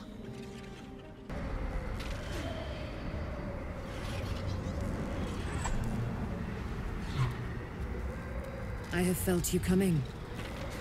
The first in a century.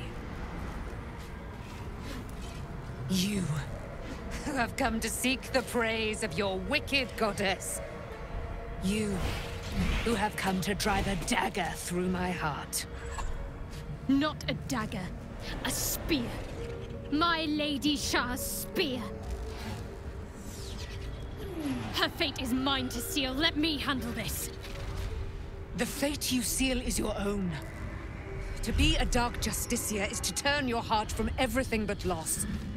You will know no love, no joy, only servitude, until of course your mistress inevitably discards you. And there is much she does not tell you. A terrible blood price that may extend beyond my own death. You feel Shadowheart bristling. This is important to her. But your bond is strong. You may yet be able to sway her from the path of duty to the path of light. And Nightsong is not blind to your conflict. Behind that raging heart is the restless beat of one who knows too well that her fate hangs in the balance.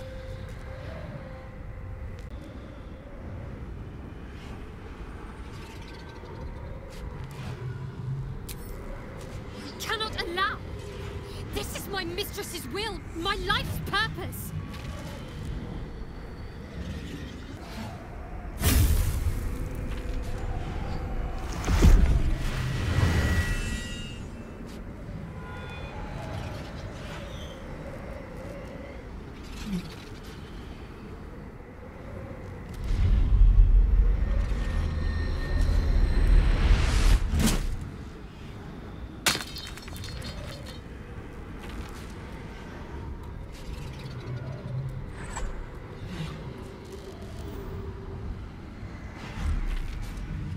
I did that. Shah will disown me.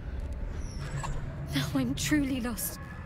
You were already lost, little warrior. A lost child, frightened by wolves. What did you say? Much has been promised to you, hasn't it? But what has been taken from you? What do you know of your own heart? Your own life? Lay a hand on me in friendship, not quite Sharon. And I will fight the battle that has been waiting for me this last century. Then, oh then, we will have much to discuss.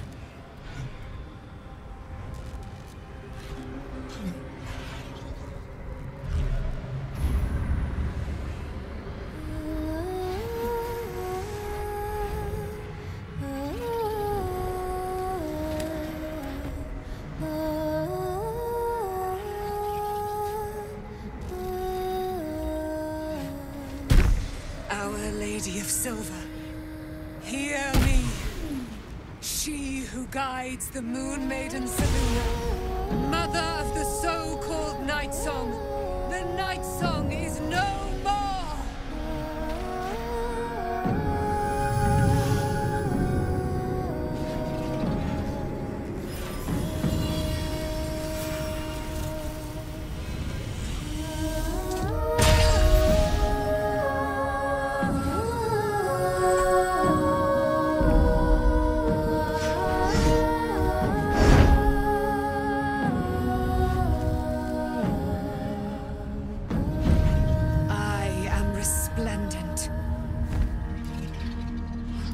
Given me a great gift, little warrior.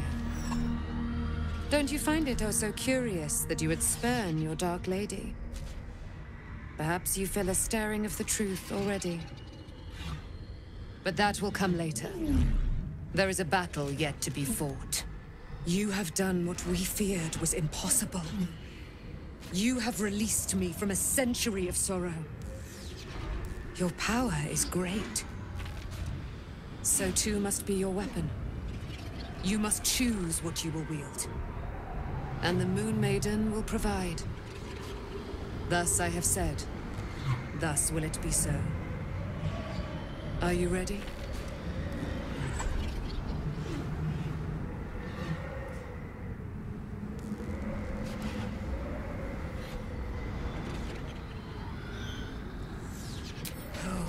And it shall be yours. And then, we're going to kill Ketheric Thorn.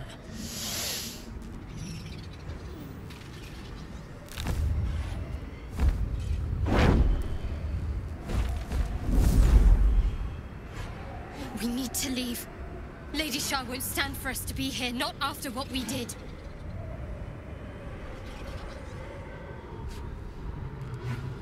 That's what frightens me. She must be angry, yet I don't feel it, or hear it. There's only silence. Let's get out of here, please. Whatever's coming, I don't want to be in the heart of the Shadowfell when it finds me. The Night Song will be headed for Moonrise Towers. We'd better get there, and see what she's unleashed against Ketheric Thorn.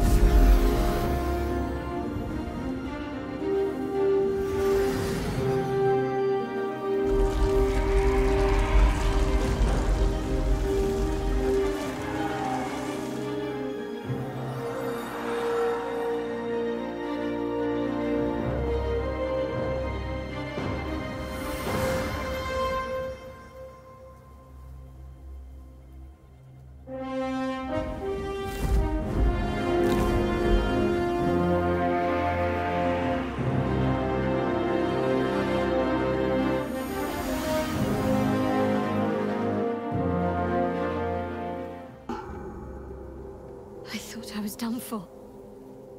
I thought perhaps I might have been dead. This is all like some sort of terrible dream. But it's real, isn't it? I stood before the Night Song. I heard Lady Shah's words. And I failed her.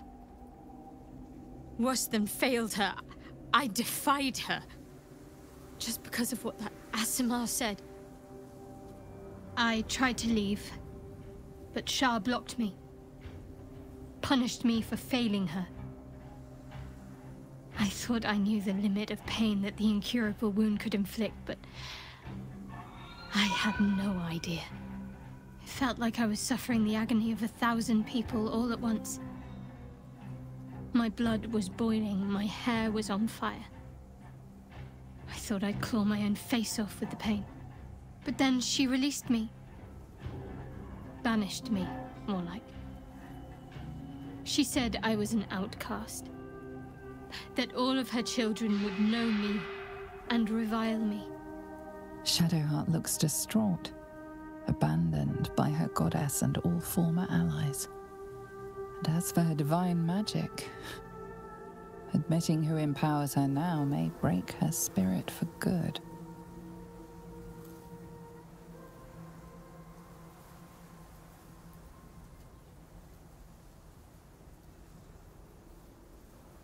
You're lucky to have such confidence. Me. I think the full price of what I've done has yet to reveal itself. I'm a target to Lady Shah's followers now. Night Song promised she'd tell me something about myself. I need to speak with her as soon as I can.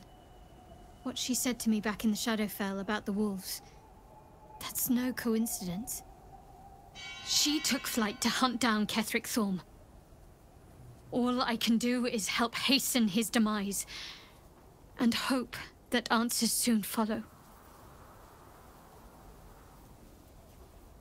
Who was that streaking across the sky?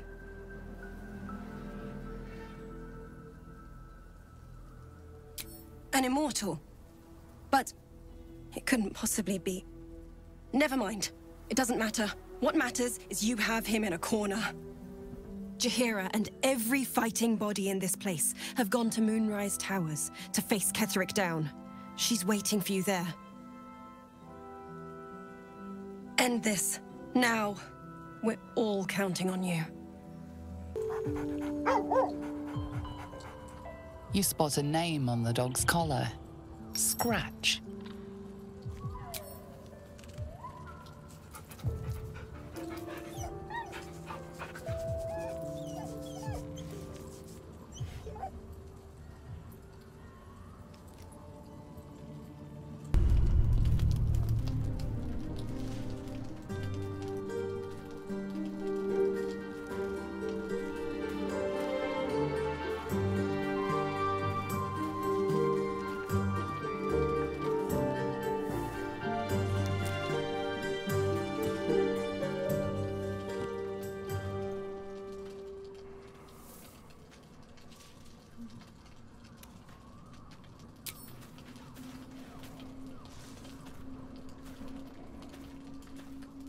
Oh, sorry, I didn't see you standing there. Lost in the steps, truth be told. I need them to be just right. I wouldn't want to fail my new partner.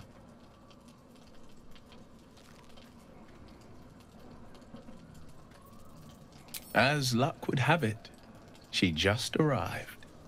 May I have this dance?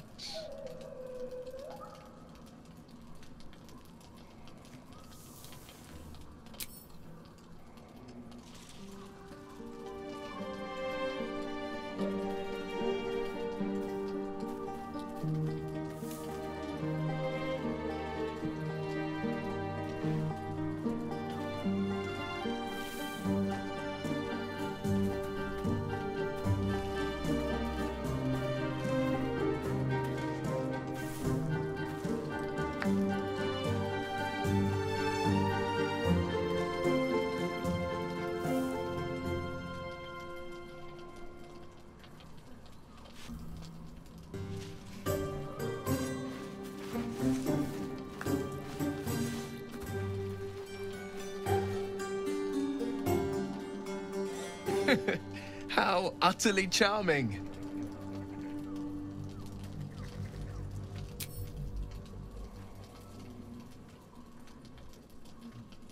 Now, perhaps we might try a more intimate style.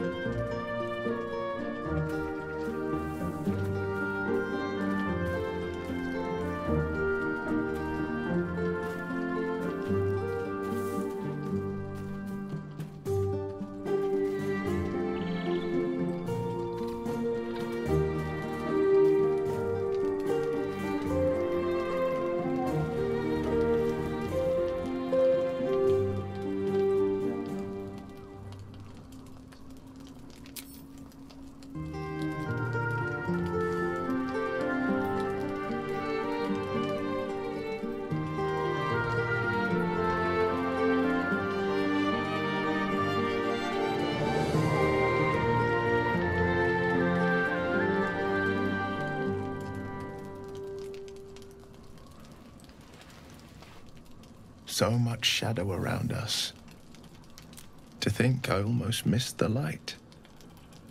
Well, it's getting late. We can't face the morrow if we don't bid farewell to the now. I'm tempted, trust me. I thought my heart might burst with every step, but I still keep faith in the old tales of love. The once upon a times and the happily ever afters. I'd like to do this the proper way. The way of the old romances sung by the bards. Till next time, good night, and dream sweetly.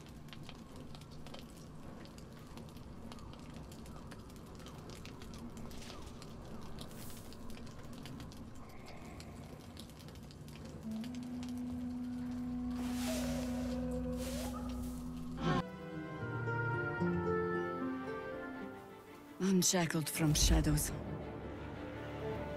she will rise in moonlit glory and carve a path of brightness to the accursed one's second death. So saith the wise Alondo.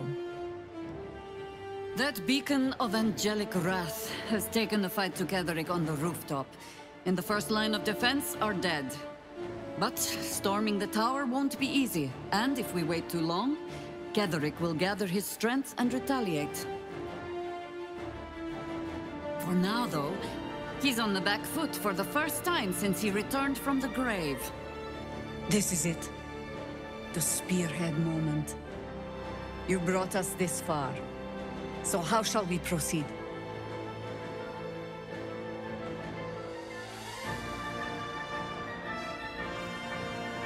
A sound strategy. Once it's done, me and my harpers will hold the ground floor while you hunt down the general himself. Say the word, and we're off.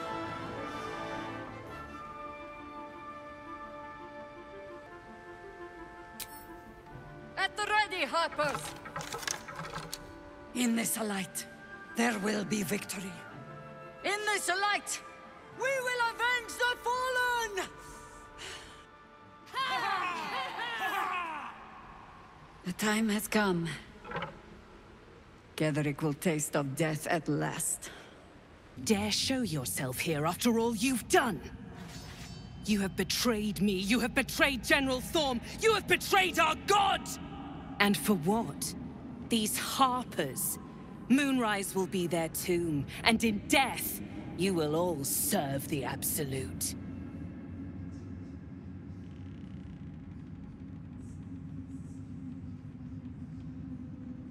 Where's the fun in that? Boys, make this traitor bleed. As long as we hold this floor, the tower is ours. I'll stay here. Ensure no one comes up or down without a scimitar welcome. You're close now. A final audience with Ketheric Thorm awaits.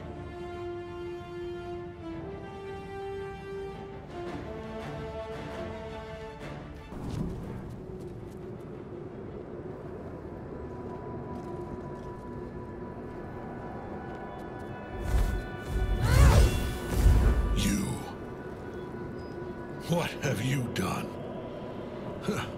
What have you done to me?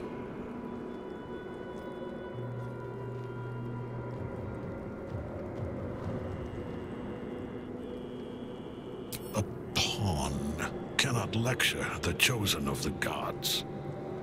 You serve the Absolute. You serve me. Bow, you dog. Bow!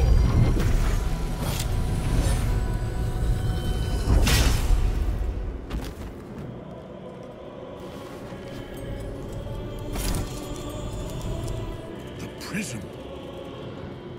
You've had it all this time. You worm.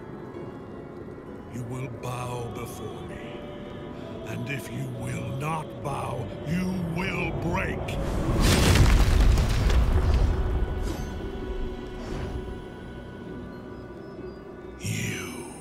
How good it is to see you again, Ketheric. At last you found a godmaster that suits you, it seems. Halen, the thief. You stole Isabel from me, and now you think you'll take my life in the bargain? You dare to speak her name?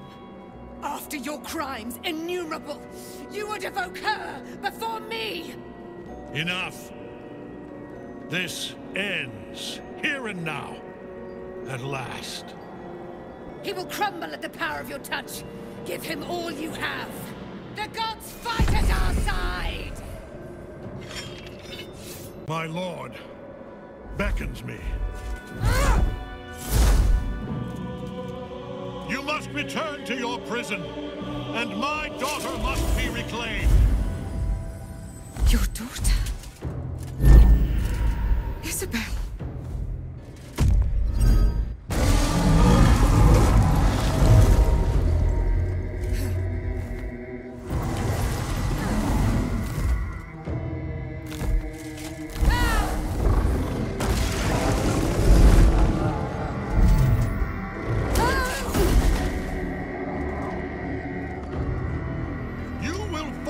as sure as she. This has only begun. General will call that a tactical retreat, I'm sure. But you have him on the run. That thing he summoned was illicit. Follow it below and find him, before he has a chance to subdue the Night Song again.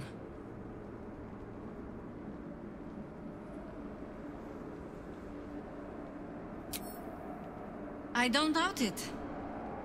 But I'd come with you, if you'll have me.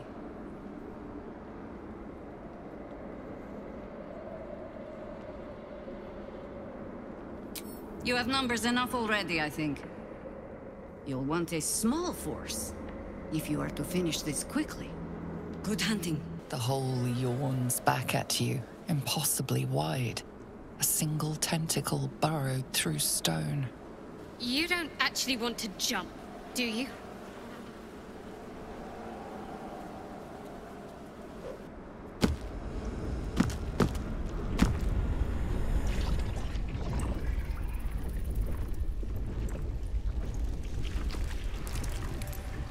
This is an illithid colony. This must be where they harvest the tadpoles. We're close to the source of the infections.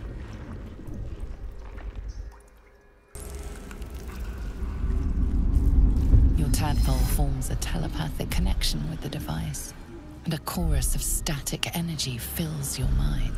Every mind flayer in the room calls out hungrily from its pod, seeking release and sustenance. But there are others in the pods, those not yet infected, not yet illithid, terrified, desperate to escape.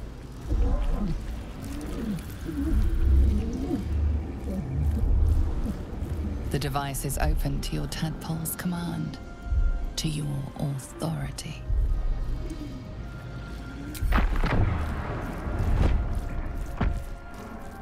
Hells. I didn't think I was going to make it. Thank you. Zevlor. Watching gods. The Blade of Frontiers. Will? What happened? I paid the price of angering the wrong devil. And shouldered the cost to spare someone else a worse fate, I'd wager. I owe you an explanation. Much more than that. But first, please, the others, the ambush. Tell me they survived.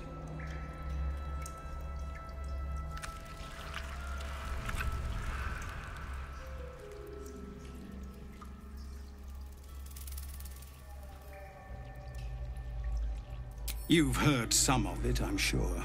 That I froze, or broke, or some other lie that is kinder than the truth. We were ambushed by cultists, yes. And then I heard her, their false god, whispering promises in my mind. I would be a paladin again, with a god's purpose, a god's power. Everything I needed to protect my people. And all the while, the cult tortured them. They fought and ran and died around me, while I imagined myself their savior. By the time I regained my senses, it was too late. I did not just surrender to the Absolute. For a moment, I welcomed it.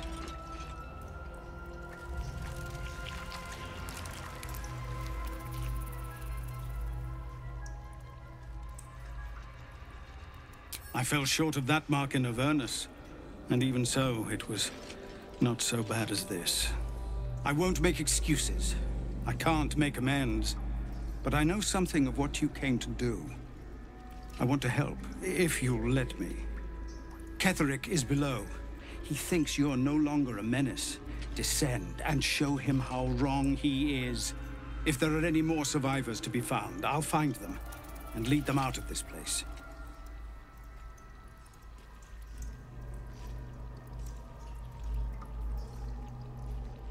They have you.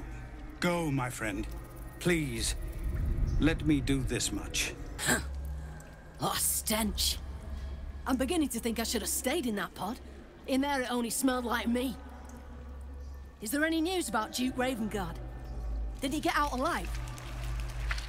No. tell by your expression. Gonna have to fall on my sword, aren't I? Mazora, you're Zariel's asset. My dumb little stinker. Took you long enough.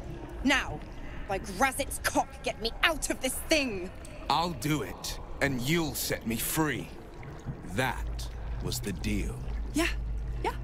So, get to it already.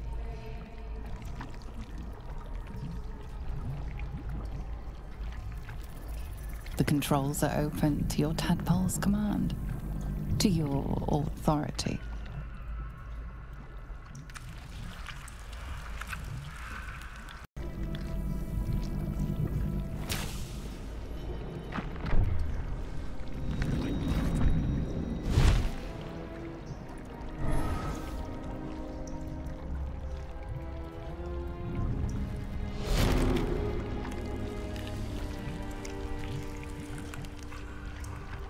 You did all right, Will. I'd give your belly a good rub, but never could stand the smell. You're free, Mazora. I held up my end. Now you hold up yours. Sever the pact. Clause Z, Section 13.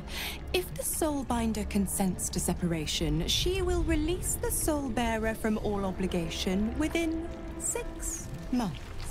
6 months? Gods damn you! Ignorant thing. It's always the terms and conditions that get you. Another one? Well, after jumping through all those hoops, a little treat wouldn't hurt.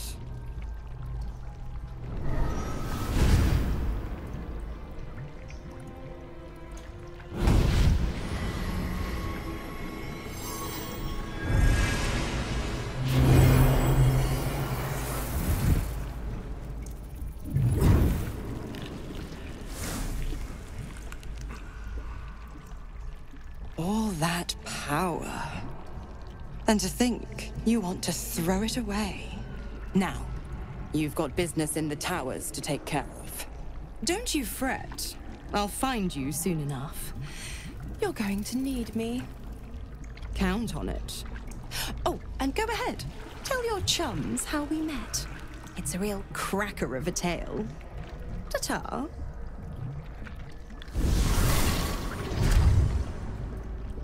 Zariel's asset was none other than Mazora herself. Of course. Tricks on top of tricks on top of tricks. But I've only got 6 months before I'm made a free man. Thanks be to the Triad. No, scratch that. Thanks be to you. No longer a background murmur. The presence in your mind builds to a roar. We found it. The Absolute is behind this door.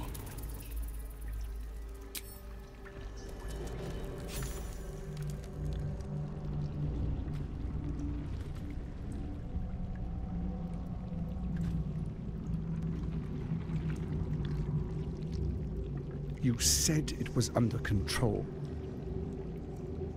It isn't you I answer to, Gortash.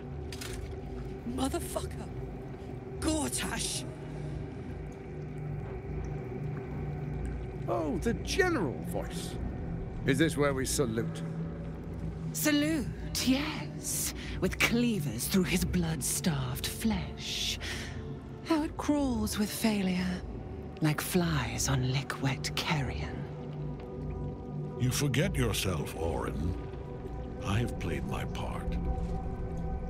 You built an army for our masters, true enough. But what of the astral prison? A rogue true soul flaunting it under your nose all this time. And you ran from her. Sure that they would follow and deliver it into my hands here. If you would cease these distractions. The distractions have been yours, Ketherick.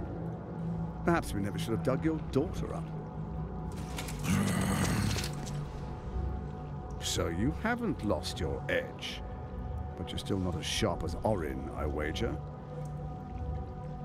The Slayer against the Undying One.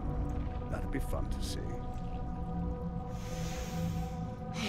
hot breath sings to my sinews. Again, again, again, again, again. But he must lead the murder march to Baldur's grave. If the weapon is truly in your grasp, Ketherick, might I suggest closing your fist? Orin and I can wait for you no longer. The plan proceeds. We're going to the city, and we expect you to follow. Army and the weapon in tow. The Edict of Bane! The last of all!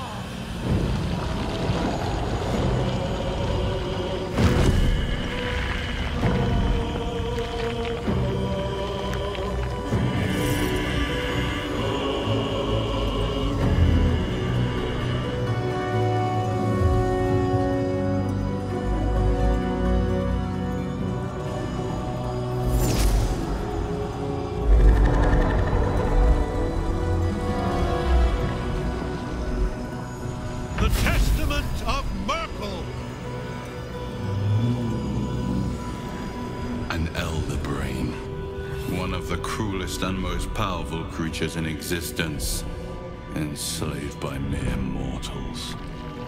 There we are. It wouldn't do to fight in front of our guests. Behold, Duke Ravengard, the Absolute. He'll preserve us. You wag your word flap in vain, Alderling. Once the worm holds the whip, your shredded flesh will serve us.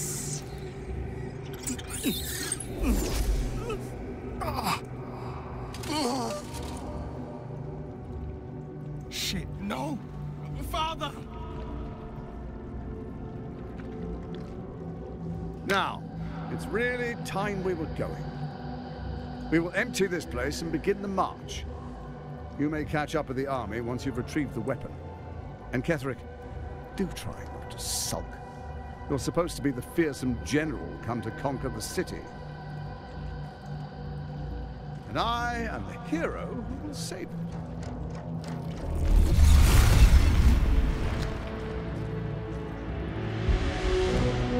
It is time, faithful ones.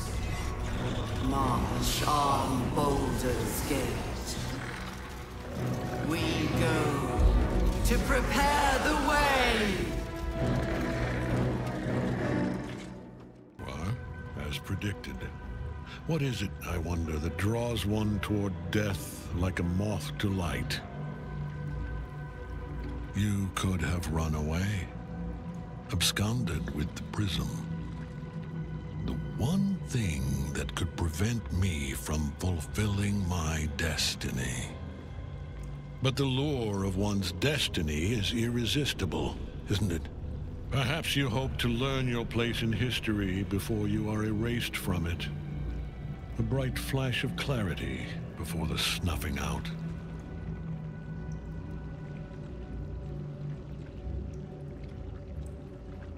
Finer champions than you have tried and failed. But perhaps they lacked the fear that drives you. Your freedom hanging in the balance. Let us speak plainly. My Lord Merkel gave me the one thing I desired, the one thing no other god could grant me. My daughter's life returned. Her heart beating once more. For that, he asked that I serve as his chosen. Join Orin and Gortash to grow the cult of the Absolute, and then take control of it. He's never had a more devoted follower. I have fought great wars before, in the service of other gods and other powers, but for Merkel I would condemn all of Faerun to death. You are all that stands between me and my destiny. And you have brought the prism here. I will kill you now. And then I will raise you as my servant.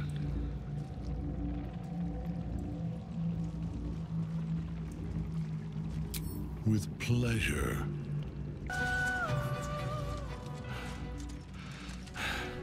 What a fool you are. You cannot kill me. I am eternal.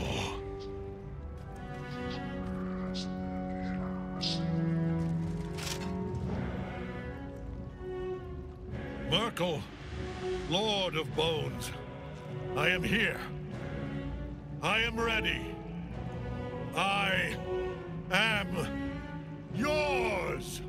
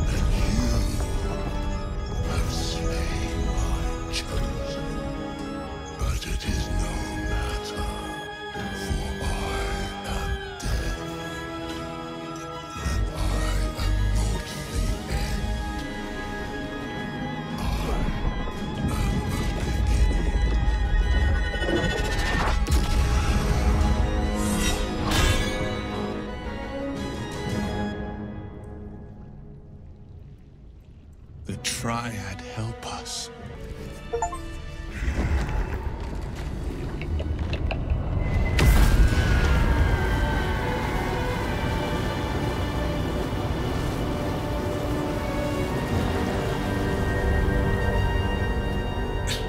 Impossible. Death cannot take me. I am its master. My lord, hear me.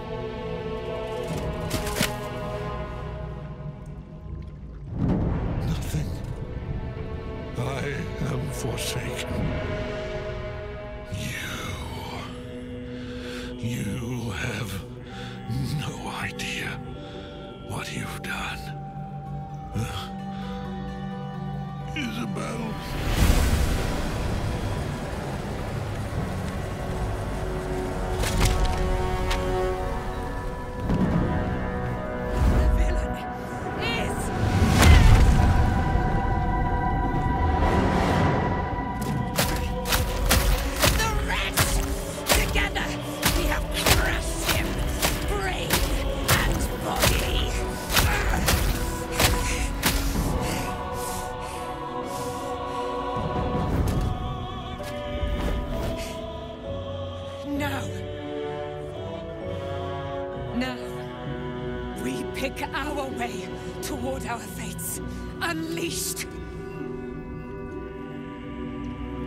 You have my sword, my fealty. Do what you must. Then we fly this foul place.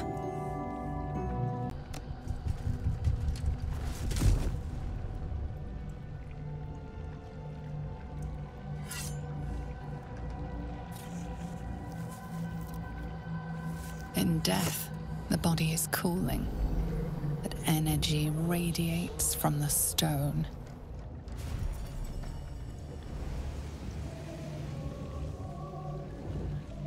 Remarkable. Truly. Now the picture comes together. The Absolute is neither god nor man. It is the elder brain you saw, held here by those three against its will. The crown it wears controls it, and these stones control the crown. It has been dominated. To master an elder brain, to subdue it, our enemies are formidable.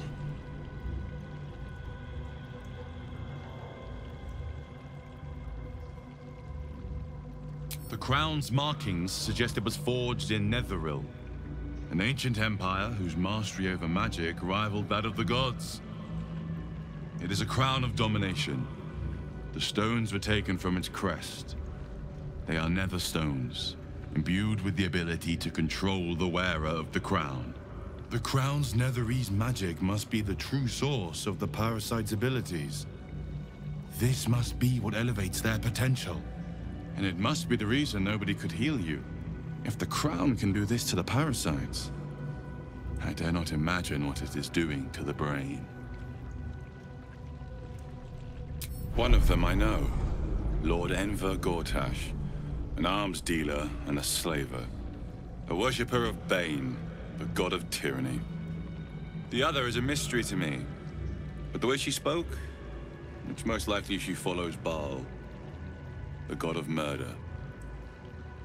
Ketheric was a follower of Merkel, which means the Absolute is a front for the gods of death, and our enemies are the chosen of the Dead Three.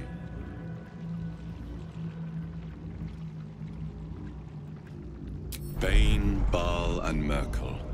The tyrant, the assassin, and the necromancer.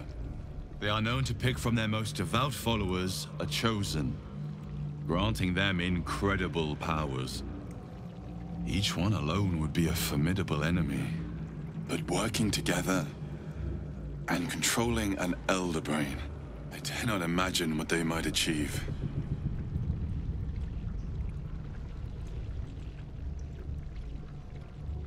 Hope is a luxury for those who have a choice. This is the battle of our lives, and the lives of everyone in Faerun. The army of the Absolute is marching on Baldur's Gate. Within the city, an elder brain brimming with power, ready to turn everyone within its reach into mind flayers. All it needs is an order. An order the Death God's chosen are on the cusp of giving. We must wrest control of the brain from the chosen before that happens. We must take their stones. Our chances of success are slim, but we must not fail.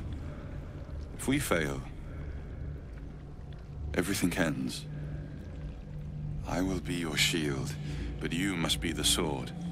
And when the chance to strike comes, you must take it. For there may only be one chance. Is all of this because of him? The tadpole, the Absolute. How?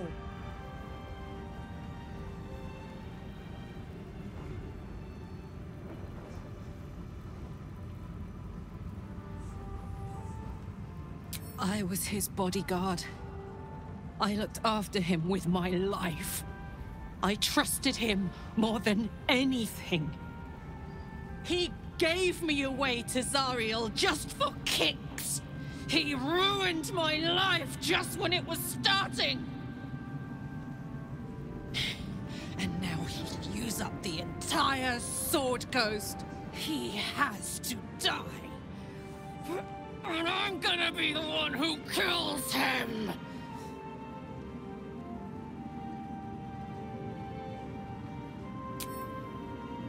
You bet your ass I am! And I won't stop till that fucker is dead! Gods be damned. With that parasite in his brain, Father could wreak untold havoc in the Absolute's name. Should Baldur's Gate fall to the Absolute, every one of the coast cities will be ripe for the plucking. We're not just fighting for our cure. We're fighting for my father. We're fighting for the Gate. We're fighting for all of Faerun.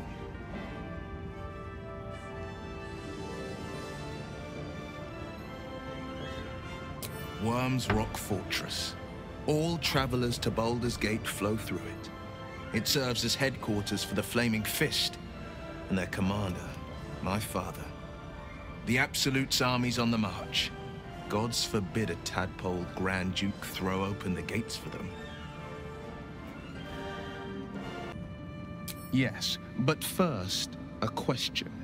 If your home were under siege, what would you sacrifice to save it?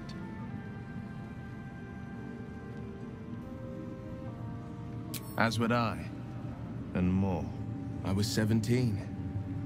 Father, older Ravengard, had just been named a Grand Duke, and was called away to Elturel to help settle a dispute. That's when the Cult of the Dragon made its move. The Cult of the Dragon, a fractured religion. Some believers hold that undead dragons will inherit the world. Others worship the dragon goddess Tiamat and intend to summon her to Faerun.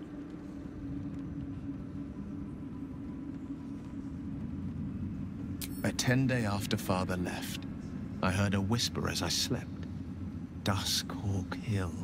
The Queen of Chaos awakens. Go alone. I grabbed a rapier and set out. There wasn't a cloud in the sky, yet not a single star was shining. There they were, gathered at the foot of the hill. Your head tingles. Will wants to show you what happened. In the looming shadow of the mount, 5 groups of 5 figures each encircle a lofty totem. Atop each totem, a dragon's head is carved, and a massive orb held in its mouth. The cultists chant, first softly, then crying to the starless sky. There is a crack of thunder, a gust of wind, and a dragon's white head appears in the storm. The first of Tiamat's 5 heads. As the maelstrom howls, Mizura's lips press to your ear. She will destroy Baldur's Gate. Grant me your soul and I will give you the power to save it, she whispers.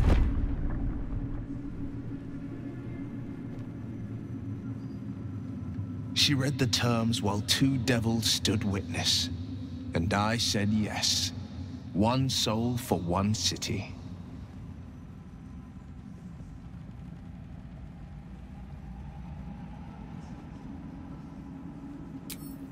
She didn't. She came on order of her mistress, Zariel. She never stops, does she?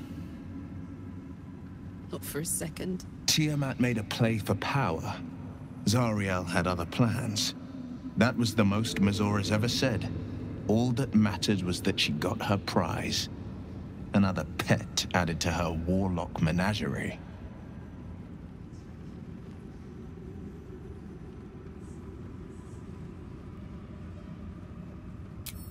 I don't know that it was brave. I just know that it was right. The moment I agreed, I burned with the fires of Avernus and oozed the rot of Dis.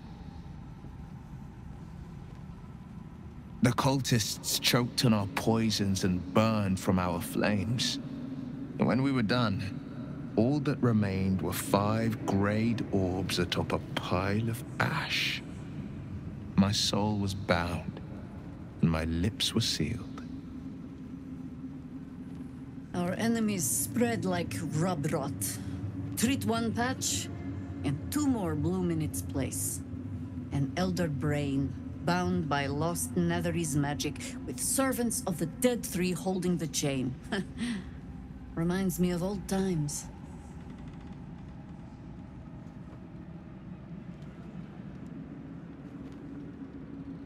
Extensively.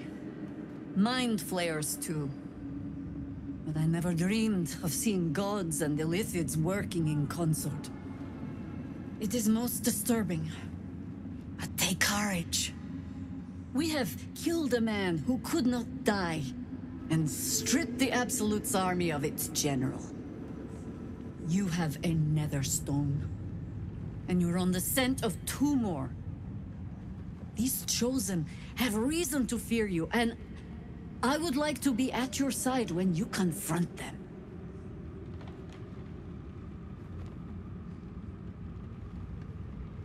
Of course, falling foul of Ketheric convinced me that my grand adventures were behind me. That even if I survived, I should hang up my blades. But you convinced me otherwise. We ventured into darkness together. Now we've come out the other side. I'd say I'm feeling a little refreshed. When we reach Baldur's Gate, there will be even darker paths to tread. I will follow you wherever they lead. How does it compare to a shadow-cursed inn? With the Absolute's army gone, the Risen Road should be clear. We can follow it all the way to Baldur's Gate. There's a Harper's safe house in Worm's Crossing. Denthalen's Dancing X. We do well to check in with them before entering the city proper. Beyond that, our course is yours to set. I can recall how to take orders, as well as give them. Helen!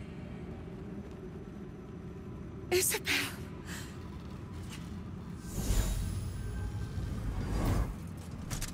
My love. You were dead. I saw your body.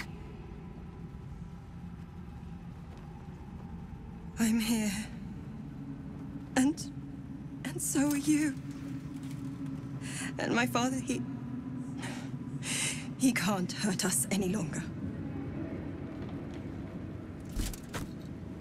I dreamt every night that you'd come back to me. That somehow it was all a nightmare Dawn would undo. I had no dreams at all. Nothing but darkness. And when I woke, my father said you were dead. His soul was poisoned by the god of death. His sick devotion ruined him. But for all his sins, he brought you back to me. Are you all right? I will be. And you? In this moment, I want for nothing.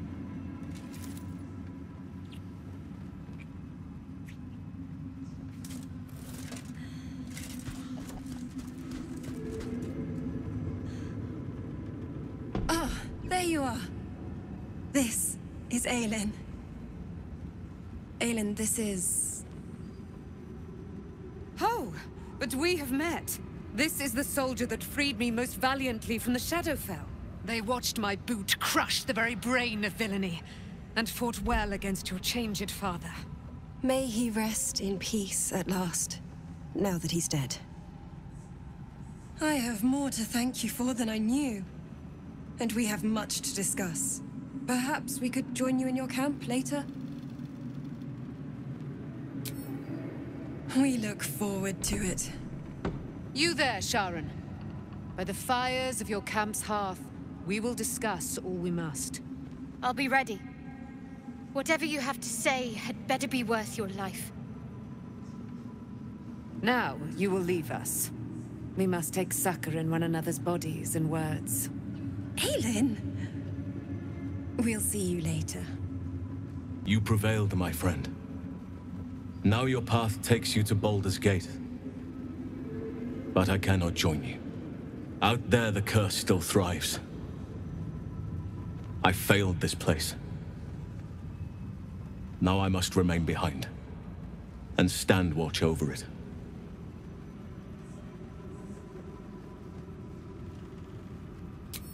This place needs me.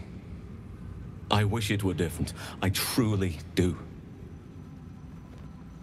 As long as the curse remains, so must I. There you are. I have awaited your arrival with great anticipation. Come closer.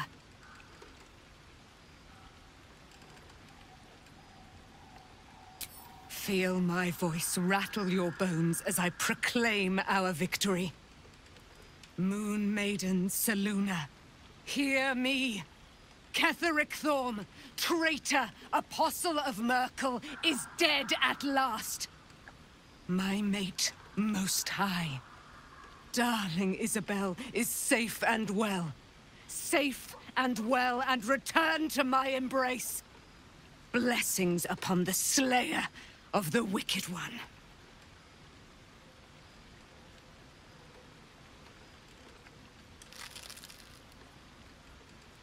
We are a powerful party indeed. Faerun itself trembles at our touch. My darling Isabel says we will stay allied at your side. I am pleased to hear it.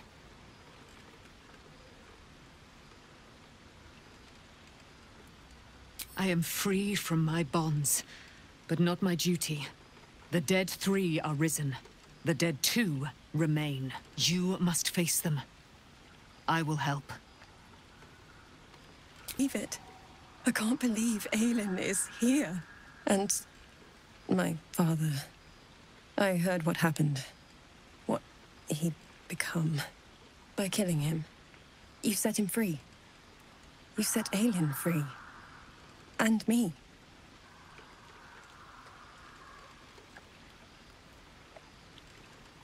A great deal. But still, some of the details elude me.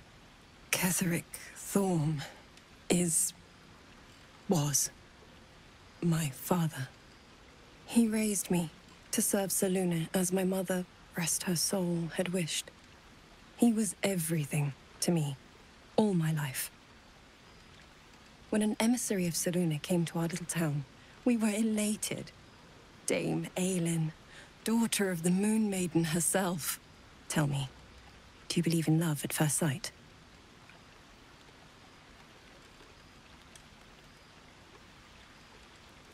Guilty. The moment I looked at Aelin, I just knew I had to be with her.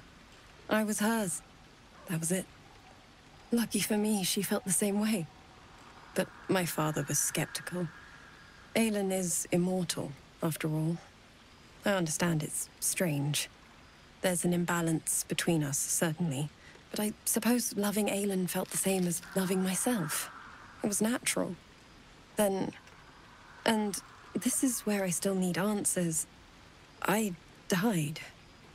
I'm not sure how, why, but all was black. Next I knew, I was being jolted awake. I smelled musty air, I saw shadows. And then my father's face. So changed. So hideously warped.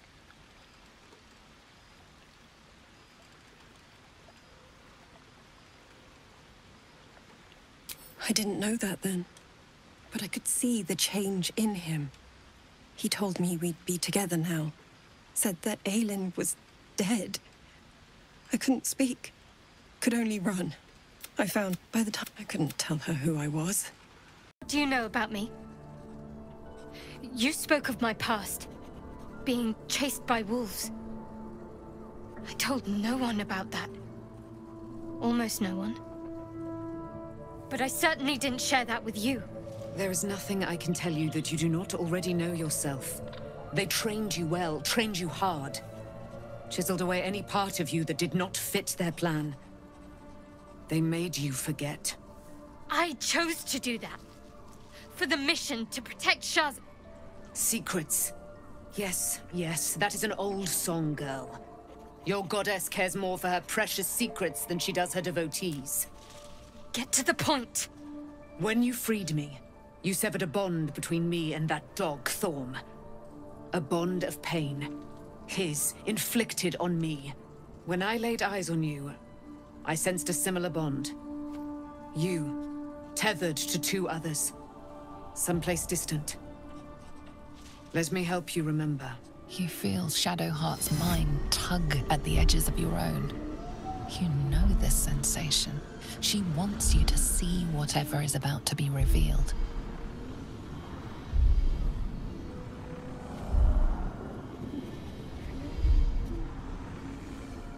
Your mind joins with Shadowheart's. Something pulls at you both, bringing you elsewhere.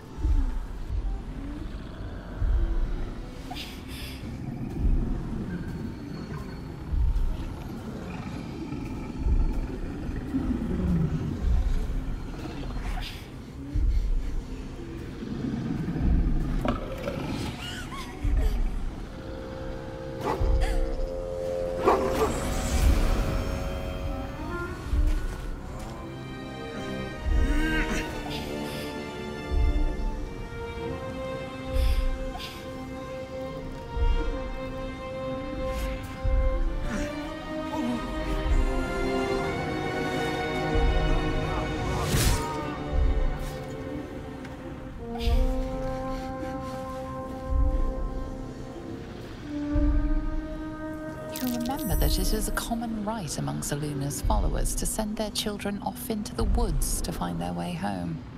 Perhaps this time it had gone awry. It seems that one child never came back. She was taken.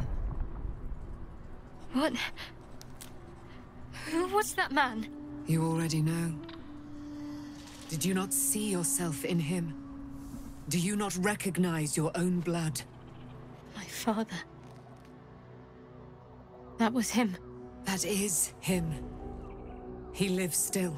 And your mother, too. No. It can't be. I'm an orphan. And who told you that? Your adoptive family? You are not to blame. You were young, impressionable.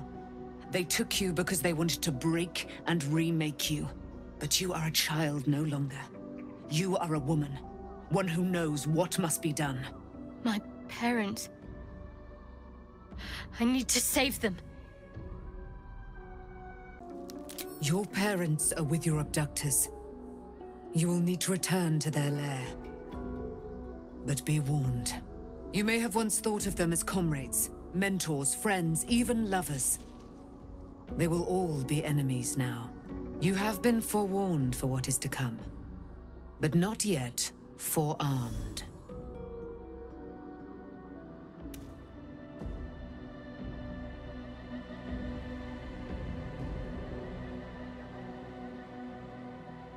It no longer has the power to harm me, now that I've removed it from Shah's domain. Shah is quick to discard whatever she has no use for. I think you know that well enough, but I felt it call to me as I took flight. Whatever Shah calls her own, Selûne has equal claim to. They are one and the same. Their power is matched and mirrored. Take it. You will find it useful. What you do with it, that will be up to you. Same as before.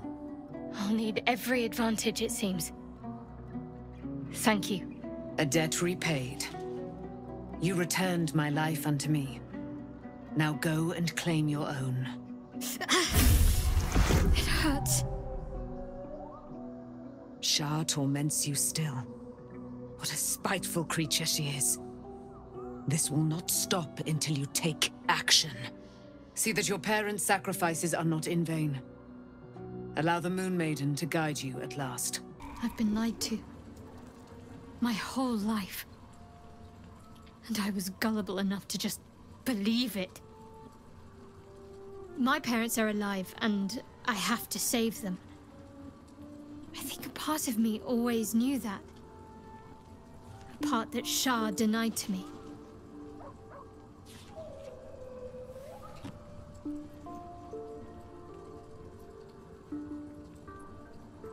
Indeed. But the truth may yet prove painful. Who knows what Shah still keeps from me? We'd better press on for now, and hope we're ready when the moment comes. But before that, there's one thing I need to see to. You'll see for yourself soon enough. Just leave it with me. Ketheric is defeated, the path ahead clear. You should be elated. The sight of the land you leave behind does nothing to alleviate your sorrow. Though however deep your pain, it cannot compare to Halsin's.